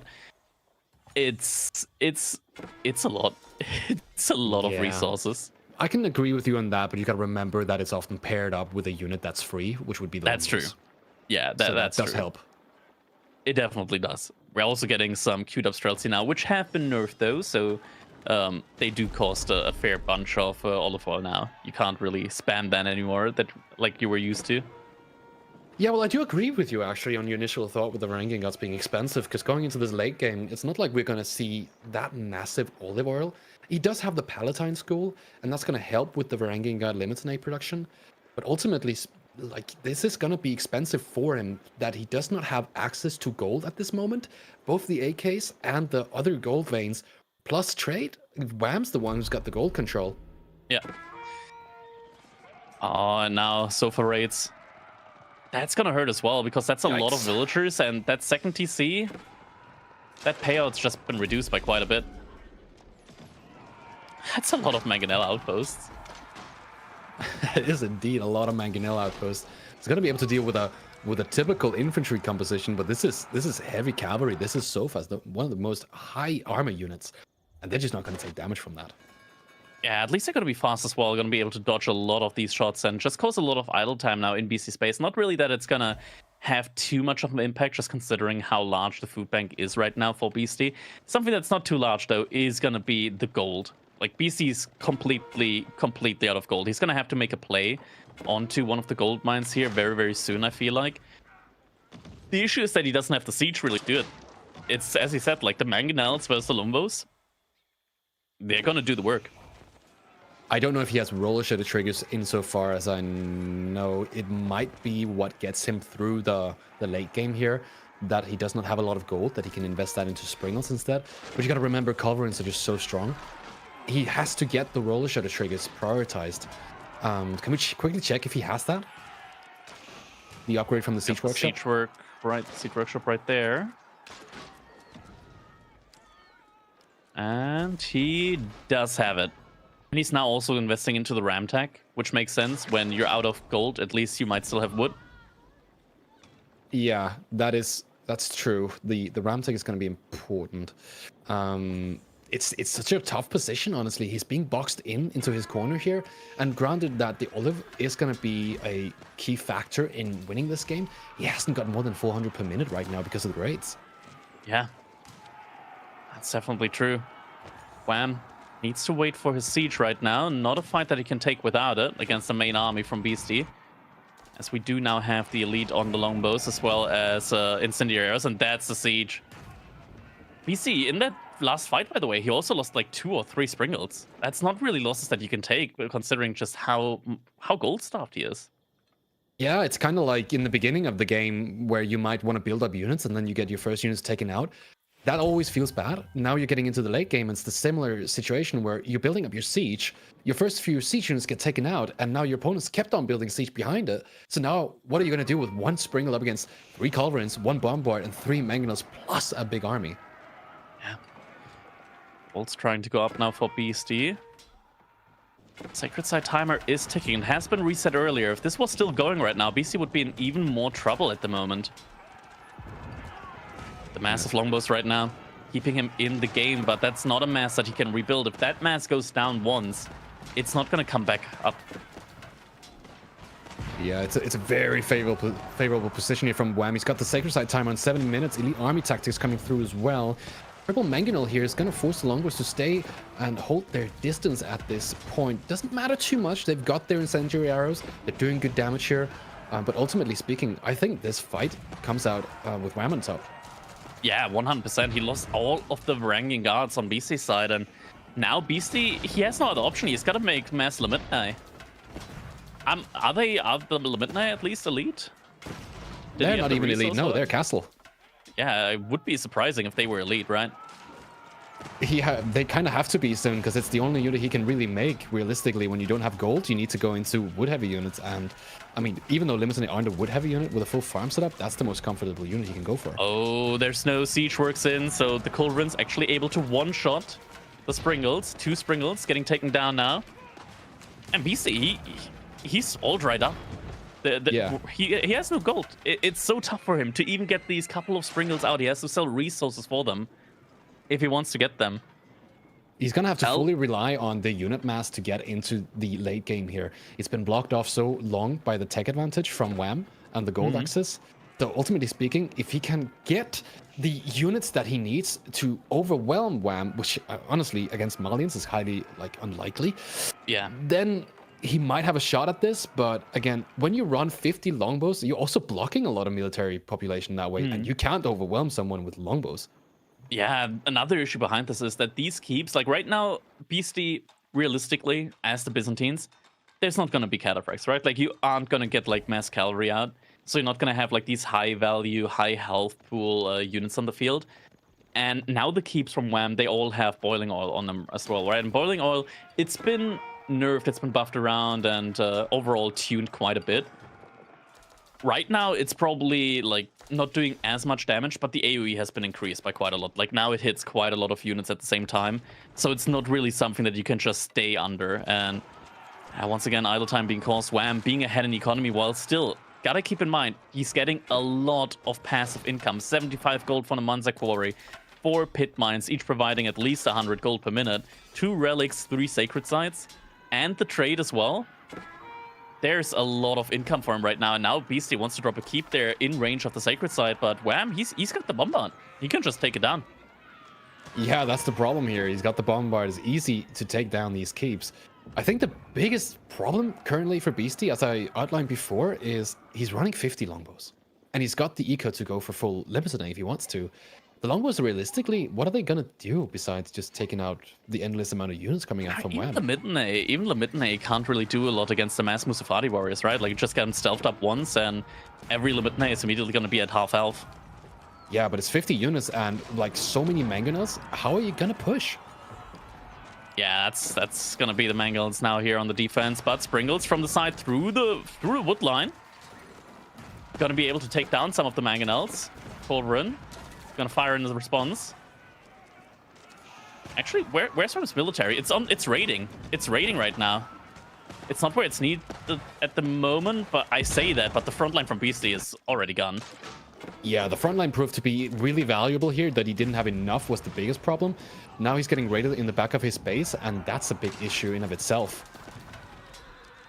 And he just gave Wham a lot more pop space once again, and Wham's got the gold. Wham's got the gold to put that into siege, to put that into military, high value military at that as well. We're getting more and more Musafati gunners in as well.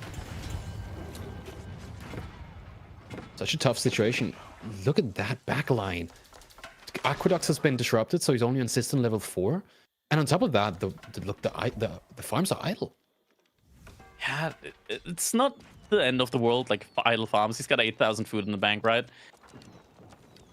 And the oil, he still has oil as well.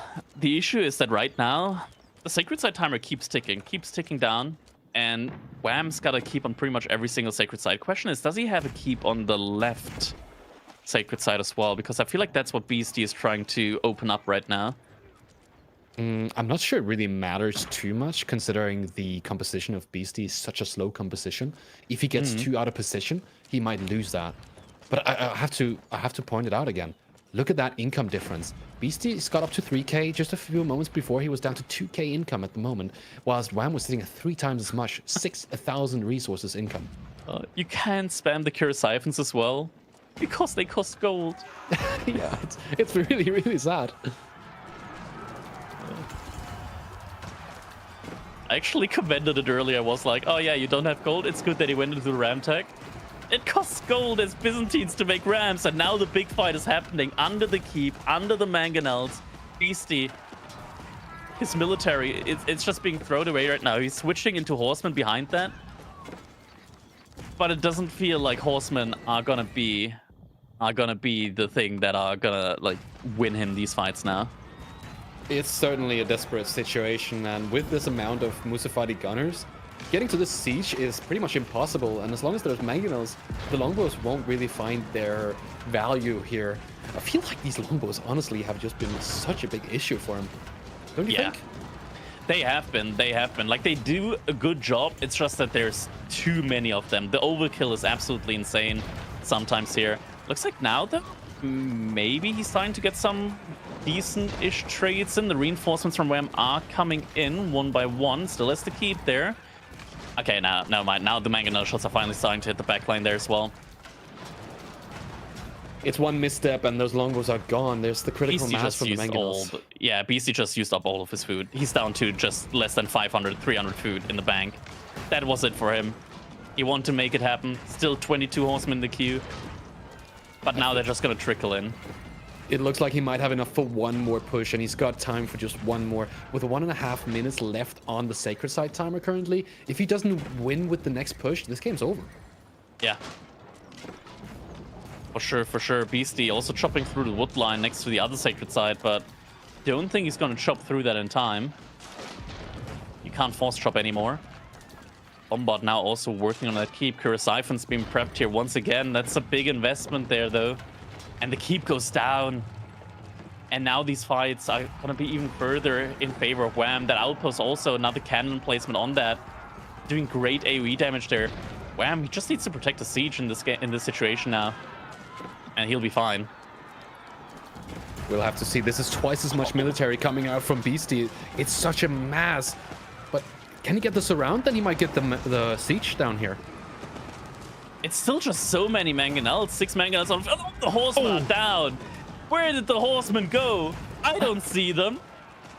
There were What 30 horsemen. Now there's no horsemen. Dude, this feels like 300, except that Byzantines here, they're the Persians. Yeah. Seriously.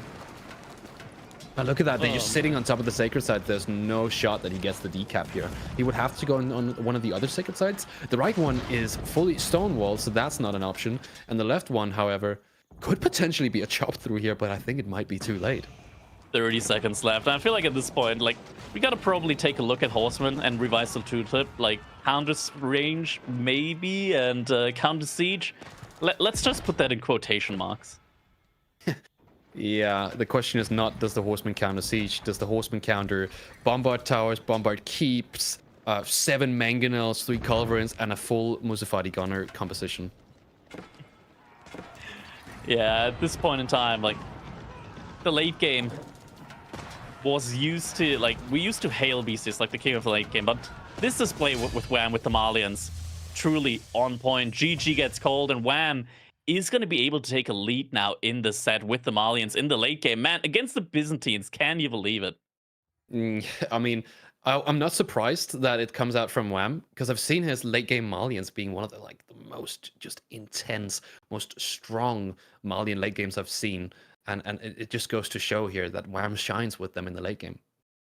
Yeah, I honestly didn't expect him to just go Imperial Age. I kind of expect this to just be a Castle Age kind of like all-in situation, just because like you're not getting a major benefit from Imperial Age. Like you still have that massive food economy with the cattle ranches and all that. That's like your main power spike.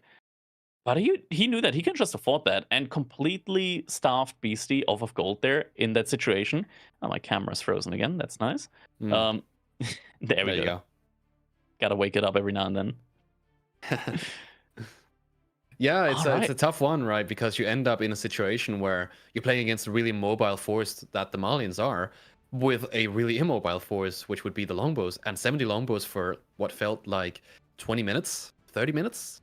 That's just so slow, and it takes up so much population space. So ultimately, you're never going to get that overwhelming force that can take out something like Siege. Yeah, now we're getting into Socotra, and it's the matchup that I actually thought about earlier. It's gonna be the Juji's Legacy versus the Mongols. So Mongols, we talked about it, one of the best civilizations on Socotra.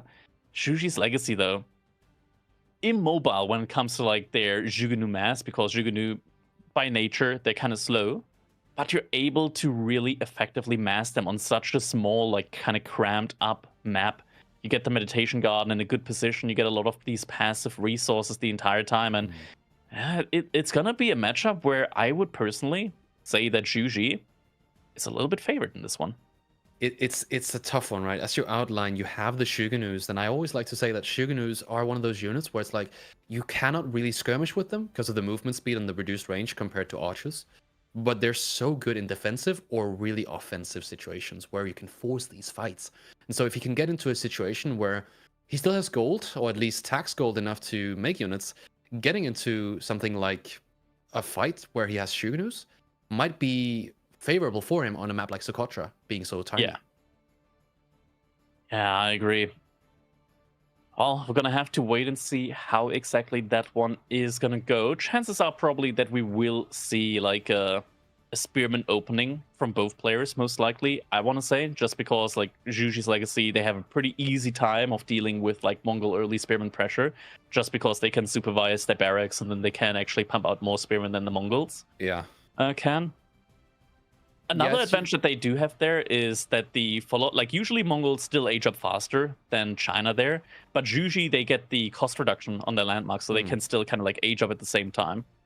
It's a good point that the Juji civilization is able to get to the feudal age a little bit quicker than Chinese, but I feel like they do sort of have a hard time if it goes into a long dark age, because yes, they do have an official, but they're lacking the villager, and on top of that, you kind of need to get to feudal to really feel that boost from the meditation garden. Yeah, for sure. And especially in a map like Socotra, where the resources are kind of like all clumped together, where you can get really great meditation gardens in. You gotta get to that point, right? Like, you can't let this game just end in Dark Age. You gotta make that transition, and that's what we're gonna hopefully see here. Once again, taking a look at these player cards here so far. Beasty, you can look at his past achievements. Definitely the favorite one here in the set, but Wham so far, definitely putting him through his paces. Now on match point. If Wham wins this one, that's going to be absolutely huge for him. Yeah, it's an interesting set so far, because even though we might say that Beasty is the more experienced and more consistently performing, Wham is putting on a good show here. We are getting into it. It's going to be Beasty on the Mongols versus Wham on the Juji's Legacy. And we do see this early woodchop opening from the Mongols, which could signal that he's going to get into this typical Mongol barracks opener that we often see with them. Exactly. Our question is, will Wham be able to get enough sheep here early on to be able to potentially like sustain like a spearman production?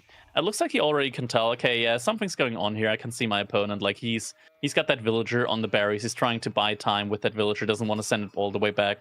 So barracks play, very, very likely. I would be surprised if it's going to be a pasture. Yeah, I would probably regard that as also being the lesser optimal choice here. Can we take a look quickly at Wham's base? I would love to see his layout because it's going to determine how this early stage of the game will go. Simply being able to have this gold in the back, and that's the more safe mill. I don't think a tower will go up here, provided he's gone for the barrack and the spears, but we might see extended spearman play. Look a little bit to the left of Wham's base. You get double stone, berries, gold, all in range of a meditation garden. That's a good point. That's a pretty good spawn, right? Like you put it, yeah. No, that's decent. That's decent. I'd give it a solid 4 out of 5.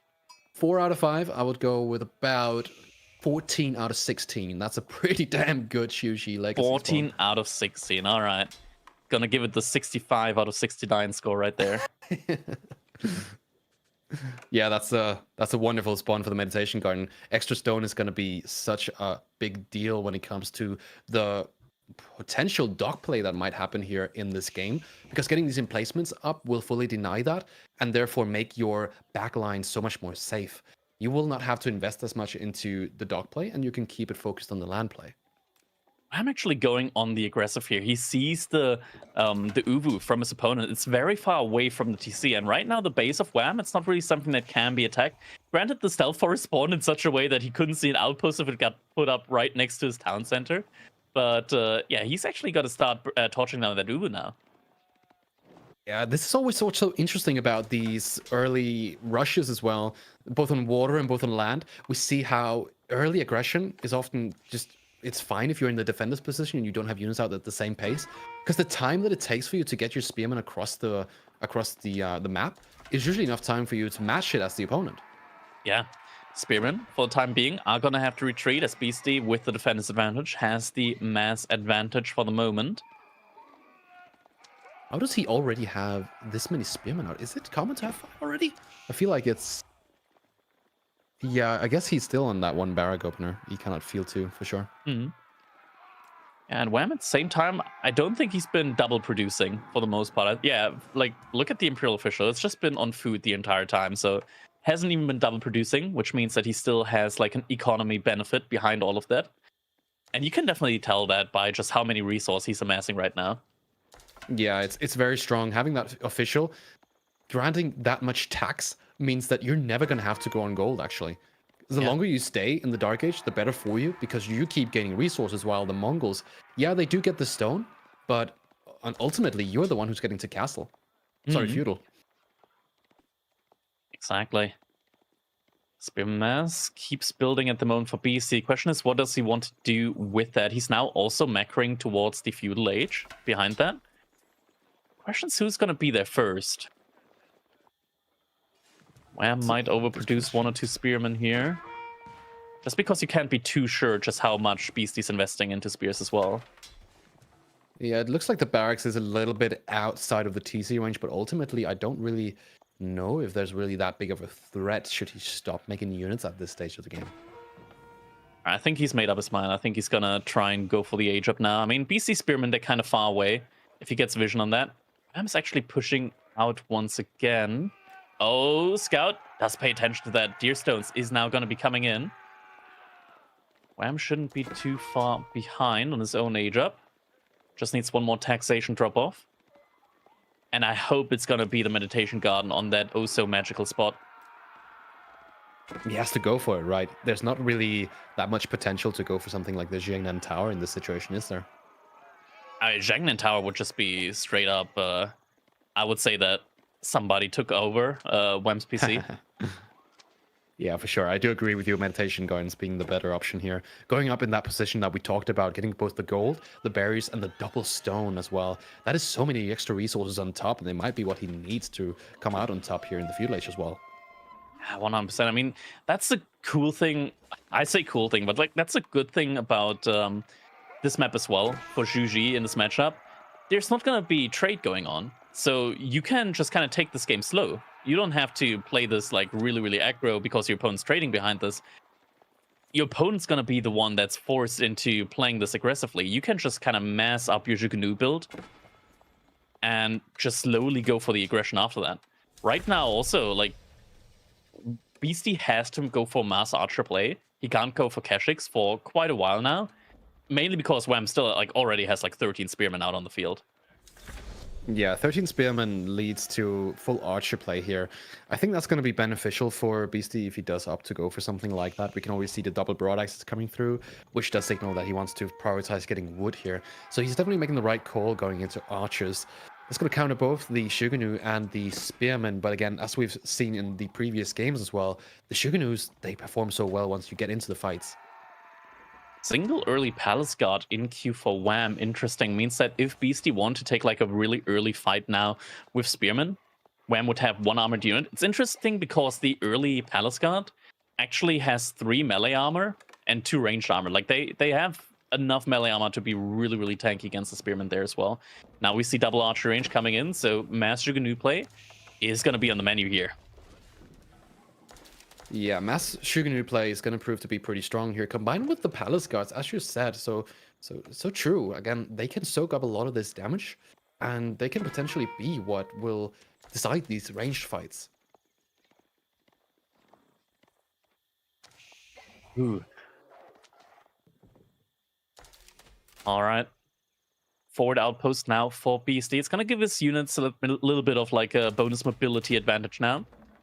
Since he did go for Deer Stones, meaning that even his infantry units are going to have that Yam aura in the feudal age. There's already so many Zhuge at this point in time. Sure, Beasty's getting a lot of the archers out with double production, but Zhuge, we talked about it earlier in the set between Puppy Paw and Lucifron. Zhuge just provides so much value, and now Wham even denies that outpost and the boar from being taken. Wham can just fall back, actually, and if he falls back, the boar's going to regenerate back to full health. It's going to regenerate as well, but this is a lot of idle time for these 8 villagers. He wants to get this tower up, getting that movement speed, but now that boar is also killed in a little bit of an unfavorable position. Yeah, how do you gather that? Yeah, you can't even get all 8 villagers around that now just because it's between the berry bushes. Yeah, it's going to block out some of the boar availability there. Shuganus are going to do some damage here on the Spearmen, focusing down the villagers. One villager goes down here. Second villager goes down. Oh, there we go. And now the fight is on. Shuganus, there's such a big mass here. I don't see how Beasty wins this. For the moment, it feels like he's taking better trades. Zhuge, they don't do bonus damage against the Spearmen, so that's where the archers are slightly better. But in the end, Spearmen from both sides are getting completely cleaned up, and the Zhuge mass keeps climbing. And Wham, he's getting so much passive stone, he can just start spamming hand cannon placements as well. On a map this small, that can become incredibly difficult to deal with. Oh yeah, and he's exactly looking for that right now. Gonna block out that boar with the tower, getting the hand cannon, and he can even go for the stone upgraded tower, which means that it's gonna be pretty much impossible without ramps to take it down, leading to potentially investments from Beasty into that, just to get food. And that's a very unfavorable position for Beasty. Beasty tries to make something happen now with raids, also invested a little bit into water, so could try and go for water play. The issue is that there's still gold next to Meditation Garden, which isn't in range of the shoreline. So even if Beasty like gets a ship out on water, he's not really going to achieve a lot with it potentially. If Wham reacts to it in time, he's going to be in a fine position. Shugan is looking to chase here, but the archers are a little bit faster, and combined with this Deerstone buff, that's not going to be a problem to get away from. He's going to have to use his mobility to win these engagements here, but ultimately, if Wham can force a fight, we've talked about it time and time again, and we can see the villagers are moving back, then it's going to be pretty good for him. PC, it's pretty close to the wood line, not something that Wham can approach too casually. Archers, they're going to have to start a step back. There's no Kha'Zix out yet, and without any Kha'Zix, he can't take this fight. He legitimately just downright can't take this fight, and the archers, they're out of the Yam aura. Archers getting taken down, they're all just going down now. Still moving back a little bit, but there's so many Zhuge still alive. And Beasty, he doesn't have the mass right now to keep this up. Wham, he's on the production buildings. He can just take down every single archer that gets produced now. Sitting on top of this production building is gonna be game over. With no Keshix to deal with these Shugenus, that's it. He's not gonna be able to produce anymore. Oh, and the Shuganu, another mess, finds villagers building an outpost at the same time, and GG gets called. Wham, able to force Beasty into the losers bracket, able to win the set 3-1. What an absolute display coming out here with the Shuji pick against Mongols. We were speculating that this could be good, but I didn't expect it to be this clean. And yeah, it's the map, right? Like the map condensed resources for civilization like Shuji's Legacy in a situation where they're able, as a civilization, to easily deal with the early Mongol Dark Age rush. Wham. Impressive display here after that Malian game. Now winning it 3-1. Oh, what a way to do it. Our boy has been cooking here. Zhuji on Socotra. I don't, like, has anyone actually done that before, to your knowledge, Voldemar? I can't think of a single other pro game where that's been attempted. I can't remember either. I think the closest I've ever been is something like Chinese, where it worked out similarly. But the thing is, with the Shuji, they're just able to push the Shuganu out so much quicker. I think it's like, it's interesting to think about the creativity and the quick evolution, right? Like going into this tournament correctly, we had a patch that seems small on the surface, but we scratch back the veneer and we see some interesting details here, like the Delhi in game number 2 and what that offered up. And also the new addition of a map like Socotra. I think Beasty's even been on record to this being said himself, is that he's not an innovator, he's a perfecter. And I think what we saw from Wham in this series was a hell of a lot of innovation. Yeah, with the Delhi build especially, something that just came out, immediately uses it there and really puts it to great usage there as well in that second game with that, yeah, just in a situation where you want to see, like, Roost, they want to get on water as well, and just sending 5 villagers there, completely denying that, definitely a great and innovative play there. And yeah, when it comes to the other games as well, like Zhuji and Socotra, not something that we've really seen before. I looked at it and was like, yeah, that's pretty good. And it worked out into perfection there in that one. And that does mean we set ourselves up for a brotherly crash, Voldemar. We're going to have Puppy Paw versus Wham in that upper bracket final. And I think it's quite spicy because on the tail end, if Vortex and Lucifron are now able to overcome their opponents, we get another kind of Cain and Abel story in the lower bracket as well. Yeah, it's something that we've seen before where the brothers meet up. You would always speculate that it's not the best thing, that the practice partners, they get to play against each other. But ultimately, this also means that we might see some spicy games, because now that they are in each other's head, they know what each other's are going to do, they might have to throw each other off. We're going to have to see what they can do. Let's hope we get some spicy matchups. Boys, quickly take a break. You've definitely earned it. We're about halfway through the day, which means it's time to ring the bell and for me to talk to everyone at home. Because, you know, I'm noticing a certain someone's been doing a lot of carrying in that chat. I'm looking at it right now. Quickly, everyone look at the monthly top gifters. Marv is putting us all to shame. I have to give a particular shout out to that absolute mad lad. 120 gifted subs. And we're only halfway through the Red Bull Wololo. That's crazy. I'm wondering if anyone can actually compete with that, or if he's going to buy our own little kind of chimp in a different form. Make sure you use your Prime sub as a bare minimum. It's not going to get you a high score on that leaderboard, but it does make sure that you help out EGC being able to fund these type of tournaments. Not to mention the fact that it will also guarantee you don't have to worry about ads. And considering how deep some of these sets are going, there's plenty of ads that could get in your way and block your experience. And reminder, folks, you know, it's definitely worth doing. I think a lot of people forget just how expensive running tournaments like this is. I am not privy to the exact numbers. If I had to speculate, a level of broadcast like this, probably looking at about $1,500 a day. Yeah, you heard me correctly. I think quite often we take that for granted in the gaming sphere, is that the money has to come from somewhere. It doesn't just grow on trees. God, I wish it grew on trees. But because it doesn't, it's why it's important that we sponsor ourselves with people that we believe in. Really big shout out has to go to Surfshark. You knew I was going to bring it up. It's really important to get on top of this right now. We have got a new code, code Wololo. If you want to take advantage of that, you'll get 4 months extra on top for free, courtesy of us. And the service only averages out to about 2.5 euros a month, which is kind of insane. If you were like me and, for example, want to use an Adobe suite, guess what? I'm actually, I live in the same country as Casva now, at least as far as Adobe is concerned. And I'm sure there's plenty of other uses as well. I think that we've got some cool British television shows here I take for granted that you guys can't get elsewhere in Europe. Well, that's another area that, of course, someone like Surfshark can help you out with. Not to mention the fact, I did mention yesterday, it was very interesting when I took the kid angle and pointed out that actually, like, there's very predatory elements around these ads that appear online. And the way they're able to do that is because they collect data on you guys. They actually find out that info, and then they use that to display ads they think you want to click on. It's no different than Twitch and YouTube. Beautiful thing about things like Surfshark, you can change where you're located. You can actually hide your data as well. There's even cool tools built in to create profiles for you online, fake profiles, so that you don't end up having to deal with people. Please don't use them to catfish. But yeah, in general, there's a lot of cool little tweaks there. I think the big one I mentioned for AOE4 that I think is just a genius usage right now is changing your region so you don't have to get the Indian servers. The Indian servers are an absolute nightmare. It's more catastrophic.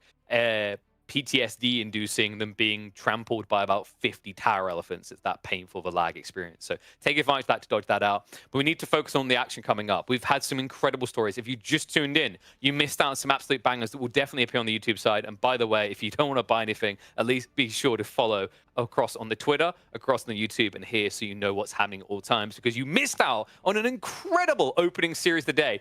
Puppy Paw versus Lucifron, a 3-1 storyline, where after Lucifron was only able to scratch back a weird and wonky Socotra game, Puppy Paw in all other elements looked dominant, even being able to absolutely slay one of the kings of water on Holy Island itself. And as we just saw in the Beasty versus Wham series, what a damn result coming out from Wham. A little bit shaky in that game number 2, the way it had to come down, but I don't think anyone can deny that Wham was trending towards a victory there. And twice in this series, he's able to show his creativity to kind of catch one of the old guards off that's known for repetition, perfection, and setting the meta. Well, now he's going to have to set the meta in that lower bracket, because when we look at our standings, we got some spicy matchups coming our way. Beasty up against Vortex. Attacker versus defender is definitely something that is sure to deliver. On top of that, we're going to have Lucifron versus Killjadi, a game all about attack. I can honestly say that that game, I think people might be surprised. I think Killjadi's got some potency that just doesn't really shine through as clearly unless you take the lens to it and look a little bit deeper. But looking in now, I think the plan is going to be moving forward with Killjadi versus Lucifron. And then I believe, yes, Beasty versus Vortex will begin on a slight delay. So we'll see if we're able to catch that. I mean, honestly, I'm expecting 4 games in each of these series. Let me know in the chat what your predictions are for this. It's actually very interesting when you break down the statistics here. For a start, we had a phenomenal overturn there, right? I mentioned that earlier on the day, Puppy Paw versus Lucifron, that was a 50-50 series down to the line. Puppy Paw is now taking the lead collectively, statistically over him. We just saw a big upset on the stats front. Beasty was actually 76% favored up against Wham when you look at their previous win rates. Finally, that number is being reeled back. But where it gets very interesting now is when we look at the lower bracket. That Beasty versus Vortex matchup, exactly a 50-50 in wins across series, with Vortex leading by 2 games in total within those total series. It could go either way. Then you look at Killjadi versus Lucifron. Lucifron has never once lost to Killjadi in competitive play. It's not even been close, but the question mark is whether this new gen of Killjadi can actually beat the old guard. With a lot of talk at the moment going on about this potentially being Lucifron and Vortex's last tournament, last-ditch effort, could the kid who's been grinding from the early day, the guy who once upon a time was known for the cheese, a little bit of fromage in his strategy to try and get the wins, could Killjadi provide an upset? Because right now, he is the dark horse here. He's the unexpected to make it that deep. Remember, folks, all these people clashing to see who is going to be going across to El Reinado in Spain in person to face off against Marino. We have a very spicy grand final situation as well, with a potential rematch occurrence if, for example, the person who ends up in that grand finals and wins that grand finals have been beaten previously by the person they beat. I'll explain that a little bit deeper if we get that deep. It's a wild format, something we haven't done here before in AOE4, so I'm excited for it. But I'm excited for this next set. It's time to bring my caster boys back in, because we've got some upcoming series to dissect. All right, we're back. We are. Hopefully you had a good stretch to the legs, because, you know, you're going to want to be tuned in. I think you guys need to make sure you've actually got some Red Bull cans. In fact, how's that? Let me help you guys out. I got one here. I got 2 hit. I got 3 hit. Just throw him in. Okay, now you actually got to throw him. And You got to throw him to the edge of the screen. Throw them over here. I've got you know how like in Simpsons there's that whole thing in the background where it's like days since accident or whatever for Homer. I used to have that for days since I spilled an energy drink, and I'm just resetting that to 0 now, so that kind of happened. Anyway, guys, let's focus on what's ahead of us. This is kind of a crazy one. Lucifron versus Killjadi. I don't know if you heard me there, Voldemar. Killjadi has never once beaten Lucifron. He's never even come close. Is this finally the time that he can change history? It's a good question. Again, I must not lie here. I've been speaking a little bit with him, and he was definitely favoring getting into Puppy Paw because his track record there is not that extensive as far as I'm concerned. Whereas against Lucifron, all the odds are stacked against him. Though I will say Killjadi has been improving a lot since the last month, and so there is a potential for him to take games off of Lucifron. Will he win the set, however? If I was a betting man, I am not 100% sure. Well, looking at the draft, I've already got some things I'm not 100% sure on. The most notable one to me, Crackety, I don't know if you agree, is every time I see Killjadi drafting the Ottomans, I know it's something he likes, but in the current meta, my brain screams why. Yeah, Ottomans, I mean, they can work out in some situations. Like, it kind of depends on how the fights go, I feel like. If your Sipahi, like, all suddenly get evaporated, or if they're actually staying long enough in a fight in order to do good enough damage. If the first one is the case, then usually you just see Ottomans kind of flop after that. I think, like, Fast Castle with Ottomans is definitely still, like, a really viable style in many situations. Their Fast Imperial still yields a lot of really big value with the amount of free units that you're getting there. The question is if you have that that necessary amount of breathing room against civilization like the Ayubids, which are just famous for being like probably the most tempo-heavy civilization in the game at the moment. Yeah, it's fair to say we can't really count many civs, Voldemar, that have had success trying to outrush the Ayubids when it comes to tech. Like, it feels like every single time we watch Ayubids, the other side has to stop them reaching Castle Age. Yeah, absolutely. Looking at the Ayubids versus the Ottomans, it's definitely a rough one for the Ottomans. But I've also paid attention to how he's been playing against these fast castle civs with the Ottomans.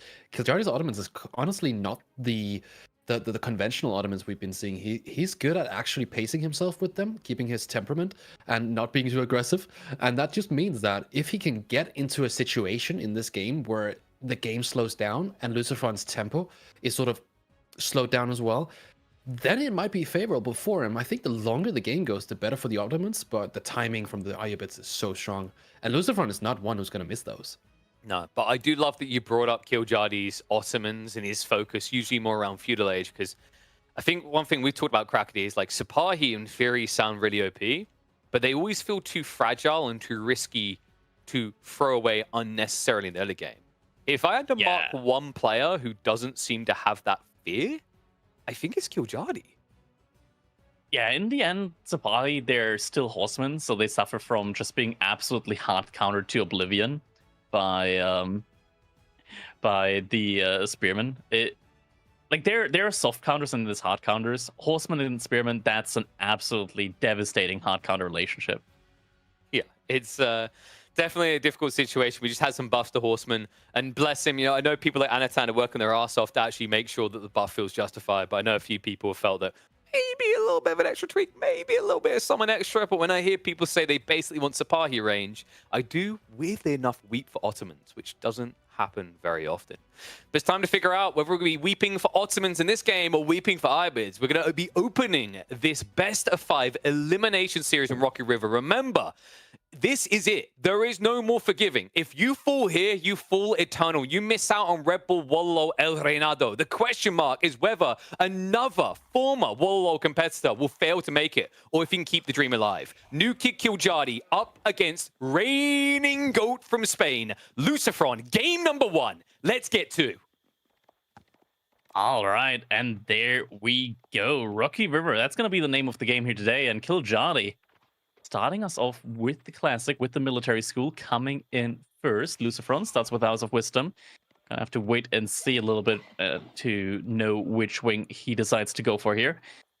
What are you thinking, Valdemar? I mean, in this matchup, would you go for the just reinforcement wing at the beginning, get the Desert Raider out? It kind of makes sense, I want to say, just to be able to like deal with the early spearmen if they come out without needing to really invest a lot into military units. Yeah, it's a good question. I feel like the military school is not necessarily a must in this matchup, but it can also be really good if you want to scale into a stronger feudal age push. We have to remember that the Desert Raider comes out a little bit later, so military wing reinforcement might not have the effect needed to deny enough earlier on. And so there might be value in those early spearmen. It's a good question, though, whether he will go for the reinforcement wing or not. Typically, you will if you want to go for the Castle Age play.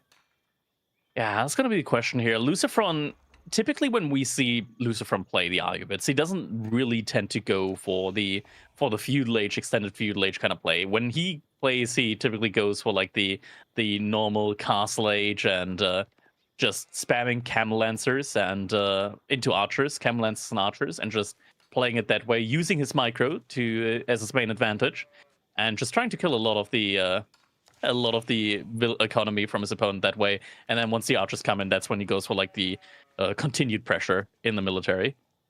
Absolutely, and that's also where I think these players, they have an interesting dynamic. It's probably why we've also seen Lucifron being so dominant against a player like Killjadi historically. But we also, again, this mechanic thing, Lucifron obviously shines when it comes to the mechanics. So the question is really, what can Killjadi do when it comes to his timings that he's so well known for? We might potentially see something like a feudal age timing, where Killjadi brings back the classic Ottoman feudal style.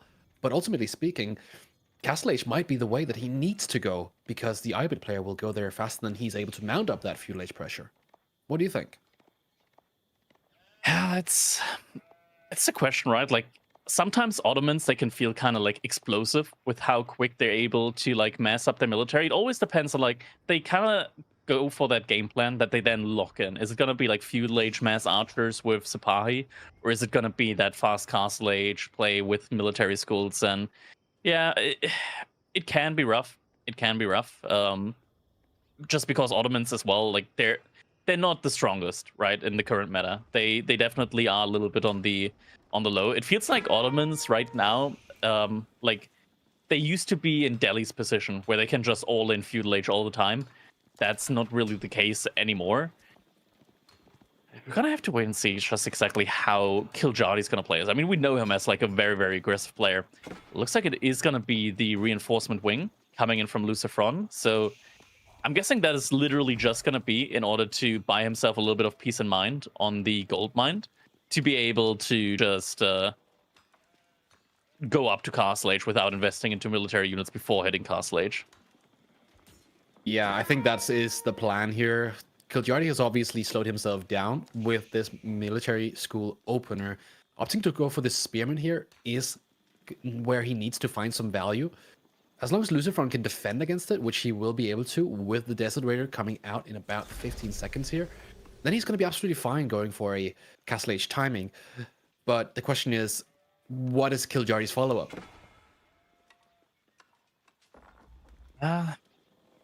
That's definitely gonna be a rough one. Feels like most follow-ups, just timing-wise, don't really come in at the correct timing. Desert Raider now is gonna make its appearance. Is gonna be able to buy Lucifron enough time to get that outpost up, enough safety for that at least. It's gonna have to micro back some of these weak villagers, but definitely gonna be able to do that. And now these spearmen are gonna be forced back here. And yeah, Lucifron gonna be able to safely just go up to the next stage. Granted, though, he does have a lot of villagers on wood. I'm not sure if he's going to invest into a second outpost, maybe an early production building, but typically when you go fast Castle Age, you should probably not have that many villagers on wood at this point in time and just focus more on your food and gold economy in order to get up as soon as possible. Yeah, maybe Lucifron would opt to go for a little bit more of a feudal age play here, containing some of those early units that Killjadi might opt for. But again, it's so hard to say at this stage. We see a stable, but essentially, how committed is he? And that is what these players are going to have to try to gauge from each other here in this early stage. Because if one misreads, and now there's a timing attack in the feudal age from Killjadi, that's a big problem for Lucifron, because he might enter Castle Age, but he might not have any resources since they're being denied. And vice versa, if Kiljardi decides to go for a more of a Castle Age approach, Lucifer might just have the tempo that he needs to just deal with that super easily. Yeah, now we're getting some early walls in from Lucifer. Definitely not something that we're used to seeing from him. Oh, and these walls are going through the Fog of War. I'm not sure if he's going to be able to, like, if it's going to delete some of those wall segments when it comes to touching that gold mine there. It's going to be a rough one. He's getting the stone in order to get some aeroslits and placement upgrades on those outposts. That's going to buy him a little bit of time. At least it means that Kiljardi is going to mandatorily have to go for Siege Workshop if he really wants to get past those outposts. You can't realistically burn them just because of the House of Wisdom with the aura that it provides with the +5 torch armor there. Makes it very difficult for you to just torch through it. And Kiljardi now getting the meta through the stable, I believe, and also producing a few Sipahi. Does look to go for these harassment force, but I'm not convinced that he's actually going to go for full aggression here. We see the walls trying to go up here, and the gold seems to be denying that the wall going up fully. It's one of these new bugs that have been introduced with the new patch, and so players are going to have to play around the goals when the walls won't connect properly. Oh, Desert Raider, is he going to get the villager? Looks like that villager did go down. Yeah, did go down, but Desert Raider got a little bit too close to the sun there. It's going to lose its life. That wall is not fully finished. There's still a gap between the wall and the wood line there that Kiljardi, in theory, could enter through. I'm not even sure if that's necessarily a bug, because I read something about them changing the walling behavior so that you can't, like, scan resources by walling through the Fog of War. Not 100% sure just exactly what the intent behind that is, or if that's something that can be fine-tuned. We'll have to leave that up for speculation for now. The villager that was creating that wall was taken down by the Sipahi, so one villager kill for both of these players, putting them equal villager count. None of them are going for this typical aggression play. We don't see any units coming out from either Lucifer or Kiljardi at an extended raid. We only see early units. And now we see the growth wing coming out from Lucifer. That's going to be that classical timing that we see with 7 villagers coming out. And the same for Kiljardi, is opting for the Castle Age. Great body block from Lucifer, able to keep that scout alive. Economic and growth is coming in. Made sure that he didn't deplete any of these berry bushes, so he's going to get an additional 600 food in terms of the berries there. That's going to be quite nice for him. Mehmet Imperial Armory now coming in for Kiljardi. So age up timing should be fairly similar. Kiljardi with 14 villager might actually reach age up a little bit ahead of time compared to Lucifron. And we do actually see the Imam Vizier point being used here by Kiljardi. So he's going to try and grab himself some very early relics there. It's a classic move when you want to try to get the upper hand on the relic collection. To try to go for this Imam point, you initially delay your Vizier point, so that you don't go for the sheep or the meta. And then realistically, you're going to go for the imams, but you don't do them immediately to show your cards. Now, provided he did get up at a faster pace than Lucifron, which I would say is honestly rather impressive. Triple stables coming out from Lucifron. That's going to be a lot of Camel Lancers that will be up on the menu. Behind that, Kiljardi is going for his own knights. First relic has been picked up. Second one is going to be on the way as well. There are still a couple of Desert Raiders out there, and Sacred Site isn't being touched, so no alert being sent over to Lucifron. And the Sipahi are going to be with the Imam, so even if the Desert Raider does find them, Sipahi are going to be able to win an engagement against the Desert Raider. Question is, does Kiljardi have enough? Okay, so he's now also adding in crossbows, but I think that's only through the military school. Might need to consider actively making an archer range and adding some crossbows as well, because Lucifron, he's going absolutely ham when it comes to the Camel Lancer. 3 in the queue, 3 about to pop out, and immediately 3 more follow. Yeah, it's Camel Lancers and potentially archers later on. These Camel Lancers are going to force Kiljardi to play into a more slow composition with spears and potentially crossbows. I don't think the answer lies in the knights, simply because the Camel Lancers will be countering that unit. And so if Lucifron wants Kiljardi to play slower so that it's easier for him to move around, that might be the key here. Looks like Kiljadi does want to stick to the offensive. He sends all of his knights forward. Could be dangerous because Lucifron just passed by with his own Camel Lancers. Might actually find that Imam there if he pays attention to it. Nope, just passing there in the meantime. Damage does get done over in Lucifron's base. A villager did just get taken down. Not too heavy losses though. And he is still ahead in the economy depart due to that economic growth. And now the Camel Lancers make their way over to Kiljadi's economy. That's 1 villager down, 2 village down. Make that 3. Heavy losses being taken there. Crossbowman is getting focused down. Wololo being called. Will get the unit actually. Desert Raider will get converted there. Oh, the first Mangonel getting taken down. And Lucifron was getting some great value right there. Doesn't have any Pierce Arm upgrades, so the TC did do some significant damage to these Camel Lancers. It's going to be able to deter them for the time being. Good trades in the middle as well. Arguably not worth the villager losses though, because Lucifron, he's now 11 villagers ahead. Yeah, it's a substantial loss in villager count, and also losing this Mangonel is a lot of value. You're essentially getting a Mangonel every second minute with this Mehmet Imperial Armory, but losing the first one can be truly detrimental if you're trying to build up a good force, like we've talked about so many times during this cast here. Now, the idle villagers here are also going to be a big deal. It doesn't have that ranged armor just yet, but the Camel Lancer is finding that value anyways. Yeah. Behind the stove, Kiljadi did manage to grab 4 relics, so that's going to be a good amount of gold income for him. 320 gold per minute compared to just 80 gold per minute for Lucifron. It's going to be a question, though, if it stays at just that 80 gold per minute, because Lucifron has started capturing sacred sites. If he's able to take map control, if he takes all 3 sacred sites, he's actually going to get more gold than Kiljadi is with the 4 relics. Absolutely, but 4 relics is quite substantial. Kiljadi can take this many ways. He can opt to go for full aggression. He might actually need to do that in this situation, because if he decides to go for something like a second town center, suddenly it's a very different situation, and Lucifron is going to have a very free timing. So, ultimately speaking, the military schools provide enough units. That's the question here. More villagers going down. That's another 3 that just went down there. 14 villager lead now for Lucifron. Make that 15. He's just been bleeding villagers there time and time again. Kiljadi now got his first couple of Janissaries in the queue, but Lucifron, he's able to make crossbows, and crossbows don't just deal well with the knights from Kiljadi, but also the Janissaries.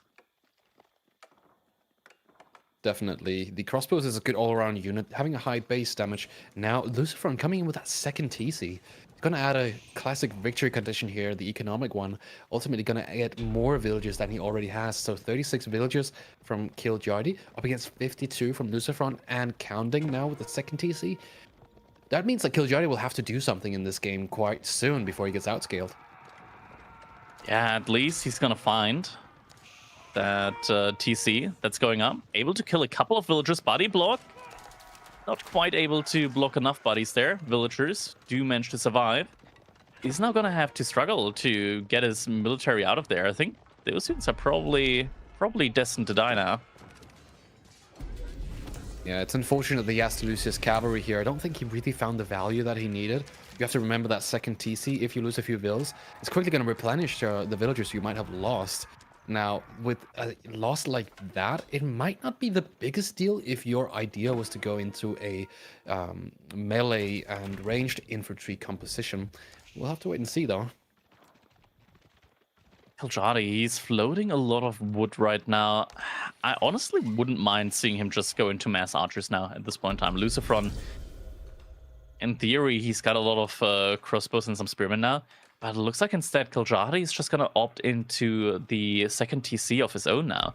He's gathering the stone for, and there it is, second TC. Coming in for him now, still stick on the stone. Question is that going to be for a third TC, or maybe he might work towards a key potentially? Because he does have the siege advantage with the free siege, right? Like 2 mangonels, if he starts pushing with that, then gets a forward keep in, could be quite good for him. But him floating so much wood kind of makes me think that maybe it's going to be even a third TC. A third TC will definitely be a way to out-eco Lucifron, but I must say, like, we are in a situation where we have 4 relics already, and we have the military schools on top of that. So getting more units out, and just in general, having a balanced eco compared to your opponent isn't actually going to be the issue. However, if he decides to go for that 3rd TC and stays alive, then that's going to be pretty good for him. Remember, his spawn is actually quite strong, having both those 2 goals in the top and the 8k. That, if he secures that and has 3 TCs, he's going to be absolutely fine. 2 additional military schools have just been dropped by Kiljari. He's up to 2 mangonels now. Honestly, wouldn't be like something that he could do in theory, now that he's gotten all the military schools out, right? Like, just get the Janissary drop in, try and go for the all-in. His opponent just invested into a 2nd TC. But then again, he just invested in his own 2nd TC. Actually, the 3rd TC now gets dropped as well. The 3rd TC came through. Ah, that's greedy. Did at least manage to decap Sacred Side, so passive gold income and passive unit production is in favor of him. Is it quite worth as much as 22 villagers? Maybe? I'm not Tough sure. to say. I'm not sure. Like, the 3rd TC will be able to catch up on the villager losses that he has, but it will only be evened out before they pop cap anyways. The military schools, however, might be able to cover for this 3rd TC. It's really tough, because what are you going to try to do on 2 TCs? You're going to try to get to maybe Imperial Age, and then you're opting for a better military school production. That is one way of doing this. The 3rd TC, however, the thing is, his base is so compact that getting a 3rd town center is not really the biggest deal, actually. It's not like it instantly loses him the game, because he might need to go somewhere else. Everything is right at his gate. At Lancer in the front line with a single health remaining. He's a confident one. He's a confident. Wait, he did use his Vizier point. What did he use his Vizier point on? I see suddenly Kiljari does have a lot of Janissaries. Did he actually go for the Janissary Company one? He did. He did. He's going for the all-in-ish kind of play. At a point in time where Camel Lens suddenly greed his base. So awkward, actually, because you're going to try to go for an attack at the same time that you're trying to outscale your opponent, where you're just trying to not get killed. You just want to not get moved out of this game, right? Yeah, now the Springled means that Luciferon's going to be able to deal with the Mangonels, right? And Kiljari, he can't really fight without his Mangonels. At this point in time, Luciferon's also got just mass Spearmen. Yeah. Interesting choice. I think it makes works sense against the crossbows, right? Yeah, ideally it should against Janissaries as well, because you're not taking bonus damage. But you got to remember that you're pushing with melee units. Going into a base like the Ottomans, where there's often a lot of buildings, the layout is actually going to determine whether or not those spearmen will be effective or not. The real deal is actually the siege, and Kiljari has 3 mangonels and Springles counting. So if he wants to go for a push here, Luciferon might be in trouble. He's only making the Springles with the Mehmed Imperial Armory, though. He's not actively making them. It's going to take a while. Luciferon actively trying to capture all of these sacred sites behind this. I'm not sure who's exactly going to win this fight, just because Luciferon, he also added an archer, so he's got great tools at dealing with the crossbows and Janissaries now. Absolutely, and now Luciferon's adding in more Springles. This is where Kiljari might become a little bit too... We might see this greed now playing out for him as being a little bit too, what will you say, risky for him, because he doesn't have the anti-siege through his own Springles, and he might get outgunned here. Yeah, that's the most important part, right? Like, siege in this mid game, Springles just become so valuable, and not just against the siege of your opponent as well, but like having 2 Springles, because the Janissaries also take bonus damage. 2 Springles are pretty much able to kill a Janissary. Yeah, we saw it before, where the siege in the Beasty Ayurved versus Atri game was just so strong against these crossbows, and it might be the same thing that's going to play out here. You might have too many Springles compared to your opponent, but they still have value as sort of like long-ranged crossbows.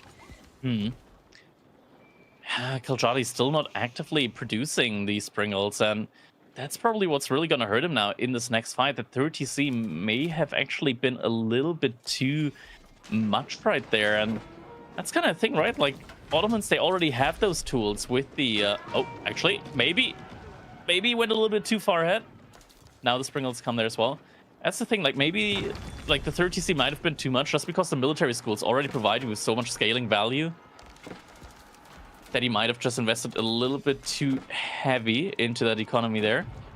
Springles keep pushing forward, and that TC likely is going to go down. Springle gets taken down. Mangonel, actually, the Springles are clumped up. If the Mangonels get good shots there on the Springles, if they do, okay, never mind, they don't. They definitely don't here. The Springles are taking out the Mangonels, and now Killjardy has no siege mass. And up against two Mangonels with Janissaries that take extra damage from these Mangonels, it's just not going to be it. I think Killjardy is in trouble here. Good shot gets connected there as well. So many Janissaries do go down. Yeah, this is absolutely rough. This is why you need this. Send another shot. Killjardy. He's down to 20 military, and now he's got 4 Springles in the queue. But it's too late. It's simply too late. It's the scary part of playing mass Janissaries. If you don't have the siege control, you don't have any front line. And so you're relying on the siege to sort of take out units before you can really get into a proper fight here with the Janissaries. And this is just such a rough position because the TC has gone down, the military schools are going down as well. This is such an awkward position for the Ottoman to have their production locked down like this. Yeah, now more Springles are coming out from Killjardy. Might finally be able to have a way of forcing Lucifron out of his base. Killjardy had the 30C for quite a while as well, but still wasn't able to push ahead economy-wise. Now also lost one of his military schools. Looks like the Moss is getting set on fire as well. No matter right now, no bonus attack speed. It's gonna be the Moss. That's gonna be a lot of idle time on those relics as well, and actually might be a heist now. As there are 2 dervishes there, just picking up the relics. 1 relic, 2 relics, and the heist is on. Relics getting picked up. Lucifron's making out like a bandit there. That is more value than most players can really ask for. Getting those 2 relics, plus taking the military schools down, that is probably gonna be it for this push. I don't think there's much more value he can realistically get from this. If you look at Lucifron's bank as well, we're looking at a pretty sizable one compared to Killjardy, who's behind with about 25 villagers, and on top of that, now only 1 relic.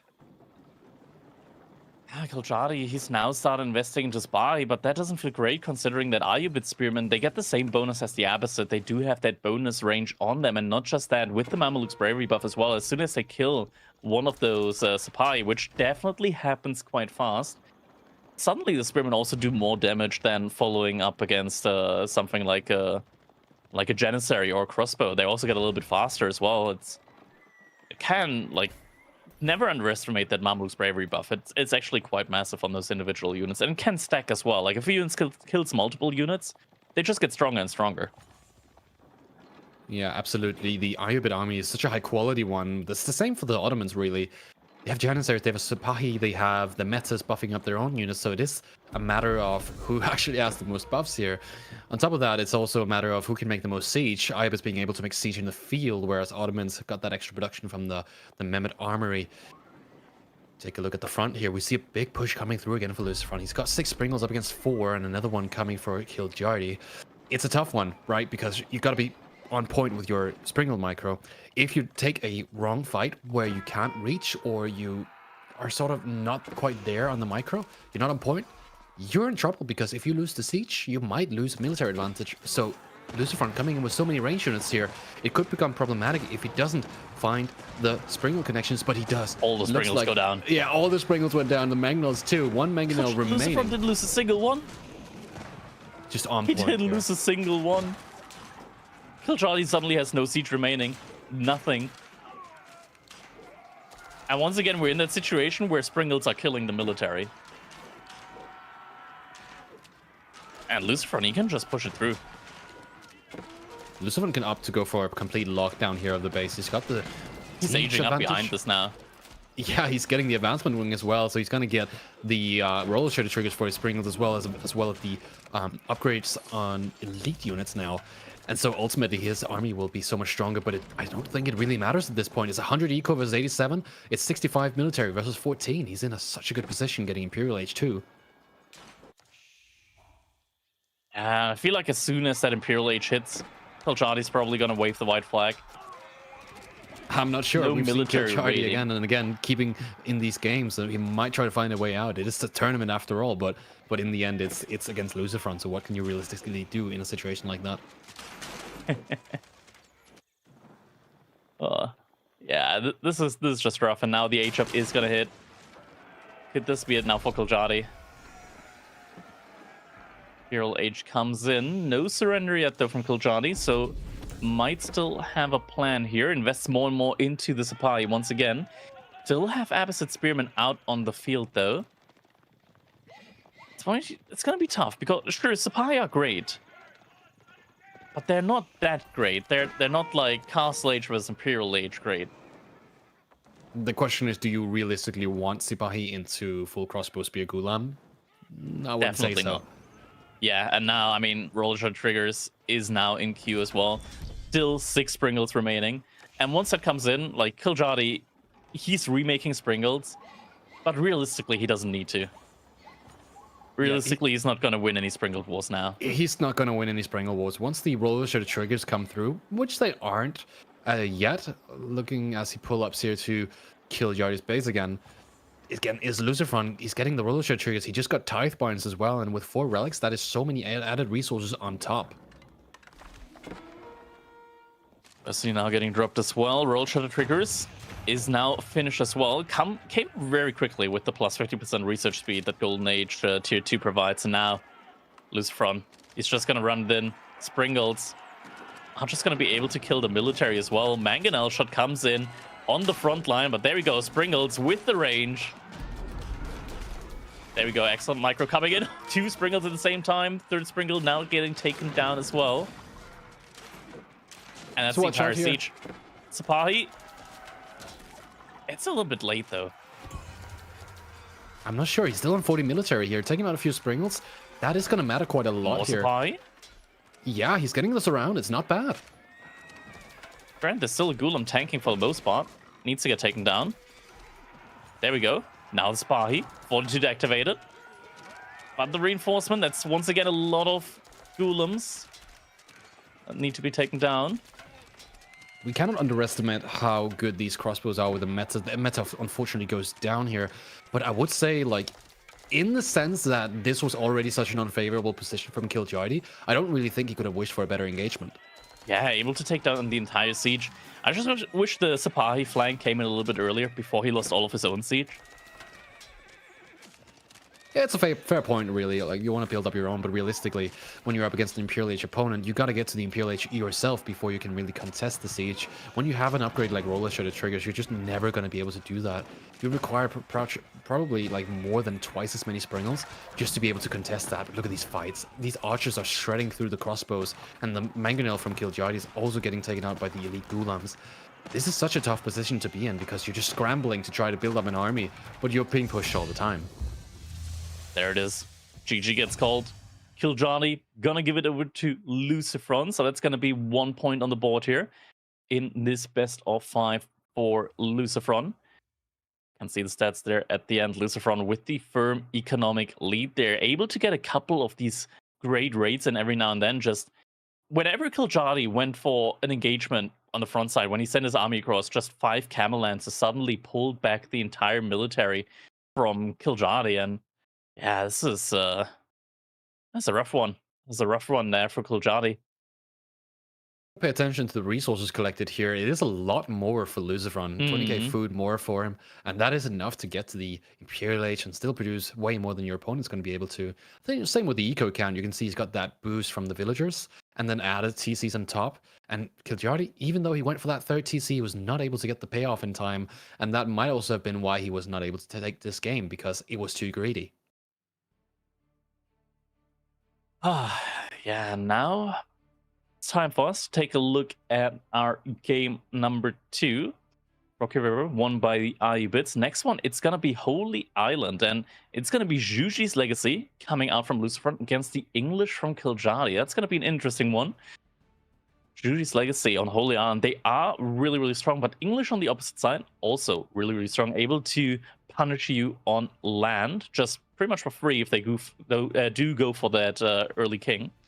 which does provide them with a lot of value there. And something that we've seen time and time again recently is that king, like you get that king, you just make a couple of ships, and after that you use that value that the king provides you with in order to go for admiralty. Once you get that in, suddenly water, you're gonna have a very, very big advantage on there with that bonus range when it comes to taking fights there. Absolutely, and the thing we saw previously was also how players like Poppy Paw was able to come back with the Japanese on land. So what's going to be really interesting is to see, should one of these players lose the water, how they able to come back. And I would say with both of these civilizations, there's quite a lot of comeback potential going into the late game here with multi-TC play, but I don't think it will get that far. Lucifer and Killjardy are both very mechanically apt and very timing-oriented players, so should the game go that long? I don't think so. Yeah, definitely should be a quick one. I mean, to be fair, like all water maps, you gotta add like an additional 5 minutes to them when it's like the full water maps, just because the build up, it takes a little bit, like fishing ships and stuff like that. It takes a while to build that up. Overall, when it comes to like a civilization that I would favor, I think Juji's Legacy, right? Like it's very similar on Holy Island than it was on Socotra, how resources can be very stacked or very clumped up together. So you can get some great meditation garden spots there. And these meditation garden spots, like when you get a lot of stone there, for example, they can really like dictate the game, how you play it, how you can like dock creep forward with more and more of these dock emplacements on them. Or even if your opponent tries to go for like aggression on land, you can get some outposts with emplacements on them and just be able to really buy yourself more than enough time that way as well. Juice Legacy is just so flexible overall. Same kind of goes for the English though. Like the English are also like one of the most flexible ones. Like they're kind of static when it comes to land play. On water, they can be really, really flexible. Yeah, absolutely. Both these civilizations provide so much utility in both the early, mid, and late game.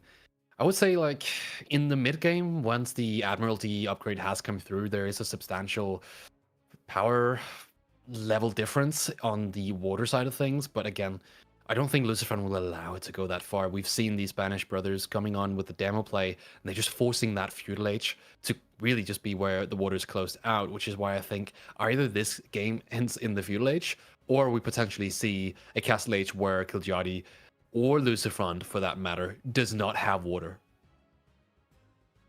That's gonna be the question.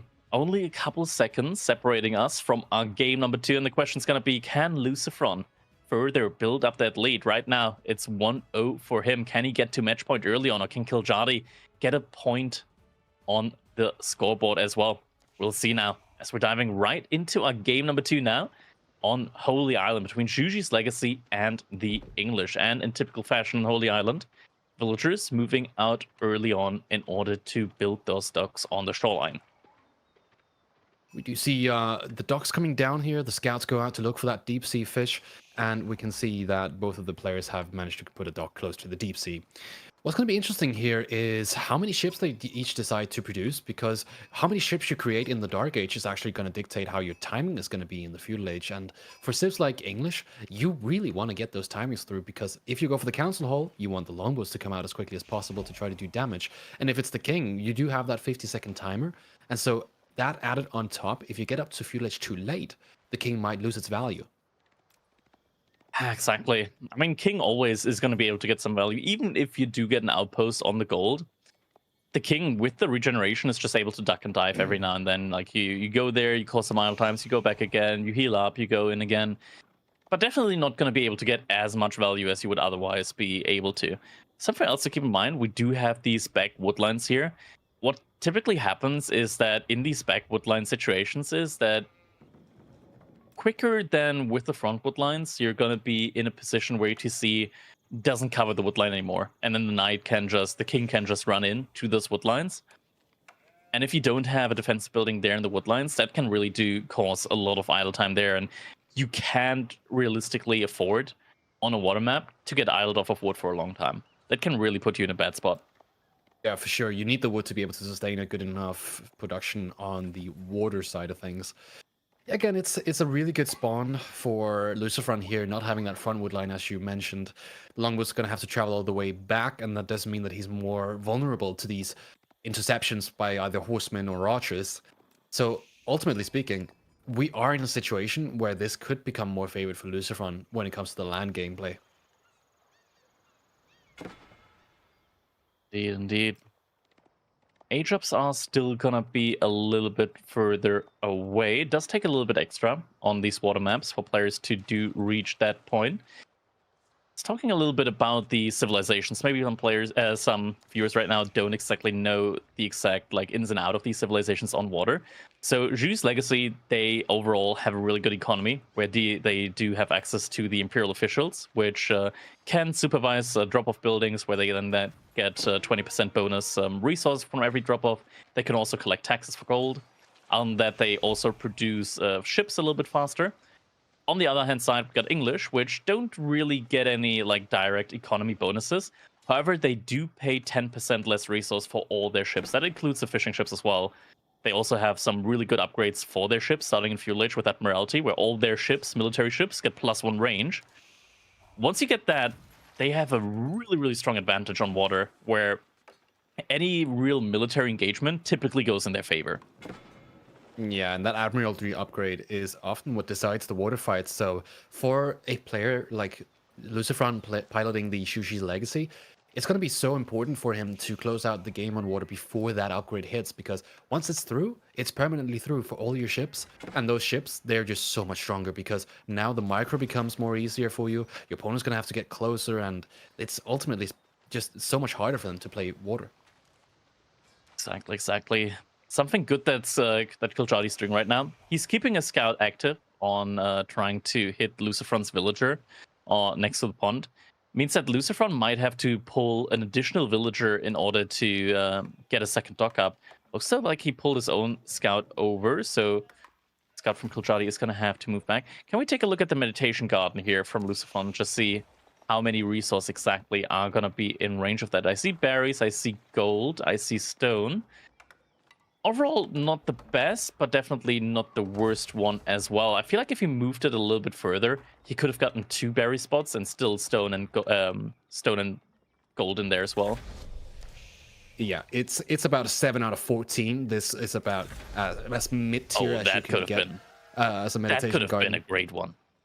That could have been amazing. Getting so many resources there from the middle, and that's just what we see with this Holy Island, is on this map, you have a lot of resources on the land going for you. And if you look to play for a more land-heavy style, where you might not have water, you're actually going to be all right if you can manage to do so. That's the same here in the early game with the Meditation Garden. If you can manage to place that out far enough without sacrificing too much of your timing, then all of a sudden you have a greater income.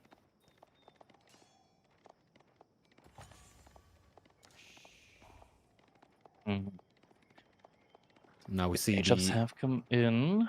Kings and Q. A little bit of a and horsemen. All right. That's very similar to what we've seen earlier with Puppy Paw as well. Yeah, so that early horseman opening is certainly something we'll see that can either chase away longbows or the king in this case. See some early galley gameplay here. They're trying to push against the fishing boats here, which is quite of a crucial timing here. Getting a sprinkle ship out right after to potentially take out your opponent's galley, but in the end, you're just trying to get some early damage done on the fishing boats, potentially lowering your opponent's food income.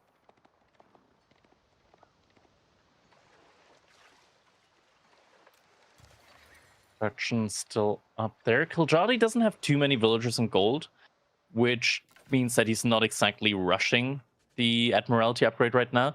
He's added in his own archery range, so longbows are going to be out on the field. King and longbows versus horsemen. The horsemen, in theory, should be doing quite well against the longbows there.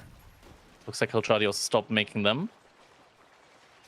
Yeah, you have to think about the Admiralty upgrade. It's quite an expensive one, about 500 resources. So if you go for it that early, you are going to be losing out on the water. And that means that you'd have to either find enough value with your king or potentially compromising the amount of ships that you have. And if Lucifron pays attention to something like that, which he will, then you are in a situation where you're going to lose water. Yeah. Kiljadi now moving ahead with his own demo ship as well. The demo ship is weak. Could at this point in time also just get picked off by the Springle ship. So probably best in his interest to just go back for the time being. Heal that one up again. In the meantime, he's even making a barracks now. We're seeing some Spearmen coming out as well behind us. So Lucifron, he's got the eco advantage. He's got a couple more fishing ships out at this point in time. Like quite a few more. It's a substantial eco lead, and if he can also control water at the same time, this might snowball for him. Kiljardi's also producing longbows and spearmen at the same time, looking to pressure more on the land front, and this could be quite scary for Lucy, but he has to have the counter option as well through the Shugenus and the Horsemen. Oof. Yeah, Jugunu and Horseman, that's quite the composition here, and we're once again like seeing this theme of both players like heavily leaning into their military on land as well. Demo ship is gonna get a good connection there. Both ships take a lot of damage, and a lot of the fishing ships go down there as well. That's gonna be a really rough run now for Kiljardi to hold this. 5 economy units down so far, having just lost a couple more ships, but is going to be able to force Lucifron back for the time being. But once again, this is very similar to what we see the last time around with Lucifron. A lot of demo ships coming out from him. They're really making use of the taxation, not just with the Chinese, but with Shuji's legacy as well. I think this is also a crucial moment to highlight that with such a good attack initially from the on the naval front, getting into full demo here might be what he needs to close this out early, since Kiljardi's running, what is it, 1 galley and then 4 Springles from 2 demos himself. He's going to be active on the micro front here because he's about to be pushed with so many demos. Oh, demo ships from 2 different sides. Oh, they're all getting connections. Oh, that might be a quick one. It might be a quick one. Suddenly the entire water economy is just gone. What fishing ships? I don't see any. A small land military is making its way across, but Lucifron already has like almost 10 Jugunu out. He's got 10 Shuganu out, and he's got water as well, so he's going to have that extra food leverage from the fishing boat should he fully Oh, is this going to be another connection? Almost. Nah, just get it. Gets it in time. At the same time, good connection from Kiljardi. Yeah, able to do a lot of damage there on those ships. But yeah, the military on land, it's getting eaten up alive. Yeah, Spearman getting caught on the retreat with the longbows. Might turn around, get at least a couple of pokes out there. But yeah, Jugunu definitely going to be able to deal with that now. Kiljardi's got a lot of resource in the bank. Had enough potentially for Admiralty, but does have to reinvest into some demo ships. But no arch ships means that no way to defend against that. And great connections coming in there once again. And Kiljardi, that water's already gone. It's way too early in this game if he's looking to switch into land, because right now, if he loses all the water access and Lucifron takes it 10 minutes into the game, this game's potentially already over, because what are you going to do? Yeah. Build second TCs? Go castle? There's so many resources you require to do something like that. He can look to try to do something with the demos here, and he might actually find connections, able to spread his demos out a little bit, and that might be what he needs to retake water here. But you got to remember, at the top side of his base, there's still this looming threat of the Shugenus. He lost his main army on land, and so now, even though he might take water, he's still compromised on land. Yeah, 7 economic units behind right now. Does have a couple of fishing ships remaining on shoreline fish, though, so not even getting that most efficient economy in right now. No more ships in queue as well at this point in time, so water looks like it's fully given up at this point in time for Kiljardi. No villagers on stone as well, and that's it. GG gets called. 2-0 on the board now for Lucifron, putting himself at match point. Such a fast game, and it just goes to show you how quick these games can end when you have the water control. You're able to get extra food, and you're able to get that military lead as well. We can just see it on the economy count here. None of these players actually lost that many villagers, but again, we have to think water is just, it's where it is early on.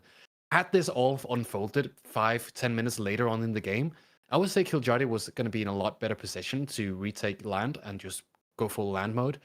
But that was not the case here. It's simply too early on. Yeah, I agree. Just losing that many fishing ships early on, as well as the military ships, just some great demo connections coming in there. And that just overall, yeah, winning Lucifer on game number 2 there.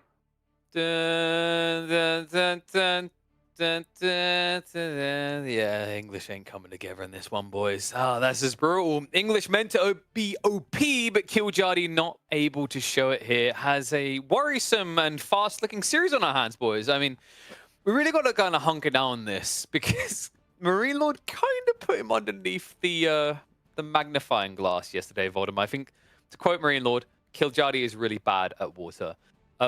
There was already some questions coming in from people in the chat, like, why even go Holy Island when you're up against Lucifer? I guess the mentality that Killjadi is trying to take here is you have to play it at some point, so you might as well get out of the way now.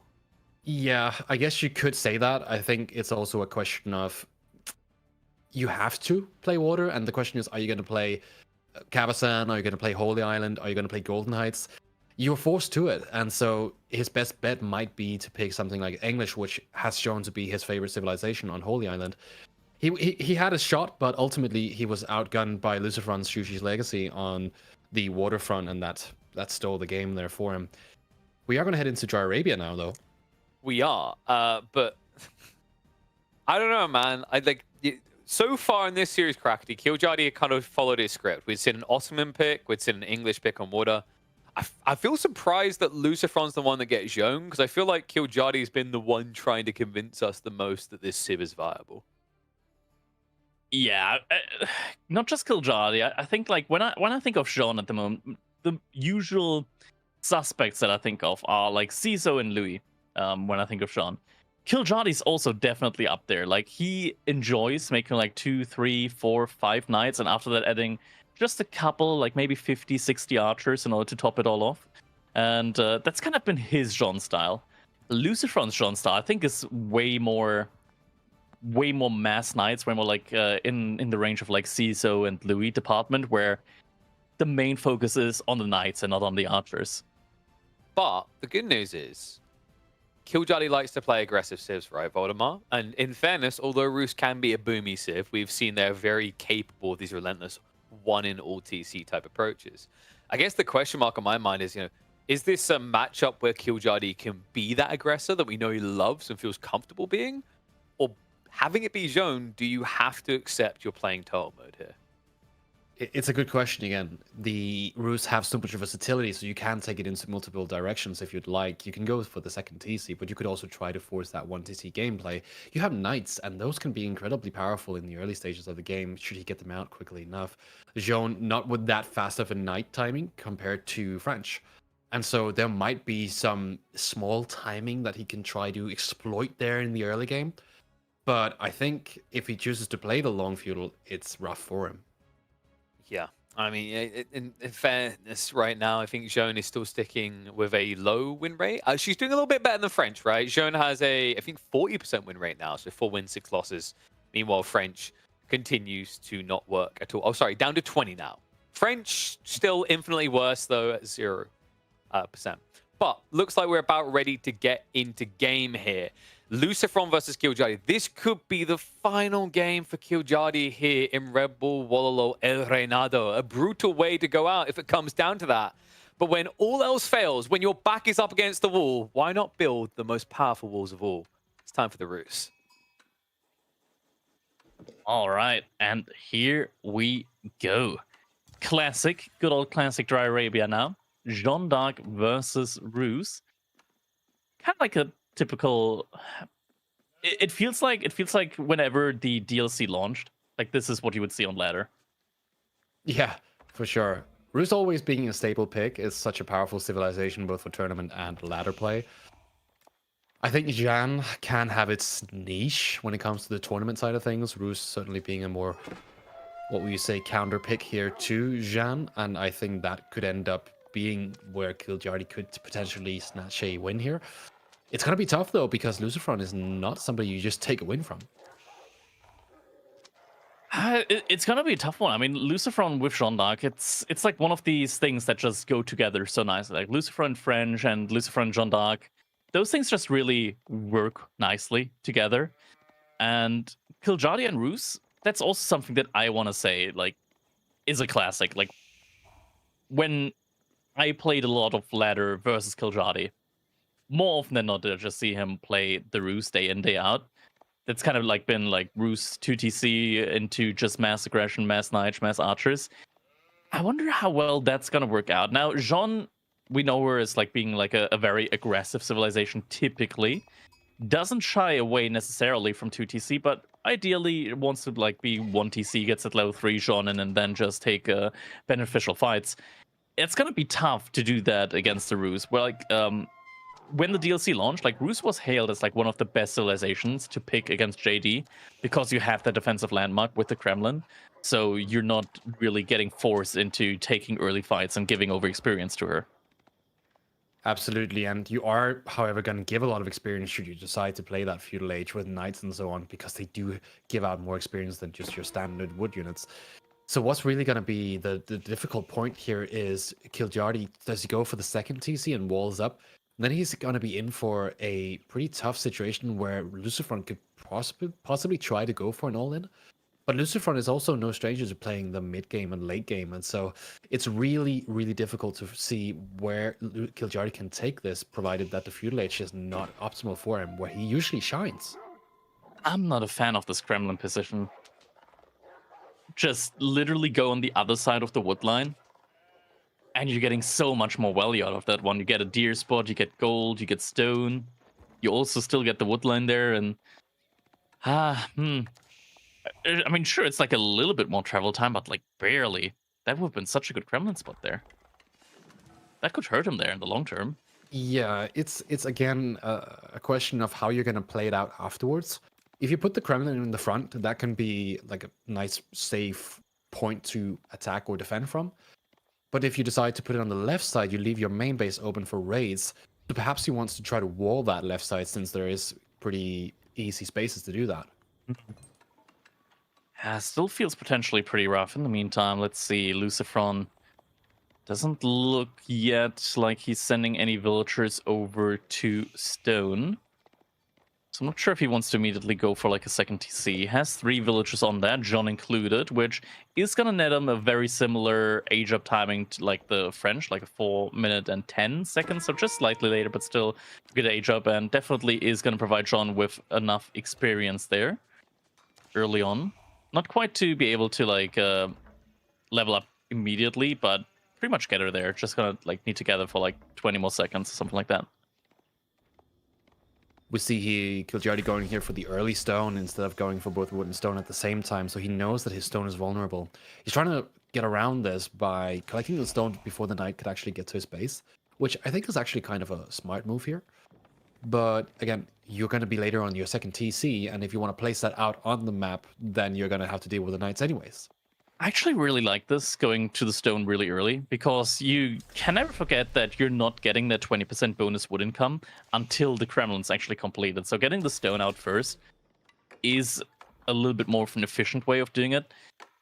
I don't think he's going to be able to go for a TC far out anyways, just considering with how the Kremlin is positioned, right? And when the knights come in early like that, chances are you can't really afford to go for a second TC on something like the deer.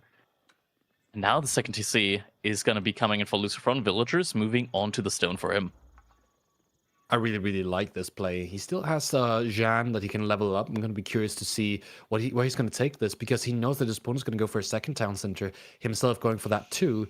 And if we're going to get into this late game type of style, we might actually see Archer Jean here.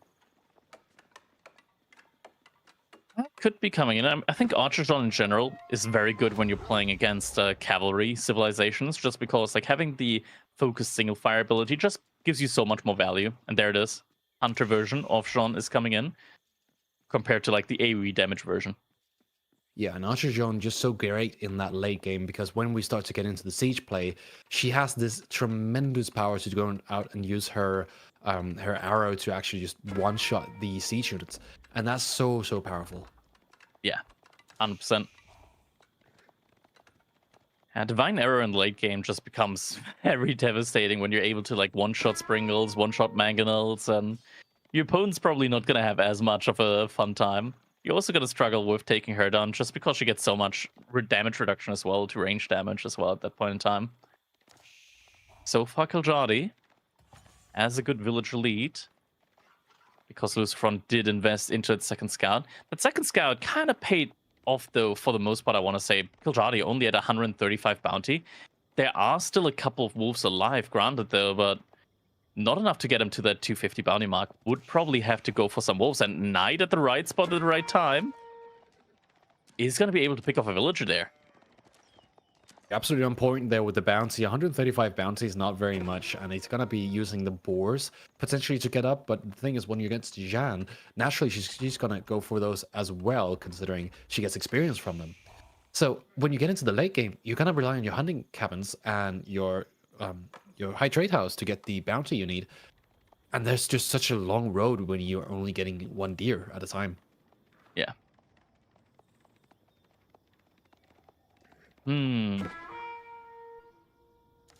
Right now, knights for both players. I like the ability of making knights against Joan at this point in time, just because, like, if you ever catch her out of position, it's very easy to take her down in those situations. Meanwhile, if you're just making horsemen, the knights have a great chance of just body blocking and making sure that you can't really take her down, which is why knights in this situation are just so much better.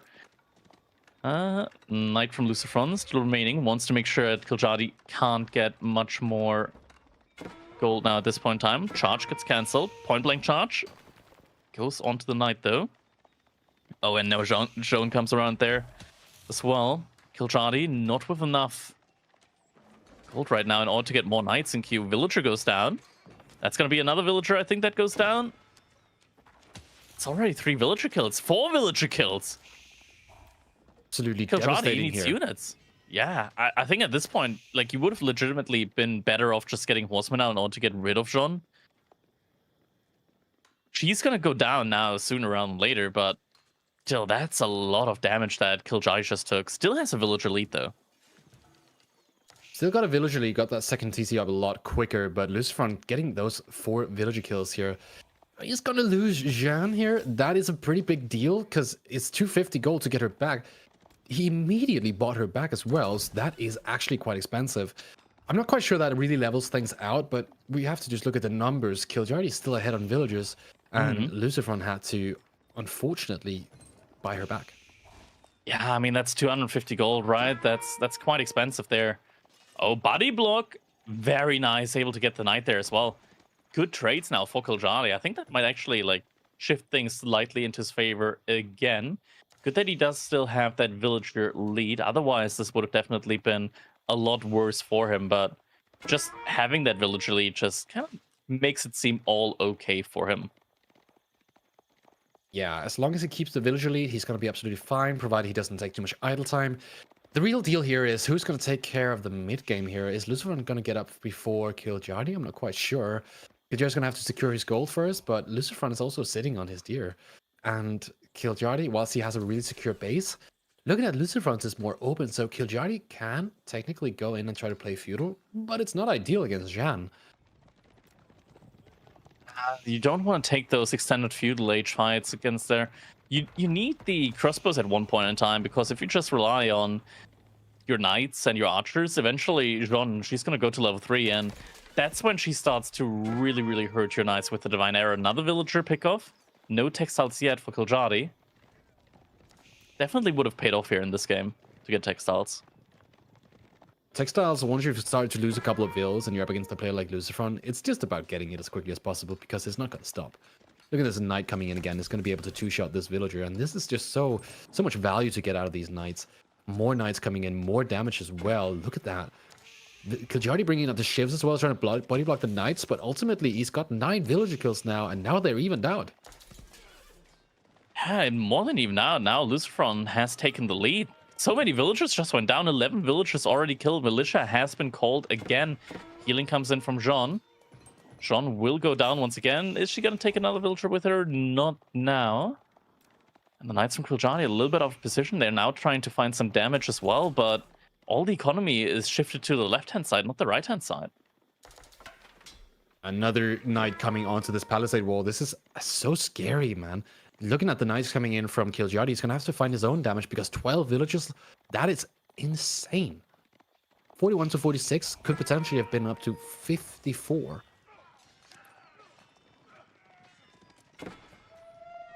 And it's so many villagers so far that have already gone down. Kiljadi now expanding onto that 4. Gonna get himself some economy there. And villagers shifting over to the deer. Lucifron hasn't seen that quite yet. Oh my god, he's gonna get away with it. That is just hovering at the edge there of the line of sight. And Lucifron, he's got so many knights now though. So many knights on the field. Little Night Charge did come in on the woodline here for Kiljadi onto Lucifron. So he did take one villager kill, but it's so scary with those Lucifron Knights on the deer. Lucifron now going for another attack around the back here and another skirmish on the top right. Kiljadi's doing a good job getting out on the map, getting boar and deer, but look, Jean now finding the deer villages on the left side of the woodline.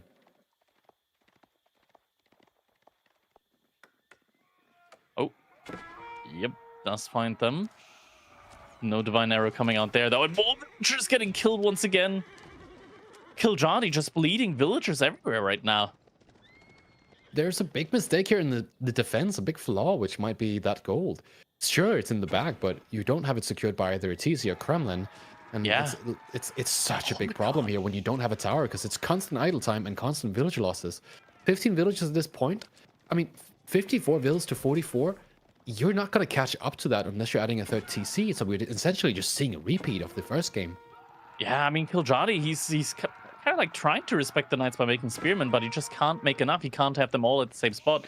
Another villager is going to go down here that wanted to make the wall, so another villager is going to have to move all the way out there, and it's just these walls not coming in time. Like, sure, units are nice in order to defend, but sometimes they're just not quick enough, and Lucifron with his godlike micro just making sure to always stay just high off the range of these spearmen and still get a lot of damage in on those villagers. So many villagers have already lost their life here this game.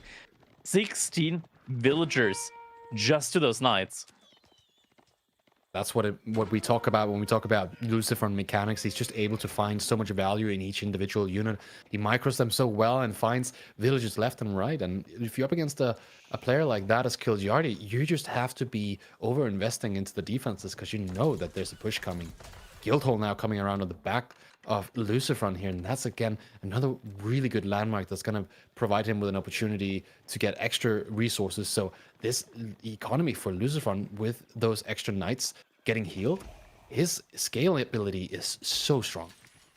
Yeah. It is. A couple of farms have already been added now by Kiljadi. I like how Lucifron, like, he moved out onto the deer and just walled those deer in as well. Just making sure that he's going to be absolutely safe from any of these raids. Castle Age has come in now. Veterancy upgrades on their way as well. And he's just absolutely primed right now when it comes to being able to take these engagements. Jean is halfway to level 3. Yeah, as Jean, once you are playing 2TC, it's usually really hard to find that experience to go for level 3. But Lucifron has found too many villas to really say anything here. Like it's just such a good position to find yourself in when you have enough experience to take one more fight and then you're good to go. That's your timing essentially. Good raid coming in here from Kiljadi onto the berry line of Lucifron, but as well on the other side, Castle Age Knights up against Spears. I don't think that's really a good trade for Kiljadi. At least they're able to get a couple of villager pick-offs here. There are some villagers on the berries as well. Lucifron's not paying too much attention. Oh no, the knights, they're actually ignoring the villagers on the berries. Now going onto the wood line. Might still do some good damage there. Spearman getting outnumbered and also targeting the enemy spearman for the most part there. Yeah, the knights just win this so easily now with the veterancy in. Castle Age Knights built different in this regard. So now the villagers have actually leveled out now. We are 60 versus 59. So there's actually good damage coming out from Kiljadi, but again, Kiljadi lost his military. Yeah, and he can't go up behind this. So overall, trade out still in favor of Lucifron. Such an important trade out because you might say that the villagers matter a lot, and sure they do, but when we're talking about being in Castle Age versus being in Feudal Age, if you don't have any units versus a Castle Age opponent, and you're not going to get up anytime soon either. First off, you're not going to get up anytime soon. Secondly, when you do get up, you don't have anything to upgrade, which means now you have to invest even more into units. Yeah. More villagers get taken down there. Absolutely equal now in villagers, but yeah, Kiljadi, he just can't go up. He can't go to Castle Age behind this. He just doesn't have the resource for it. The Knights, Lucifron, he just keeps them running around. They're going to regenerate back to full HP. There's nothing Kiljadi can really do about that right now. And behind that, the Guildhall is also starting to collect resources. Jean also getting very close now to level 3. And that's when that timing comes around. Kiljadi, if he stops making units at this stage of the game, that timing is going to be pretty free for Lucifron because there's not going to be any defense. And once Jean gets to level 3, having that Divine Arrow versus Knights, I mean, you're almost going to do full damage to them. Yeah. And now another dive onto that outpost. Villagers do jump inside, but now the Knights mostly healed up again. Sean has to stay on the sidelines, doesn't want to get focused down by that outpost, but there's no military that can really stop this right now. Kiljadi's going to try. He's calling a couple of militia once again. But this time the outpost is going to go down. Villagers inside. Nowhere to call home, and level 3 comes in. Jean now with level 3. This is such a crucial timing for him. The champions absolutely demolishing the spears. Divine Arrow doing so much damage now to the Knights as well. And there's no way out. This is going to be a clean sweep by Lucifron. Already on match point now, Kiljadi. No military left in the tank. Castle Age still so far away. He's trying to work towards it, but now has no military left. And GG comes in just a couple seconds later. Lucifron with the 3-0 is going to keep on in the losers bracket. It's a rough set for Kiljadi here, and this last game here just showed it's not necessarily a matter of matchups anymore. We're talking a matter of skill. Once we get into a situation where Lucifron is able to raise so much against the Rus, it's going to be really tough to get out of that. And we saw how he was able to get to Castle. Kiljadi had to stay in Feudal and couldn't get to Castle himself, and that just means that once these snowball effects start happening, where you've lost villagers for a long amount of time, even if you do get it to do some damage later on, it doesn't matter because the damage has already been done. Yeah. Such Looking at the overall resource as well, yeah. I mean, I'm just thinking back of that, boys. You know, like it's in some ways it's Kiljadi getting a dose of his own medicine, right? Because I'd say the way I describe this entire series, Crackety, is that Kiljadi really didn't get to make a single move. It felt like Lucifron pretty much kept him on a leash every single one of these games. It's mainly, I want to say that Kiljadi, in many situations, right? Like, he very much is stepping into the shoes of Vortex when it comes to the playstyle, I believe. And who better at dealing with that than Lucifron? Yeah, we can see that you're definitely a big Lucifron fan, just so in awe of his micro that you couldn't even move your face. Yeah, I think so. I don't realize it for a second. It's so weird. Okay, there we go. It's back again. It's absolutely fantastic. But no, I think it's a pretty interesting situation, right? Like, I think Kiljadi, we had high hopes, but I think he can be proud of this, right? He went really deep, Voldemar. You know, I know it's always that classic, anything but first is first place loser at best. But when you think about Kiljadi's trajectory, I think what we're still seeing here is a continued path upwards.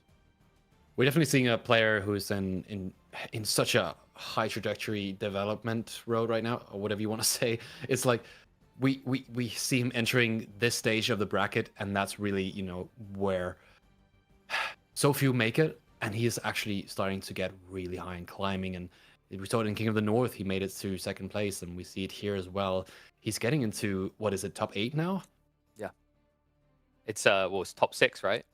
So yeah, even better, which is incredible. I think that's actually a top placement for him outside of things like the King of the Northland. But in terms of S tier tournaments, I think by far this is his best performance. So, you know, big things on the horizon. And I think also, Crackety, maybe just for other reasons, maybe an increase in ranking soon in the future. I know there's a lot of rumors about certain players, maybe this being their last tournament and then moving on to different games. Yeah, it's always like kind of difficult, right? When that's in the room, like how do you kind of like handle that? But Vortex, I think so far he's been still like having some great performances, and he's doing great. He's doing great. Now we're gonna have to see how he's gonna be performing up against Beast. We can already see what the draft is gonna be here, looking at it, and we got a pretty classic Vortex draft, I want to say, picking the Delhi here on Rocky River up against the English, and we know Delhi versus English. That's going to be something that Vortex have to feel very, very confident in. Yeah, is that a little bit surprising, Voldemar, as an opening pick from Beasty? Because looking at this map pool, I guess you could argue that Delhi could appear in Dry Arabia. But I feel like a pattern we've been seeing developing here has been Delhi as an opening pick on Rocky River several times now in the playoffs. Yeah, definitely. Delhi is always such a solid pick to open up with because it's one of those civs that have very few bad matchups on these open land maps. Going into English, it's certainly one of those matchups that a lot of people would say, okay, for the English player, this is one of the most unfavorable matchups you can get. But then again, I will say that Vortex and Lucifron as well, they have put out some pretty incredible displays with the English. It is possible to do something, but it can snowball very quickly. And so for Beasty, it's definitely a matter of that early game. Where does he take it? Second TC is definitely not an option against a player like Vortex.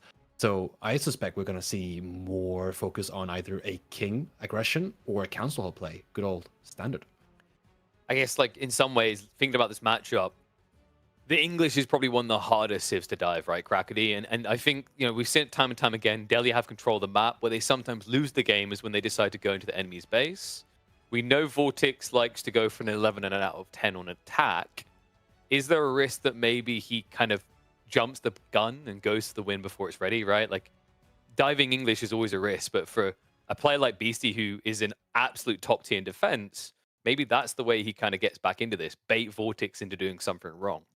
We've seen it work sometimes for the English, where they're able to just go for that second TC and wait it out long enough in order to be able to get that white tower up and 2 TC, and they have enough villagers. Suddenly they have the tech advantage, and that's really where they can then take the game back.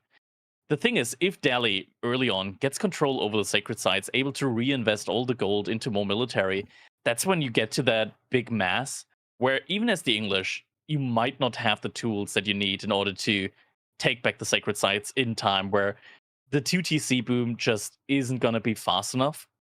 And that could very well happen here as well.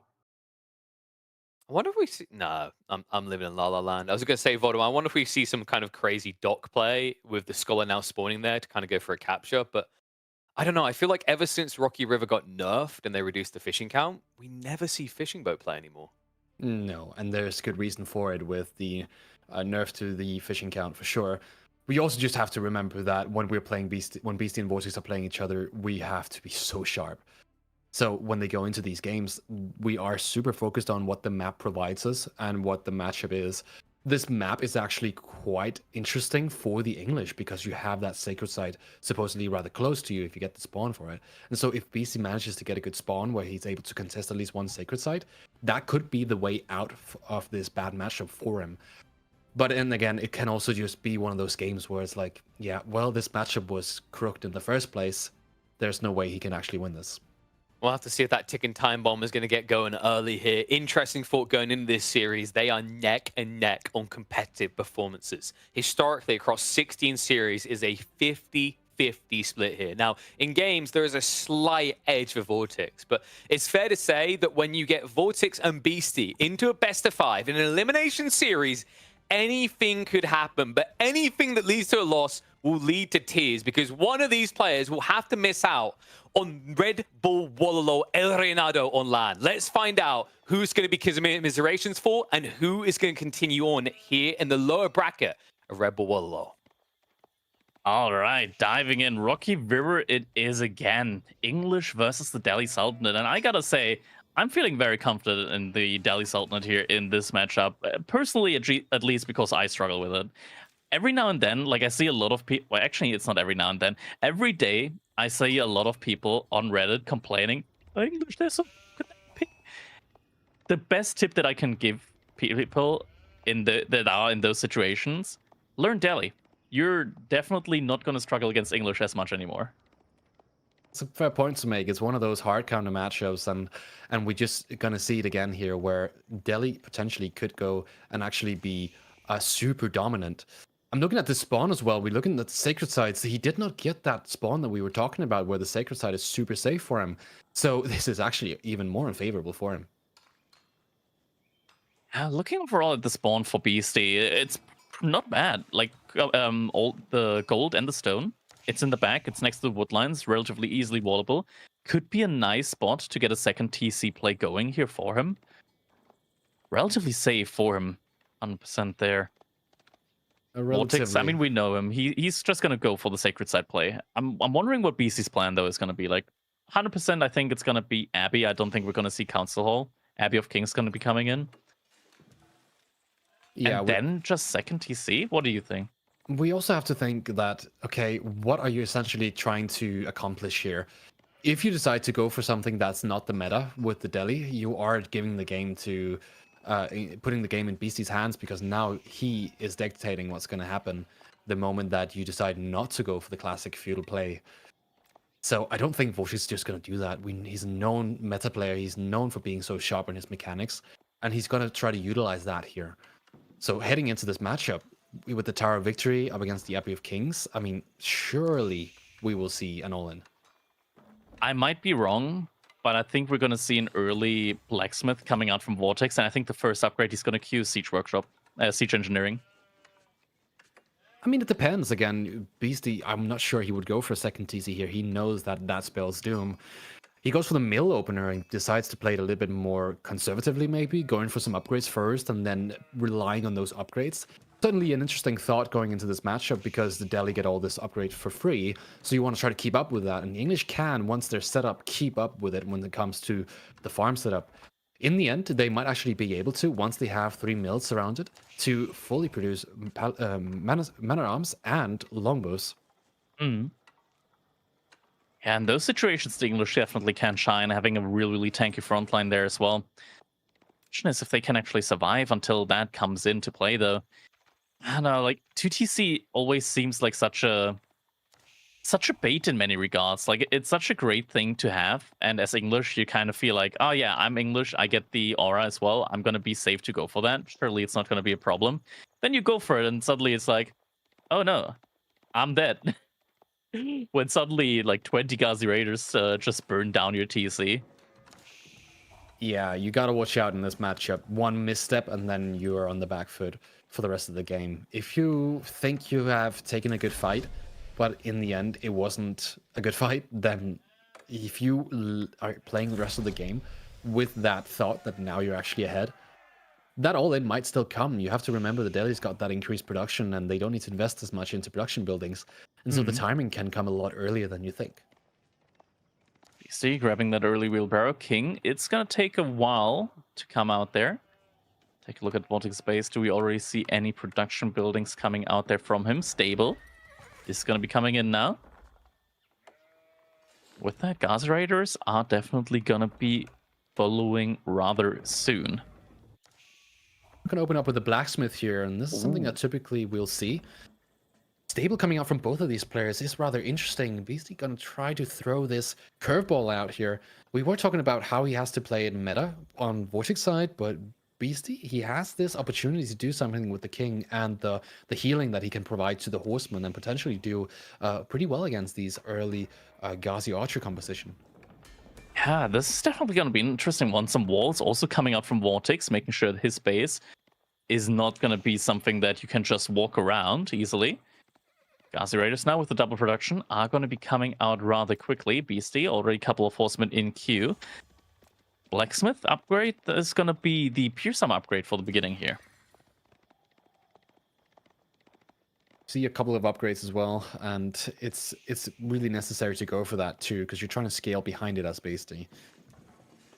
Gonna have to produce horsemen here tonight. The King is out and trying to look for some damage here. He's going to probably be able to deny some vision here up against this scout, and that's going to be crucial when it comes to his next transition, because as long as he's staying on a stable, and that's all that Vortex knows, whether he decides to go for a Castle Age chiming or full farms into an infantry switch, again, that is what he's trying to deny the intelligence for. Yeah, more walls not coming in from Beasty. Both players just making sure, since each of them are going for these mobile units, that the mobility factor isn't going to be too big here. Now the Ghazi Raiders do find the King and the Horseman. In theory, are just going to be able to stick onto the King there. You got to remember that the Ghazi Raiders are faster than the Scout and the King here, so they will be able to eventually do a lot of damage. This King is now going to have to run all the way back unless Beasty has a follow-up here to deny the Ghazi Raider push. So this is actually really scary. Sanctity around the corner now for Vortex as well. Doesn't look like the Scholars... Actually, they might already be moving out right now. Are the Scholars moving out? There are 2 dots, but they're quite fast now. It's probably also just Ghazi Raiders. Look at these beautiful body blocks coming out from Beasty, trying to make sure that his King comes back home. He doesn't need that King to heal up his Horsemen. Their Horsemen are actually not doing too bad. King's going to stay alive here, going to head back to safety and heal up.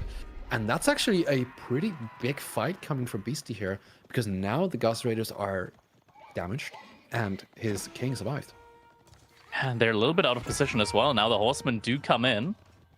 Couple of body blocks coming in as well. Are they going to be able to pick off that Scholar? That would be absolutely huge here for Beasty. Scholar, though, is going to look to be breaking some ankles here as he's just hovering around the Horseman there. Staying alive for the time being. It does go down in the end, though, but definitely took a couple of ankles there with him. Yeah, it's a good effort, but he did lose a couple of Horsemen in the end, so... When it comes to the investment, sure, he did lose more resources, but the denial of that sacred site and the potential second sacred site, that is a lot of resources that Vortex now has to give up on because he lost that one. And it's going to be an additional Scholar that Vortex is going to have to produce, or rather, he's going to have to probably get a Scholar that was inside one of his buildings out now in order to get that sacred site. Yeah, indeed, Scholar gets pulled out. Sacred Site at least is going to get captured. A couple of villagers move over to the berries. At a point in time where BC actually sends a couple of horsemen out now. But the outpost should be finishing in time, I want to say, or rather close to in time. It's a lot of villagers working on that outpost. Yeah, it looks to be finishing in time, but it's more villagers here than can fit inside the outpost. Now, this could definitely be deadly if he takes down a couple of vills here, but you have to remember that Ghazi are right behind and the tower is garrison, so he does pull out again. If he had had more horsemen here, it could potentially become pretty deadly. You have to remember, BC's already ahead with 3 villages. I think it must have been because Vortex went for textiles and potentially have idled a little bit. I don't know. Yeah, might have been some idle time there for sure. Behind this, army-wise, Vortex does have the lead overall when it comes to the Ghazi Raiders. They're just all over the place right now, not really grouped up. Has a bunch of them over here, but is going to lose a couple of his archers here for it. Once again, tries to micro around. It's always so important that you really kill a unit. You can't really let them get away for both players. Because on one side, the Delhi can heal up with the Scholars. On the other hand side, Beasty can just heal up passively with the Abbey of Kings really quickly as well. First farm clusters in as well. It's a good point you make there. Both of these civilizations are incredibly... They have this utility to heal when it comes to the skirmishes here early. The farm setup is actually going to be really important because even though Vortex has the map control and a lot of berries, in the long run, if Beasty can defend it, which is going to be the most important thing for him in this game, once Vortex starts to run out of resources, then he's going to be in a better position, and that's where his timing really is. Yeah. Combo mass has started to build up, but Vortex, he does have that mass of Ghazi Raiders right now, does have the Pierce armor upgrade as well. Is he going to be able to take this fight here right now? He's running in quite deep under TC, 15 villagers garrison inside that. Lose a lot of the Ghazi Raiders here. He keeps actually diving in there. I'm not sure if that's the right play here. He's killing a lot of the longbows, but also losing a lot of his Ghazi Raiders. Now Beasty actually has the lead when it comes to the cavalry. This might have been an overstep here now for Vortex. Quite a massive one. Yeah, and simultaneously it had to idle out the berry location from before, because now that he was being attacked here in this base, Beasty actually went for a counter raid on the berries. And this is just something that is so important in these situations that you don't overreact to this. Sure, you might take a few villager losses, but again, in the end, what you decide to do with this opening in the base of Vortex is actually much more important. Yeah, Vortex did pull the villagers away early enough in order to not lose any. No sacred sites captured at all currently for the Dal Sultanate, and that really hurts Vortex. He also hasn't looked like he traded out any of his resource. He still has a lot of gold in the bank. He made a couple of scholars as well. But doesn't look like he bought any resource with the market, which is typically what you would see from the Delhi at this point in time, just to be able to keep up that spam of Ghazi Raiders. Yeah, but that's something you do when you have the sacred sites, and Vortex has 0 sacred sites at this stage of the game. Beasty has just been on so on point when it comes to denying the sacred site capture and the sacred sites in general, and now ultimately the food as well, that this is now starting to look heavily in favor for him. Oh, Scholar in the middle. I don't think that Vortex has what it takes in order to keep that one alive as well. Now the reinforcements, or rather the initial force with the king, is going to come from the other side as well. And that's a big force, and I don't think... Yeah, Vortex, he can't really take this fight. Beasty's got all the melee upgrades as well. The melee damage. The archers go Vortex down, the selecting Ghazi that. Raiders go down as well, and so does the monk coming out here. This is such a crucial point in the game, because it's now that Beasty really solidifies his position, because now he's got the cavalry, and the cavalry counters both his enemy cavalry and archers. Yeah, King's still very, very healthy now, and Vortex, he just kept making on archers and archers and archers, and that really hurts him here, because his opponent never really gave him a reason to make archers, other than to fight against longbows, which never left the base from Beasty. Sure, you got longbows and you're gonna be better on mobility when it comes to the archers, but if you're not gonna build up enough archers because you lost all your Ghazi Raiders to in the initial push, and whilst you didn't do enough damage there either, essentially you are not gonna find much value from those archers when your Beasty opponent can has a go up. larger cavalry mass. Yeah, behind this, Beasty can go up now. King's Palace, he knows he doesn't need the extra military. He can just be fine with going for the eco play. King's Palace coming up now with 9 villagers, and behind that, Beasty, triple farm cluster. His economy is set for the rest of the game, which isn't going to be long, I feel like. Yeah, that's gonna be the nail in the coffin here for Vortex, I believe, because now he has the victory condition of the second TC, he's got the tech advantage and the military advantage. Longbow's now also setting up with the palings there. Yeah, nah, he can't get food there anymore. Vortex completely out of food. He's got 12 Ghazi Raiders now. But the HF's about to come in. I'm not sure how he's going to react to that. Maybe with a GG. Yeah, maybe with a GG, we'll have to see. Only a few seconds left of this HF. Vortex still making these Ghazi Raiders, and they could prove to be quite strong here in this next fight. But again, it's so hard to say. You're up against an opponent that has King, Horseman, and whilst they do get Castle Age, what are you going to do? If you win this fight, or are you going to push that still? Yeah, and now Age-Up has come in, able to take down the longbows here, at least for the time being, but still, it's so many horsemen and king remaining. Beasty is going to go for the upgrade now on the horsemen, and once Veterancy comes in, suddenly the Ghazi Raiders, even though on paper they're better in the same age, once the Age-Up comes in, the Veterancy comes in, suddenly the horsemen don't trade out that nicely anymore. And then there's always just the constant healing. Beasty so far, he's done a great job just pulling the horsemen back time and time again, getting them all healed up again. It's how you can really like keep your army value high throughout the entire time. Vortex, floating so much wood as well right now, wasn't able to ever really lock down any of these sacred sites. I think that just really hurt him here. The entire game plan just kind of fell apart when he wasn't able to secure them, and GG gets called. Beasty, in an unfavorable matchup, able to take game number 1. I would say he almost made that matchup look favorable for the English with that horseman play. Such a strong outcome here, and it just looked to be, again, favorable. Yeah, man, oh man, looking at the military value lead there, throughout most of it, it looked like Vortex just had the upper hand, but splitting up his Ghazi Raiders just a little bit too much, unable to really secure those sacred sites in time. And In the end, that's really what you need, right? Like, you need those sacred sites. You need to be able to trade that out for resources. If you just because Gazis, they're so expensive, and every now and then, like once you're getting idled here, idled there with the food, whenever you have those sacred sites, you're able to buy resources and kind of like make up for that. Yeah, when you have a dive like that under the TC, you're immediately giving up the military, and that's just what you need to be able to capture those sacred sites. So it's sort of a double-edged sword. You can do damage, but you might not be able to find it, and then you might lose the leverage to go for sacred sites in the first place. The next map, however, is going to be Holy Island, and Vox is going to be piloting the Shushi's Legacy, whereas Beasty's going to head on to the Japanese. What do you think about this matchup here? A classic Spanish map, and overall, this matchup, it's one of these. If the game goes imp, Japan loses. You really think so? I don't know if that's really the case, because it sort of depends on the overall land economy, in my opinion.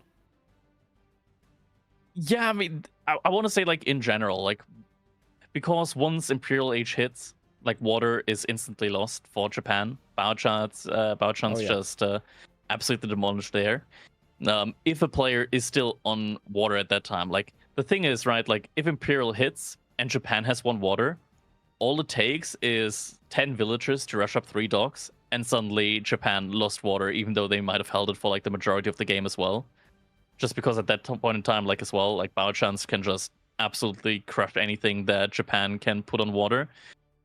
Then as well, like, they're also really solid on land overall. We saw it earlier where Japan managed to win on land after losing water. That was a really big comeback, though. We're gonna have to wait and see if something like that could happen here again. It's Beasty, though, so definitely, like, comebacks can happen here for him. This is a classic Spanish map, though.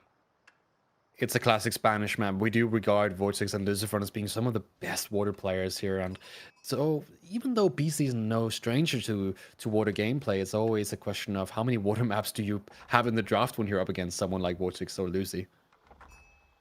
Yeah, I mean, this is going to be an interesting one. Juji's Legacy, just such a dominant civilization. I'm just looking at the map here again. I'm seeing so many crazy spots there. I'm looking at where the middle wood line is, and you see you can get, like, double stone once again. You get the gold, you get the berries, all in range of a meditation garden. Yeah, right around there. That's just so many resources up for grabs. Could go there, could go up a little bit further. Like, that's also a great thing about the meditation garden. You can put it in a really aggressive spot and watch your opponent struggle to burn it down. That building has a lot of health. They will waste a lot of time trying to burn that down. Yeah, definitely. We have seen that previously where players would like to go and actually do some damage against the Meditation Garden, but in the end, you just end up giving your opponent more time to build up something in their base with that incoming push. And so, whilst it does give you a lot of extra resources and not a lot of resources when it's being pushed, it gives you time indirectly. Yeah. All right, Tawara coming in for Beasty here. Something that we saw earlier as well from Puppy Paw on this map. So he's going to be able to get that bonus movement speed on his villagers rather early. Does get them up from 1.12 up to 1.2 tiles per second of movement speed. And it's relatively cheap as well. Definitely a good upgrade to get early, because it's usually when you're playing these water maps that you're prioritizing an upgrade like Wheelbarrow. Definitely being able to get that early does help a lot with the initial wood collection. And so, yeah, you can get it early, but ultimately you are in a situation where you are looking for a timing. So getting too many upgrades in the Dark Age as Japanese is not necessarily ideal, though you can still get some really nice Shinobi timings. We also saw it before, where players would not go for that aggressive of a timing with the Japanese and just stick to a larger boat play. And we spoke about how that was actually creating a different dynamic where the opponent would go for fewer ships, get up earlier, but then expecting aggression, there was none. And now your opponent got up in a defensive situation, able to still match the boats that you have been putting out. Yeah. Looking at it here so far, we're not getting that really early second dock play from the looks of it. Or at least, yeah, it doesn't look like we're getting that really early Japanese second dock play with BC here this time around. Makes a lot of sense, right? Like, in some situations, you do want to just be able to keep up with the age-up timing from the Juji's Legacy. Don't want to have yourself too exposed on water. It was kind of close the last time that we saw it. Could have been one of the reasons why Puppy Paw lost on water that game. Possibly.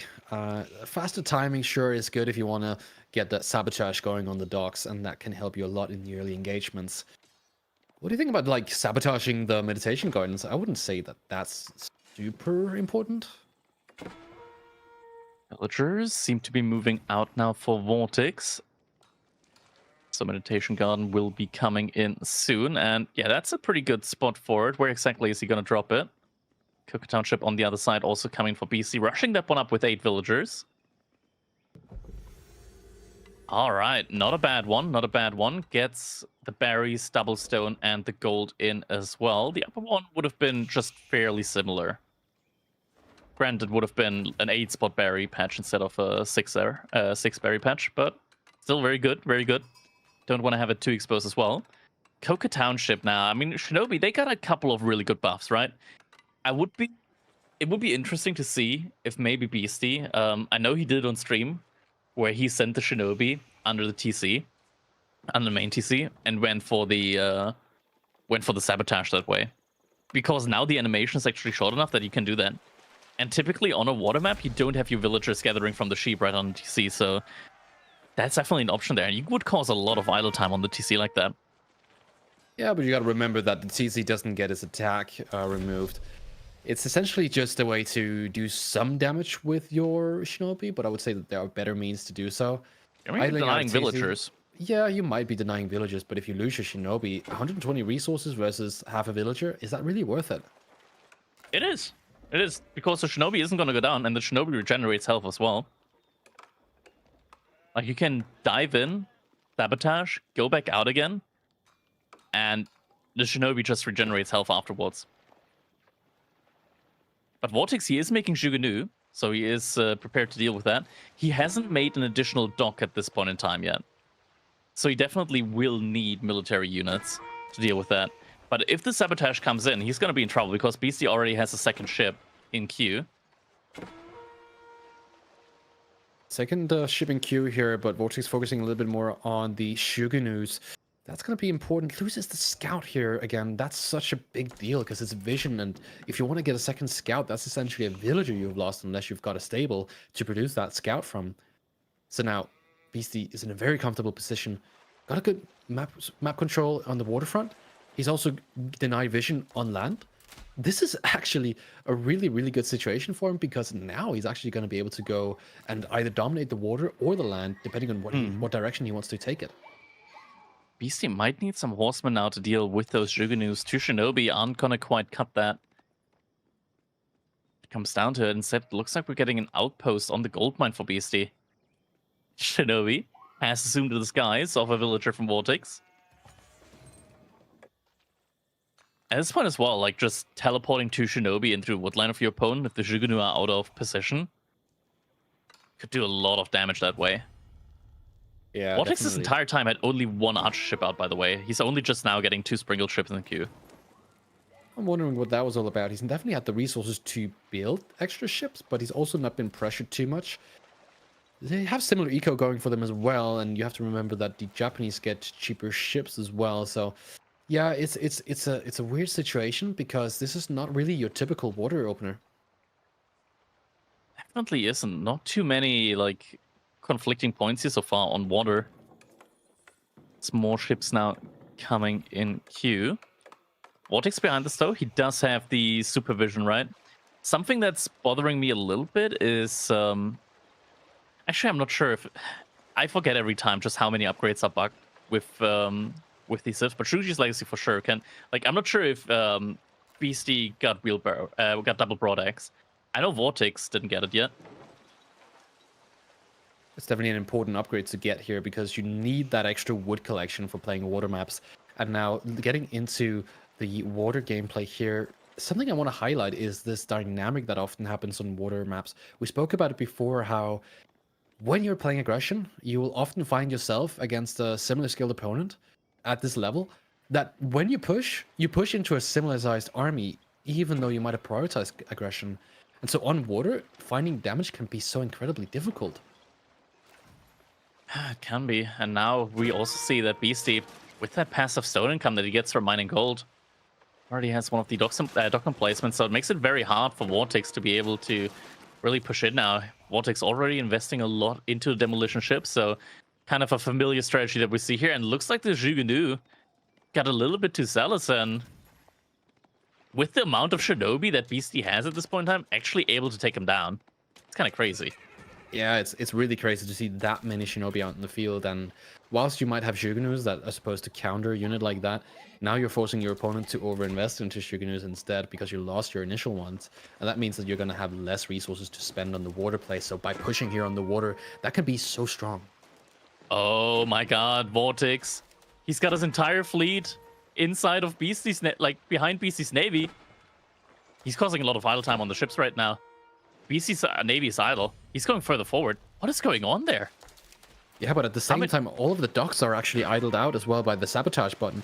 And so now we are in a situation where Vortex not able to produce units from his docks. Beastie's losing eco. Yes, he is. Beastie able to put, he's got a lot of docks out there, right? Like, he's able to garrison a lot of his fishing ships, and even if he loses any, it is relatively easy for the Japanese to remass. Meanwhile, it's not going to be as easy for Vortex to do the same thing. Oh, He's going to have to garrison. It's a very scary dynamic that's happening here where they're both in each other's docks, but for Beastie, he has more docks, he has more garrison space, and for Vortex, he is now not going to be able to produce out of these docks and even get the third one up. Vortex is lacking the gold as well. He's not able to make any more demolition ships. He's got a lot of wood in the bank. And on Beastie's docks as well, he's got the emplacements as well. So even pushing these docks with Springle ships is going to be difficult for Vortex. Yeah. The repairs coming in as well. Vortex losing a lot of his own fishing ships. That is going to be very tough to repair, to rebuild. Yeah, Right, he has the wood for it in the bank, but you don't want to spend it like that. Oh my god. This is devastating. I'm wondering why Vortex didn't just garrison them. Like, he ran them around. Like, sure, you idle them out a little bit, but like either way, at least if he had them garrisoned, he could have gone on the shoreline fish. Instead, he just all sent them into the corner. And now Vortex is going to come back, but Beastie already has a fleet more than twice the size. Yeah, I'm wondering what's happening right now. It seems Vortex is floating resources. He's able to get these emplacements that he might need. But then on top of that, he's also pushing as well. So it's sort of such a weird situation right now for both of these players. Now, idling out a little bit of gold here is certainly good, but the comeback on water is what Vortex need right now. Demo ships coming in. It's only one archer ship. Oh, big connection. There could be some good connections in, yeah. Dishing out some good damage here. Now the remaining fleet will be able to do damage. But Beastie coming in with another section, another fleet from the backline here. Both Demo, Springles, and Archer ships. And up against Vortex, it's a very interesting water fight here. Because while you might think that it's favored for Beastie, you are playing by Vortex docks. And he can keep on pushing out demos and demos and demos. If you don't have those Archer ships and the Springle micro from the Springle ships, then you're not going to be able to contest this. Yeah. More demos coming out, more demos hitting Q. Able to take another Springle ship with it. Same goes for Beastie though. And behind this, I mean, Vortex, he is still behind in economy. Like, he lost a lot of his own fishing ships behind this.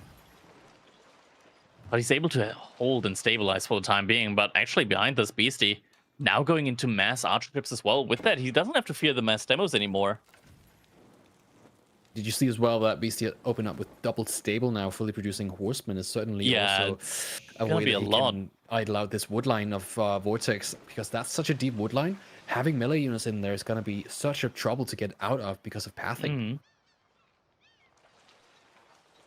Behind that, I'm so confused with what Vortex is doing right now. Like, he's floating so much stone.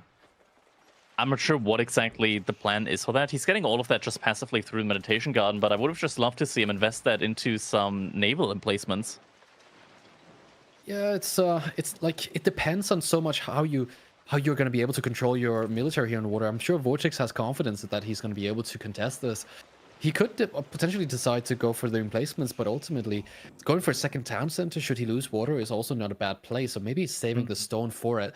Again, you don't want to make any preemptive decisions here because you could go for a second town center and ultimately spend too many resources doing something like it, and that's going to lose you the water. So you want to make clever decisions here and not decisions that actually end up slowing you down.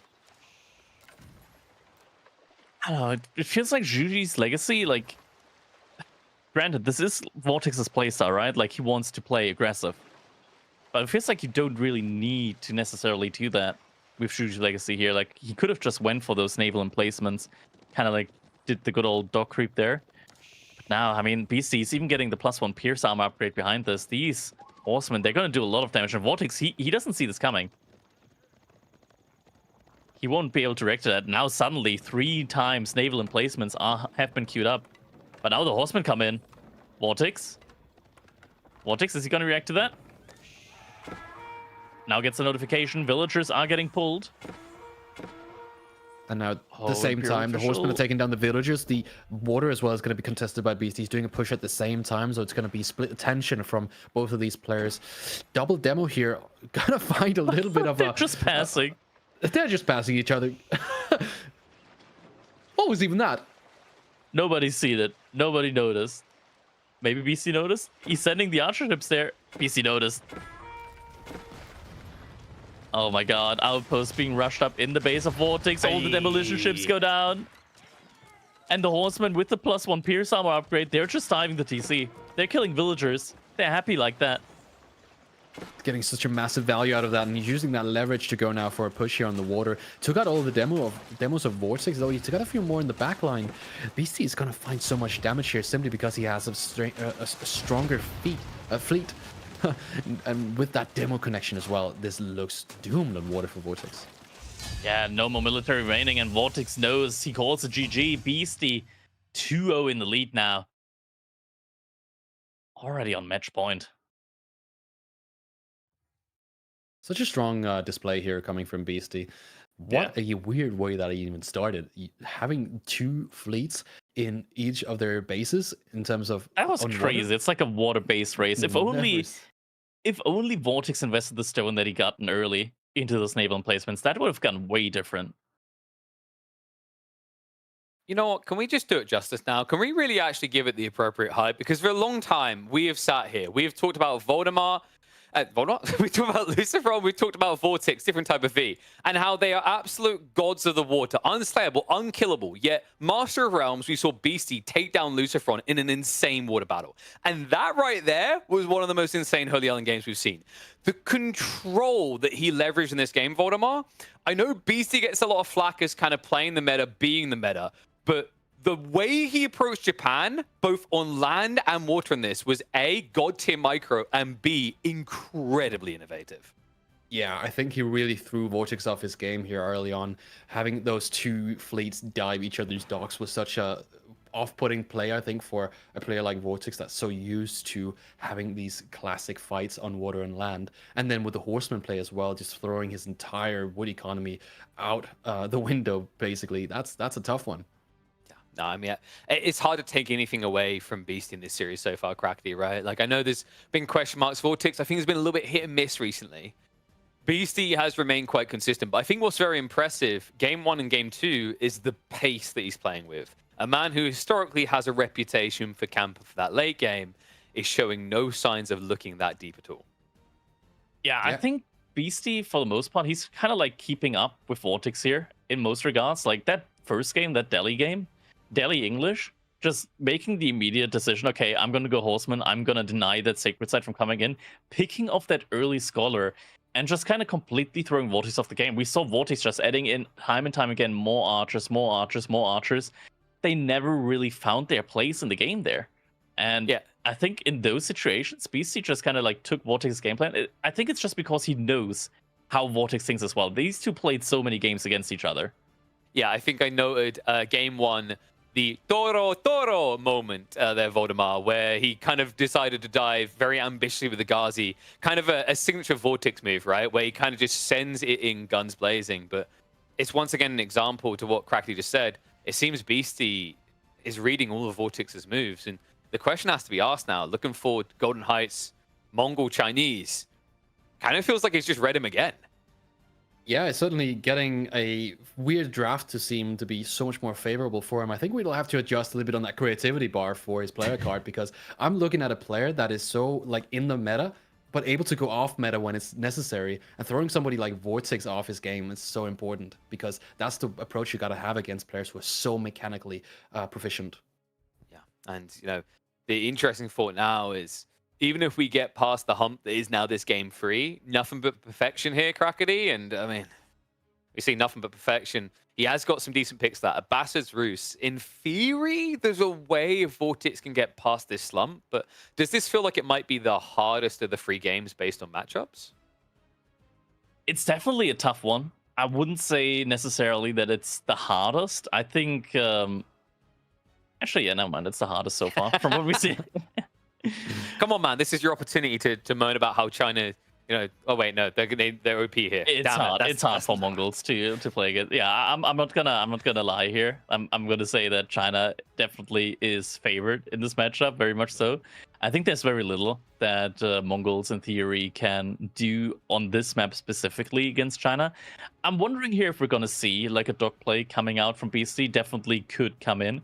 Every now and then, like you get these really great spawns as well, where you can like wall in your dog on the edges of the map. If you get that spawn, then you're able to keep the barracks in your base and supervise from there. If you don't, then you might have to build the base like the barracks somewhere else, just in order to have the spearmen there in time. Yeah, I mean, it's interesting. Maybe is it possible, Vodomar? Maybe the Mongols just go for a fast feudal, kind of ignore the water and deal with it in the second age. I don't think you can realistically do that because it's so heavily dependent on the Dark Age outcome. Both of these civs are certainly capable of producing a lot of spearmen, and that means that whoever takes that advantage, it might be able to even cancel out some feudal play. You have to remember that Chinese get their passive income from the taxation, like we saw in the Shuji game, where the Shuji was just able to get to feudal and get the Shunu out. It's going to be something similar here, I think, because if he's able to deny the over with a superior spearman count, it's going to be one of the most difficult situations that he can put Vortex in. I think it's the perfect situation when I think about it. We're about to have a Mongol versus Chinese showdown with Beasty on match point. On the microphone, we have someone who spams the Mongols, another person who has spammed TC's Mongols, and both of them Chinese aficionados. Take it away, boys. This could be Vortex's final game of the tournament. Potentially, unless this could be the comeback for him now. Gonna have to see exactly how that plays out. Beasty early on moves out with his villagers onto that pond, so we're going to be seeing a dog drop from him happening here. Vortex, in the meantime, still in his base. Uwu has been built up, so spearman play should, in theory, be coming in from him on the other side. Yeah, definitely, and it's going to be necessary as well going up against a dog like this. It's the main way you would go and try to deny it. But ultimately, if Beasty is able to get his own barracks up and running, then it's going to be super difficult to deal with the spearman. Exactly. How is this gonna get approached now? Oh, Beasty wow. does still have a lot of villagers on wood, so we should at least see a follow-up coming in soon. Walt's already dropped by Beasty on that dock, so he's gonna make sure that at least the timing isn't gonna be coming in too close here. Wouldn't be surprised though if Vortex wait, is that actually closed? Okay, no man, he's replacing that. Yeah, this is certainly that an did not look interesting gross. opener.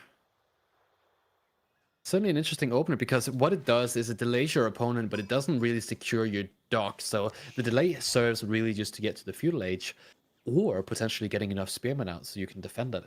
It's a weird one because you want to get the dock up and running so you can get that deep sea food income. It's such a great food income to support something like a massive spearman play, but it doesn't look like it's going to be mass spearman play. If I look at the economy of Beasty, I'm seeing a very heavy food reserve, and that means that he's trying to get it up quickly. Spearman now on the way for Vortex. Yeah, Beasty already being on goal definitely, as you said, means that he's not going to look to try and contest this with his own Spearman in the Dark Age. There aren't any fishing ships, or at least only very few fishing ships out yet for him. Vortex is going to see the wall. Yeah, you can't go through there. He can't go Watch, it's through not there. coming out indeed. now. Do you think that Vortex has an option to go for a for a first dock placement here, knowing now that Beasty is not going to play this Dark Age, or do you think that that's simply going to be too late, considering now that Beasty is focusing on Feudal Age, and that's going to enable him to build ships? Definitely is gonna have to like make ships and village yet. It's gonna be coming in relatively soon as well. Like only 2 villagers on wood right now. He's definitely working on that. He still has a villager there next to the dock, so could in theory even try and repair the wall segment there. Vortex actually sends the second batch of spearmen not towards the dock, but rather towards the base of Beasty. Is gonna be not in time though. H-Up will be coming in rather shortly. Egypt's going to come through now. I wonder if he's going to... Yep, he's going to go for the Imperial Academy here. He doesn't go for a too greedy positioning, however, on these back woodlines, knowing that Vortex has these spearmen out. These spearmen are going to be able to deny something like that. The good thing about the Imperial Academy is that it allows you to get gold whilst you do not have the standard gold access through the taxation system. Yeah. Silver Tree now coming in for Vortex. Trade definitely an option here on this map. You do have the trade market always in the corner. Very far corner. We're getting an early stable now. In Dark Age, the Mongols, the only civilization that can build that stable already in Dark Age. Means that it's already going to be ready as soon as he hits Feudal Age. So it's an interesting dynamic again, knowing that he can't contest in the Dark Age and now opting to go for the Feudal Age himself. He's going to be needing food. But the thing is, if he can scale with the Silver Tree and get the trade up and running, Vortex is going to be in a position where he might be able to overtake the Chinese player. Beasty doesn't have an Imperial Official yet. He needs the gold in order to be able to get his first Imperial Official from the Imperial Academy. After that, he'll be fine on gold. Just needs to get there. And that is maybe going to be a villager down. He's going to run for it, but he's going to get it. One villager goes down. It's a pretty big deal here early on. Silver Tree behind this, now finishing up as well. So now Vortex has a way of scaling his economy as well. Archer ship coming in as well. I mean, there aren't actually that many fishing ships out for BC at this point in time, so I actually don't mind this position for Vortex right now. He can literally just transition into trade and be fine that way. Also, could double produce a batch of Kashyyyks very, very soon. Yeah, he's going to have to rely on this double production because the Chinese economy is just so strong. He's getting the extra 20% drop-off from that Imperial official supervising, and then he's going to be able to get the tax as well. And so a situation like this, where you do have the pond fully controlled, is just going to be crucial when we move into this mid-game. It's going to allow him to get more food because he doesn't need to invest into a second town center, whereas Vortex is now going to have to invest into trade, serving a similar function. Market still getting into position at this point in time. Beasty, now that he's got his archer ship there, knows that he's going to be in a position to at least invest a little bit more into water here, so has a lot of villagers on wood right now. Would also help him for a potential Zhugunu switch. First couple of Kashyyyks are out now. Beasty has 2 spearmen. There's still 4 spearmen out from Vortex, so this could be quite dangerous here. That woodline's pretty exposed now as well, outside the range of the TC. Certainly an interesting situation here. The Kashyyyk creeping up here through the middle, and together with the spears might be able to find some damage on this woodline. And that is going to be quite significant here because it's the main way that he's going to be able to dent the economy, to sort of skewer the economy balance a little bit here. Kashyyyks do come in, get a charge off on 2 separate villagers. One villager will go down. First villager pick off there was successful. He finds some initial good damage here. He was going to be able to come back around, but the spearman production from Beasty is up and running, so the longer this goes, the harder it gets. In the meantime, however, he's going to be building up this trade, and this trade is going to be the main way that he's going to find a victory in this game, because it is a victory condition in of itself in the way that it sort of sets you up for a greater economy. If you don't get a greater economy, the Chinese, I think, with the pond access is just eventually going to outscale you, and then there's nothing you can do. You see, he's gonna have to move into Zhugunu rather soon because now Vortex already added in his first couple of archers and soon will be able to shut down this wood line. Unless, no, for the time being, he actually sits around the neutral market, isn't moving further forward. Scout from Beasty, he's getting found out. Will take some hits there. Spearman actually taking it down. He's gonna blind Beasty for the time being. Now where is Vortex going to attack from? Did he kill another villager there? No, it doesn't look like another villager went down. The scout pick-off is certainly important. It does prevent vision, but again, Beasty got the info that he needed. He knows now that the trade is up and running. He knows what the composition is looking like for Vortex that he is adding in those archers. And so, realistically, he only really needs a scout now to sort of gauge how many units is Vortex going to be making, how invested is he into this trade, and what sort of timing can he look for. This is going to be difficult now because BC hasn't made any Jugunu yet.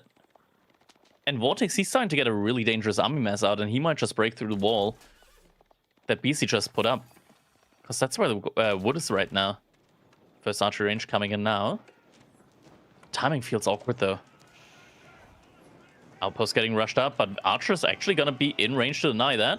Or at least get a good amount of damage in on the villagers. BC pulling them back one by one. Doing a good job there. Pulling the healthy villagers forward now as well. Rotating them out one by one. Gonna lose another one there. But overall, is gonna make sure that that outpost goes up. And BC's not Song Dynasty. He can't make Zhugudu. He can only make archers. Oh, this is terrible for him right now. He needs Song Dynasty soon.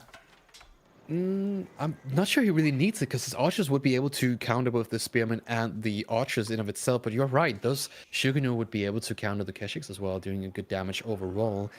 A lot of Keshiks coming through here. He's going to be needing his spearmen, but as well as the archers and the potential Shugunu later, now getting the Barbican up and running. 14 villagers rushing that one up quickly. It's not in a great spot, though. It protects the wood line. But other than that, nothing much. Like, not the gold. The gold's not protected at all. And if you do want to go into Jugunu, you're not going to be able to make them just from taxes. Yeah, it's a large amount of gold you'll need to be able to produce such a unit. The tax certainly helps, but you'll need that gold access as well. Now Vortex finding a nice little raid down the side here. It's going to not take too much damage from the Barbican and the towers. But in the end, most of his economy is secure behind that Barbican. So for Vortex to do damage to Beasty, he's going to have to look further. Yeah, Vortex starting to lead in the Eco Cup. What is that? Is that a wall on the silver tree? Yeah, he's walling in the silver tree. If he gets that wall up and running, that's going to be such a pain because it full In stops the theory, trade. just the trader could block it, and then Vortex could just upgrade that outpost in the meantime. Like, he barely even needs to react to that actively, but if it goes up... I mean, Vortex sees this from a mile away with the outpost. Yeah, there it is. Upgrade immediately gets queued. And now the trader moves into position to block. Yeah, it was a perfect read from you there. The trader blocking the palisade construction and then the tower being in such a perfect position. Once it's upgraded, it's going to be able to deny the villager constructing the rest of these walls here. Again, it's a nice effort from Beasty, potentially shutting down the trade, but I think someone like Vortex is just always going to be really looking out for some cheese like this. Yeah. And with that, I mean, close but no cigar. Maybe BC sends one more villagers in order to finish the job later on. BC now has started massing up some of the Jugunu. Has gotten 8 out already. He's got 5 archery ranges. That's a lot for somebody who doesn't have any more Jugunu or archers in queue.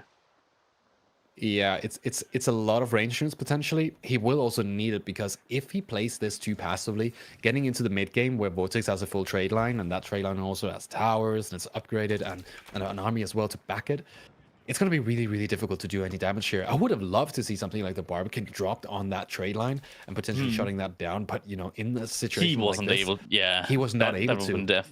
Yeah, the Imagine if military he pulled advantage 14 was too great. villagers for forward Barbican. Yeah, Almost all of them. then you might as well throw in the tower, right? Yeah. Vortex still keeping it pretty even right now when it comes to the overall eco count, so truly building up a great lead there with the trade as well.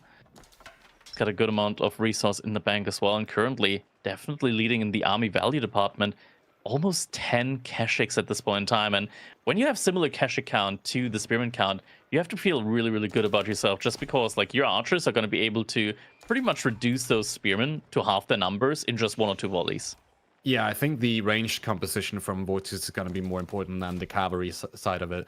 you want to have superior numbers when it comes to the archers dealing with those spearmen before your Keshiks can really do something. We see this time and time again, these engagements here where you might have a cavalry civ, but the cavalry civ is really just serving the purpose to let the archers shine, because you want your opponent to make spears, so you make enough cavalry, and then you force out enough spears for the archers to really shine.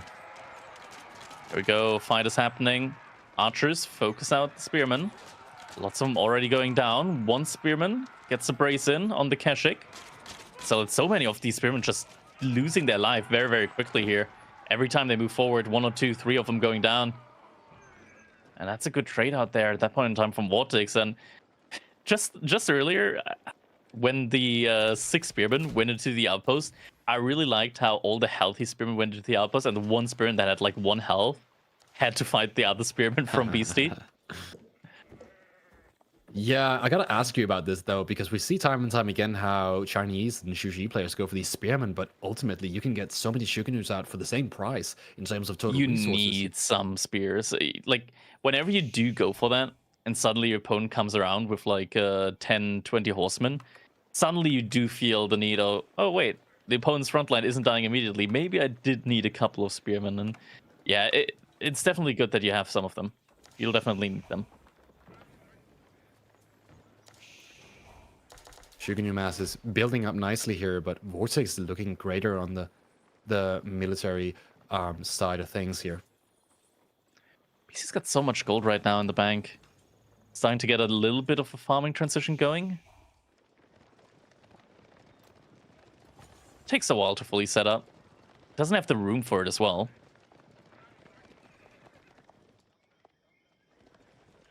So the trade's being built up quite nicely here, but VC still got that water.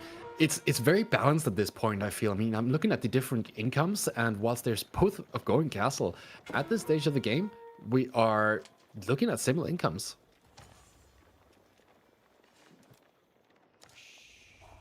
Yeah, and Vortex now able to pull the trigger when it comes to Castle Age. Beasty right behind that. Kurultai now coming in.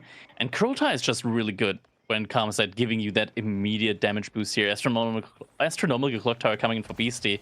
And we know what Beasty can do when it comes to Clock Tower Nest of Bees. He's an absolute pro at using them to really lock down his base. And Vortex, he's going to have to make siege rather sooner than later if he wants to deal with that. Yeah, again, we're talking about 2 civilizations here who are very proficient in the siege department. The Mongols being able to produce siege in the field, but the Chinese fitted with the astronomical clock tower. Getting that larger health pool on the siege units is massive in the siege fights. So it's going to be very interesting to see how that's going to play out here. I do believe that the clock tower is going to provide a massive influence on those fights. Yeah. First veterancy and +2 damage upgrades have been queued. Couple of palace guards as well, so no resources right now to get any clock tower Nest of Bees out yet. Also supervision, so these upgrades are coming in really, really quickly. BC realized that his upgrades are going to finish way ahead in time. Yeah, and that's suddenly not a fight that you can really take if you're Vortex. Like, your Keshiks suddenly lose a lot of health. Granted, veterancy has come in rather quickly on them. Yeah, veterancy came through right here, and Kurultai backing this up as well means that this fight can actually go really, really well for you. It certainly is for Vortex right now. Yeah, he's just keeping pushing it in. Even the palace guards that are coming out right now, they're just dying instantly to those Keshiks, and the numbers from Beasty just getting reduced to smithereens right there. Now the gate is still damaged. He can just push past the gate.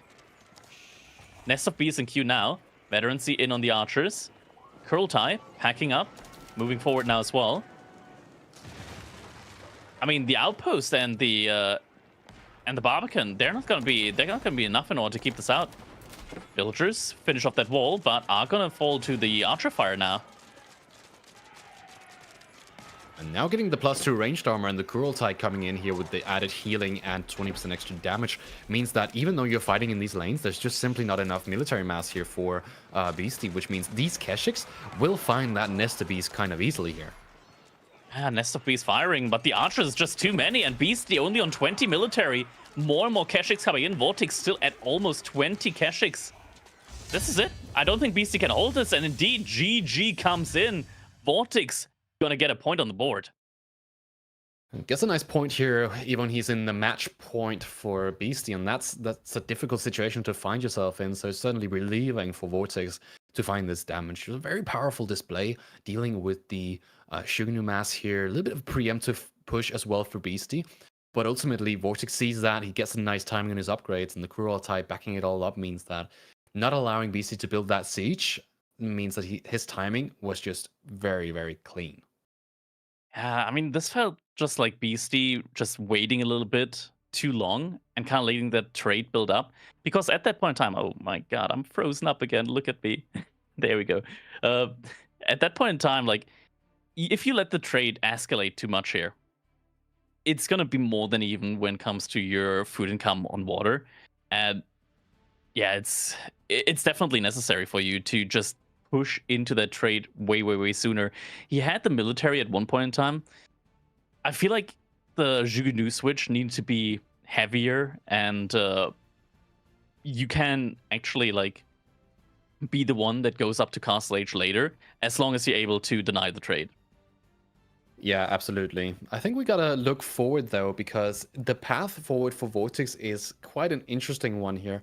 He pulls out the Ruse, and that's not necessarily a counter pick here on Dry Arabia versus the Ayubits. Notorious for that Castle Age timing, really good at dealing with cavalry, and that's just so difficult for the Ruse to cope with. It is. This is gonna be an interesting one. I wouldn't mind seeing like a Ruse fast Castle Age come in again. Like Golden Gate. If your opponent doesn't necessarily expect the Golden Gate, they might just go for Economic and Growth in Feudal Age. I would like to see that. There's some utility go to Golden that. Gate and go Golden Gate, and then you can just make normal Cav Archers, right? Cav Archers, in theory, they also deal pretty well, just because the base damage is so high. They deal pretty well with even with Camel on Ease. They still have enough base damage to penetrate through most armor. Yeah, certainly. And they can kite. Yeah. I'm not sure about the Ruse Fast Castle, though. I think it's not really going to be able to compare to the Ayubit one, but if you can find enough damage... Fast Castle Abbey. Fast Castle Abbey? We're playing Dry Arabia. That's not something you would do normally if you don't have like natural blockers. And Golden Gill. Ranged. You go Golden Gate, Abbey of Trinity. We go all the way back to 2021. Are you talking Horse Archer now? Yeah, we're going Horse Archer, we're going Golden Gate, we're going Abbey of Trinity. And full Springle as well? Yeah, full Springle. You don't make anything but Springles there. Yeah, so full Springle, full Horse Archer, and then we're going to take that Golden Gate, and we're going to put all of our gold into it, as we're going to make so many Horse Archers. What are you going to do with this? You're going to accumulate the tickets, you're going to get all the stone for it, and then you're going to build a Wonder. Wonder? Wonder Victory, Golden Gate, Abbey of Trinity. I'm here for it. 2-hour game, 3-hour game. That's going to be it. I mean, you got to go out with a bang here if it's going to be the last game, though. Oh no, that's gonna be a tie then. Yeah. One more game with after the the Wonder 2-hour game. Yeah. How many tickets realistically make sense to pile up? And could you really get a Golden Gate going for a Wonder? 40 tickets. 40 tickets? Yeah, those are ludicrous talks here. We got to get back to the essence of this matchup. We're fighting Ruse versus Ayubits here. I'm not sure how Ruse realistically approaches this, because I've seen it before play out with Ruse going for the second TC and then this sort of English-style feudal aggression accompanying it. But we could also see a fast castle, to your point. Kremlin Rush. Are you still on this? Oh, you go for it. You just full send it, man. Like, this is the point in time, right? Like, Vortex, he's facing Beasty on match point. This is where you got to get that creativity out. This is where you got to really embrace the aggression, that 11 out of 10 aggressiveness score that Vortex has. So you just full on send it with that Kremlin, forward Kremlin, and you just pray that it works. So you're essentially saying that for Vortex, he's put enough stats into creativity and aggressiveness to match that into a proper Kremlin rush. Hey, I'm here for it. I'm here for it. Just a couple of seconds. Actually, no seconds remaining. We're jumping right into it. Match point now for Beasty. We're looking at Ruse versus Ayubits here on Dry Arabia. It doesn't get more classic than this right now when it comes to the maps. That matchup's definitely not a classic. This is something that you don't see every day here. Beasty only with a single scout. Vortex going for the typical triple scout opener. And it looks like he made one of his scouts from his TC. Yeah, it's something we see more and more from the Ruse, is that the second scout coming out from the TZ allows you to go way more aggressive with your initial scout and have the second scout clean up the first tier packs around your base. A little bit curious again to see the Ibid player going for one scout opener. We saw it previously as well, where the scout opener, yeah, it's great, but it also delays you a lot if you're playing a civ like the Abbasid or the Iobids. And so sometimes you cannot afford to go for that, because if you want your Desert Raiders out quicker. Yeah. Vortex is going to get a good amount of bounty here. Killing Wolf still has a deer camp ahead of him there. Overall, looking good for him here so far, and is going to be able to queue that early Dark Age wheelbarrow that the Roos really like to get early on in the game. The question is, are we just going to see like a 2TC Roos play? I don't think we're going to see 2TC Roos. I would be surprised if that was going to be the case. I have to wait and see, though, how exactly that's going to turn out, and if Vortex is going to be able to get that 250 bounty, and it looks like he is. I think I just heard a wolf, so Scout is now going to be hitting a wolf there. There we go. And with that 250 bounty mark is going to be reached nice and early before the 2.5 minute mark. That's a quick one. Yeah, it gives him that extra eco boost that he will need to go for the wheelbarrow early, and should he decide to also go into a stable, getting a little bit more gold here, getting up to the 300 mark, a little bit more than that, then he's going to be able to produce knights as well early, as he will try to go for either aggression or that second TC. I'm not so sure about that fast castle play, but we'll have to wait and see. Desert Raiders now coming through with the military reinforcement for the House of Wisdom, and Kremlin as well. A little bit of a cancellation here, gonna have to reposition it more towards the gold. And what do you think this really signals, covering the wood and the gold? I mean, it also covers the stone in the back indirectly. So overall, I quite like this. This is also going to give him a lot of line of sight. The Kremlin just provides you with that much line of sight as well, around the entire wood line there. I like this. This is something that I would have liked to see from Kiljadi early as well. Just you take a little bit more steps to getting that Kremlin up, like you walk a little bit further, but you're getting so much more value out of that. And look at that, even more wolves that Vortex is collecting here. So 335 bounty. This man is rich right now. No 80 bounty for him here.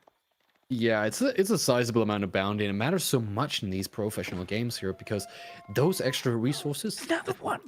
Another one, yeah. It's really... You might as well send it now, Crackety. Oh my god, it's 11:30 p.m. I'm at my grandma's place now. I'm not gonna full send it. I'm challenging you. I'm not gonna full send it. No, you're not getting me. You're not getting me here. All right. 360 bounty now for Vortex. As we were alluding to earlier, that is such a massive tempo boost, and it's going to allow him to go for more upgrades or even units early without taking too much of a hit here. Outpost coming up from Beasty, so this signals that it's definitely going to be that fast Castle Age play from the Ayubids here. No surprises there, and we do see him taking great care of making sure that he isn't over gathering from any of these berry bushes, so will very likely just be that economic growth that we used to see from the Ayubids. And what's the plan on the other side from Vortex? No villagers out on the stone yet, so no second TC plan so far, and we do have the scouts doing damage on that outpost. Yeah, villagers now going over to gold. So this is going to be a feudal age all-in that we're going to see from Vortex. I like this play. Yeah, I think it's definitely necessary. It's going to be difficult, however, with this tower up. Doing some good damage here with the scouts certainly matters, and getting the tower upgrades true. But again, you have to find damage early. We saw it before with Lucifron, and he wasn't able to find enough damage and build enough units to be able to contest those Castle Age units coming out from the Ayubid. And so if it plays out similarly, it could prove to be very difficult for Vortex to do damage. But you have to also remember, the spawn is also different. For Beasty, he's got deer, he's got that sort of spread All the out. food is in the front. Yeah, it's kind of in the front. And he doesn't have a lot of sheep. It's also more towards the bottom as well. What we saw in that previous Roos game was that all the food was sort of in one space, and that means that if it's denied, it's a very big issue for the player that's supposed to go for them.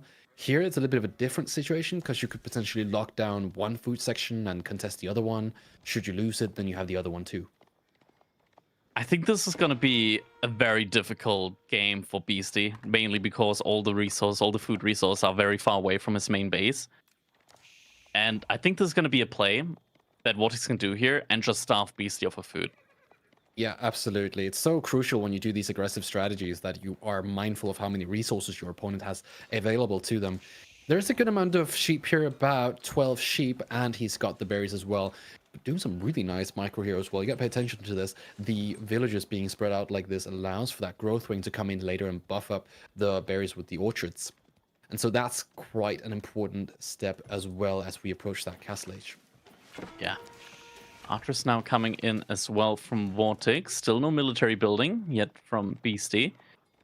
And he doesn't have any wood in the bank as well. He just perfectly macroed his way up to a very, very fast castle age. Click up is going to come in now. Economic Ring will be the name of the game here for Beasty. Pulling off the berries now just in order to not overgather them. Also a knight there harassing. And the first blacksmith upgrade that we see from Vortex is going to be siege engineering. Yeah, we've seen this time and time again with Vortex, able to pull out this siege engineering with civs that usually don't go for it. I would not have expected an early siege engineering coming out from Vortex here, but it's going to be quite important should he want to deny these. Yeah, that's not repaired. He doesn't either. have the wood for it. He's getting the wood now. Getting the wood now, but he needs it for units later, though, so he needs to build it for production. I'm not sure that he's going to take the time to repair this. Yeah, I mean, he's on straggler trees as well, and the ram is coming in now. What's going to be important here is the amount of gold that Beasty can collect before this push comes through, because it will dictate how many camel archers, camel lancers he can push out. Scout sees the ram. I bet we're going to immediately see a repair on the outpost, right? Right? Or is he just going to forfeit the outpost? I think that outpost goes down no matter what. What you should really try to focus on is getting more gold so you can push out more units to get the control back off it. That's fair. Desert Raiders actually coming out forward. Want to greet the archers there. Good micro from Vortex.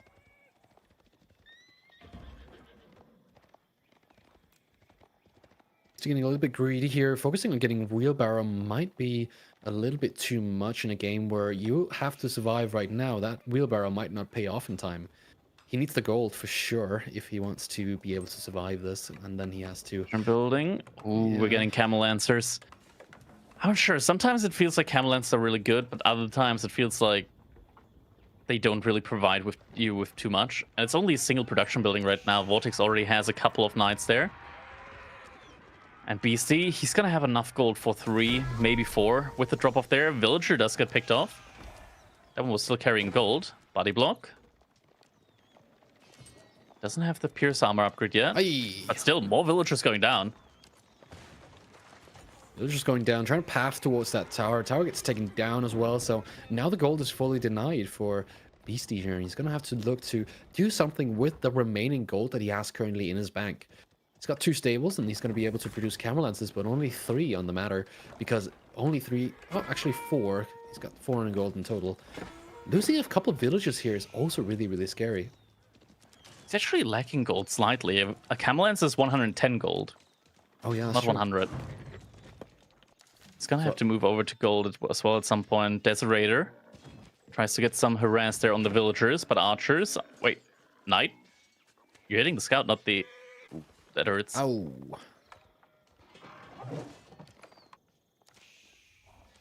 I gotta be fine. They're gonna be fine. If you believe. Currently, Vortex being able to find quite a lot of value with this ram and the Knight Archer mass here. Taking down production building is so huge.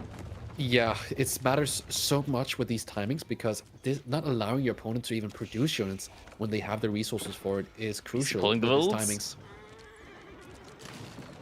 timings. The builds.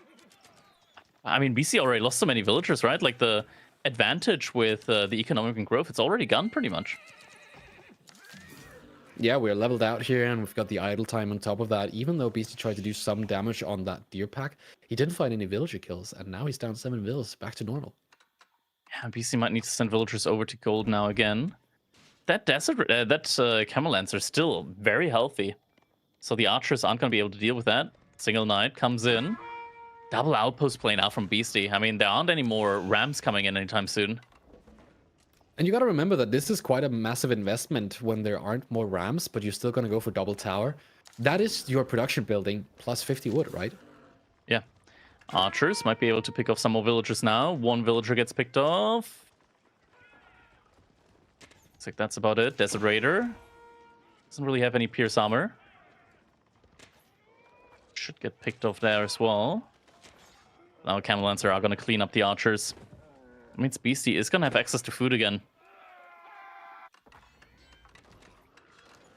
I feel like the play with the Spearman might have been a little bit too slow. We're now getting another ram. 2 rams. All right, Vortex really still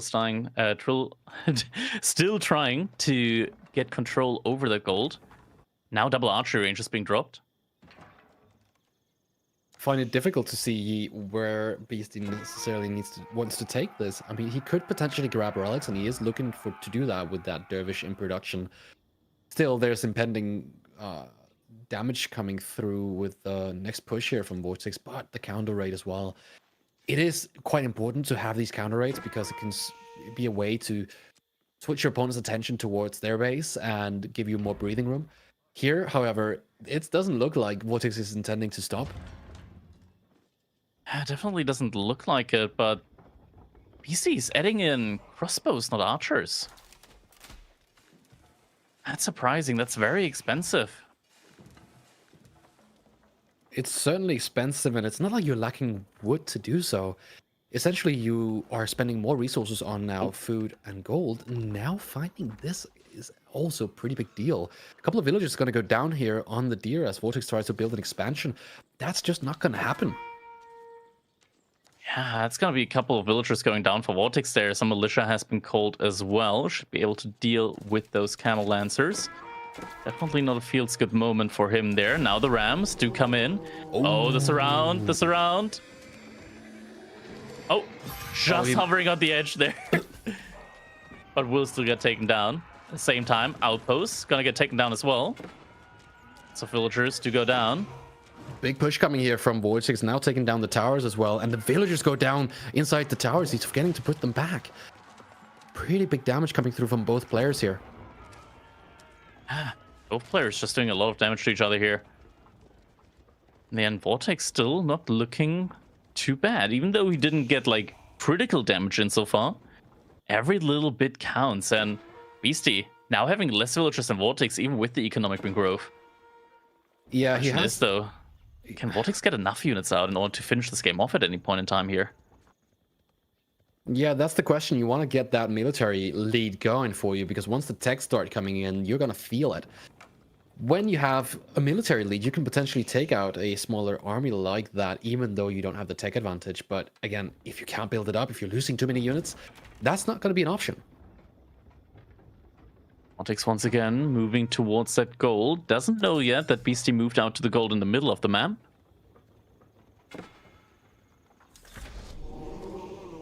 Relic gets denied. For the time being, Beasty so far, he's gotten 1 relic. 1 more is going to be on the way. Rams right now, they're just running around the base from Beasty, trying to see what exactly is going on over there. Could take down some more of the production buildings.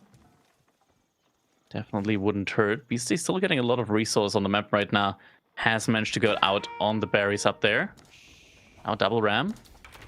Starts to tickle some of these production buildings. There's a lot of units inside these rams here, and so the only real thing that can take them out is going to be the cavalry or villagers. And as those units approach these rams, with such a sizable amount of spears inside, it's going to be difficult. Yeah. Spearmen are going to have to hop out, even just for a second, to start and do some damage against the Camel Lancer. There we go. Hop out for a moment. Right now, I mean, Beasty has the army advantage here.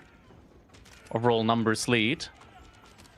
Spearmen, I mean, once they're in melee form, once they're in melee range, they can do some damage. But yeah, just getting taken down now by the massive archers.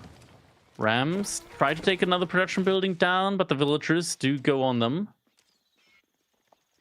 Raids at the same time from Beasty on both sides. Production building stays up.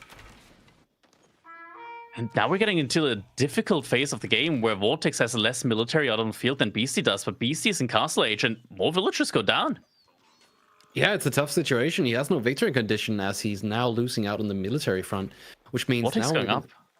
He's trying to go up. Yeah, I'm not sure it's going to be enough though. Beasty has too much of a lead, and now getting the relics as well. It's going to be such a tough game to come back in now that you didn't do the damage that you wanted to do in Feudal. It's definitely going to be a rough one. Vortex, he can't really afford making much more military right now. He does still have the Kremlin as a defensive unit, but I don't think Vortex is going to be able to deny the next couple of relics that are going to go over to BC side. Yeah, I doubt that as well. We are seeing the high trade house coming through. That could potentially bring Vortex a little bit back into this game, giving him some extra gold, some extra high gather rates. But in the end, we have to just take it for face value. We are up against, on Vortex side, upgraded units. It's Castle Age, and these units are pretty cheap to produce as well. You got to remember, these are archers, but their power level is large. It's very big. Yeah, +2. Pierce Armor is coming as well, so Beasty will be able to dive the TCs for pretty much forever, without really having to be very worried about that. Some night raids coming in, but I mean, the reinforcement at this point in time are going to be able to deal with them. Just the archers being able to do a lot of damage there as well. Yeah, definitely. That extra few damage points that you get from the veterancy matters so much, as we've been talking about in previous settings with Yayabits, where you can go for knights and you can go for horsemen and so on, but you're just not going to be able to have enough ranged armor to deal with that simply because of the archer veterancy. A little distraction. Wololo gets pulled. Militia coming in there as well. Now Castle Age Militia doing a good amount of damage. Wololo comes in a little bit too early. Only going to Wololo's convert the some militia. militia. Villagers still stay inside though. It's always a feels bad moment when your most desperate unit is taken out by the Wololo, and GG. there is the GG. 3-1 for Beasty. 3-1 for Beasty indeed, and that means that he is going to be able to keep on progressing through the loser bracket. And that means that we're going to see him again next weekend. It does mean that Vortex is going to go into the grave, though, on this one. And big question marks on whether this might be the final time we see Vortex. I know he's been quite vocal about his support for Stormgate with his release on the horizon. Be unfortunate to lose him, but I guess, you know, a beautiful way in some ways to lose him, right, Voldemar? Beasty, definitely one of the front runners. There's no shame going out to him.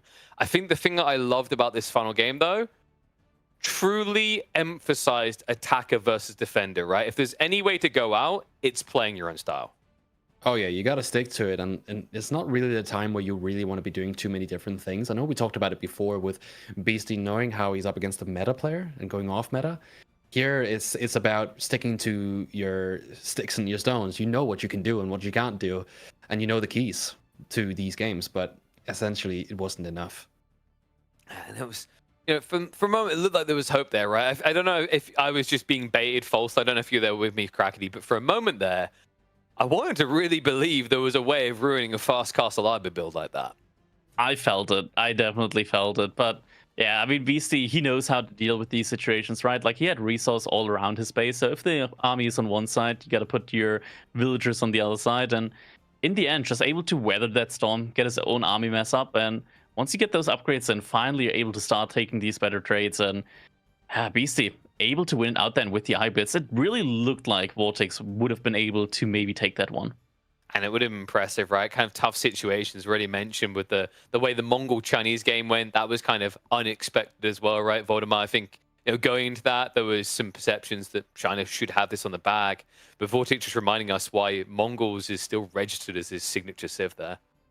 Yeah, I do believe that the Chinese getting the water is a very big deal, but again, that's where Vortex shines. He's able to protect a trade line and just knows exactly to pinpoint that timing for when he needs to go to the Castle Age. And that's where the Kurotai comes into play. That's when the veterancy comes into play. And if you get it right, which he did, then those Shugenus are just simply not going to be able to dish out enough damage. Now, with that detail finalized, it means that we have said farewell to another 2 and come down to 4. I think it's time to have a look at our brackets and see how things are lining up, because although one bro squad are going to be broken up, another one might have beef at the dinner table here, because when we look at our upper bracket, we now have an interesting situation on the horizon. Puppy Paw and Wham, the Canadians, are the ones remaining. NA rise up, take a stand and take a bow, because no Europeans remain in that winner's bracket right now. It is between Wham and Puppy Paw, a best of 5 decider to see who will be waiting in that grand finals. That matchup, of course, will be happening next weekend on the opening day, August 3rd. But we also have other exciting things for August the 3rd, because if we look at our lower bracket, that's where things have been brewing. We said farewell to Kiljadi, a decent run, his best finish ever in an S-tier tournament we've seen so far, but I'm sure it's just the beginning of higher things. And of course, unfortunately, on the other side of things, leading into that, we did see the fall of Baltoon. Dumu was not able to continue on for his set against Vortex, and as we just saw, Vortex eliminated. Now, top 6 going to be the end of his story here for Red Bull Wololo El Reinado, which means that Lucerfron does carry the hopes of all Spaniards to try and keep it alive. But to do so, he is going to have to face off against Beasty next weekend. That will be one of our opening sets. I think the goal here is probably going to be upper bracket, lower bracket, but we'll get that confirmed. Just crazy to think that we've already had to eliminate so many different people, Crackety. Yeah, it's definitely been a long road to get here, and a lot of people did fall along the way. That's for sure. That's for sure. And I mean, it's all for that one seat, for that one ticket over to Spain. I keep saying it's like a date with Marine Lord. It kind of feels like a dating show right now. I feel like right now, Voldemar, we're going through the CVs to see who is the perfect partner for Marine Lord. Yeah, and it's kind of true to some extent, because you're looking at the skill levels and you want to sort of filter through who's actually the best one, and in the end you are going to find the one that's made it through the bracket, and it's only one person who's going to qualify. Absolutely. Now, of course, for those that don't qualify, they will at least take some money and stick it in their pocket, because although there is $30,000 up for grabs on the grand finals on LAN in Spain, there is going to be 20,000 dispersed upon the remainder. Second place, person who loses that grand finals will actually get 5K there. Not too bad, but we've got to make some speculations here. I'm not going to let you guys get away with it. I'm not going to let you be neutral about this. Crackety, you've seen enough now. You've got to make a claim. Who is going to be your champion, your herald, to go forward and challenge Marine Lord? I think it's going to be either Puppy Paw or Beasty. I think... I said don't be diplomatic, and you basically chose 50% of the remaining players. Hey, I'm not going to put all my eggs in one basket there, but... Wise man. That's where I'm gonna put the chances. Yeah. Okay. Oh, what about you, Voldemar? You know, are you gonna maybe give Wham some backing? Is there hope for Lucerfron, or are you in a similar? I was certainly impressed by Wham's performance against Beasty. It was a very interesting set. I gotta say though, being in the top 16 myself and thrown out of this bracket by Lucerfron, I was very, very impressed by his mechanics, and I'm sure that he will be able to have a very, very strong display as well. So, should I pick one to stick with and root for? You know what? I respect you more if you pick one. Yeah, I would probably go with Lucerfron. I'm not gonna shy away from that. Okay, there we go, Lucy. You know, I'm gonna round it out. Okay, Crackety's a greedy boy. He gets to have 2. I believe in the power of Wham. I think he's looked incredible in this tournament. I think historically, he kind of gets written as a second to Puppy Paw. I think a lot of people always keep an eye on him for good reason. His performance at the start of the year really spoke for themselves. But I've always felt like Puppy Paw kind of got a little bit more favorability in competitive, got a little bit further. Wham should not be slept on, and you guys should not sleep on him at all. Remember, we've still got one more weekend to cover here for Red Bull El Reinado for AoE 4 on the EGC channel. It will kick off same time as always, 16 GMT. Oh, sorry, 16 UK time, 15 GMT. I hate time zones. Make sure you lock it in. Make sure you're there. A big shout out to everyone who's been donating. Also, a big shout out to people that have been using our Surfshark code, Wololo, at checkout to get 4 months extra. Remember, it lets them know that you want to see them come back for another event. Maybe a myth event. We'll just have to see. But also, really big shout out to Voldemar. His debut here on the EGC channel. He nailed it. Absolute beaut. Look at him. Ah, oh, he's trying not to blush. Well, but rounding it out, you know what? I want Voldemar to hype this out on the outro. I always get to the outros. We're going to like throw him into the fire and see how he handles this. Hype it up, Voldemar. Why should people tune in next weekend? Next weekend is going to be, what are we even going up against? It's going to be the lower bracket final. We're going to see the upper bracket final again. The Canadian bros are going to go up against each other. And Beasty versus Lucerfron in that lower bracket semifinal is going to be super interesting to see how that's going to end up as well. So stick around for that next week. It's going to be packed, and the skill levels are so minute now. Only the very best make it through to that final seed in Spain. Look at that. Taking the caster's jobs is going to take my job while he's at it as well. Tune in next weekend, Saturday, Sunday, 15 GMT. Lock it in, because when we are done with that weekend, we will finally have our champion challenger. Can they do it? Can they knock Marine Lord off of a perfect streak in 2024? We've still got to figure out who we're sending, but all that to come. We'll see you next weekend. See you then.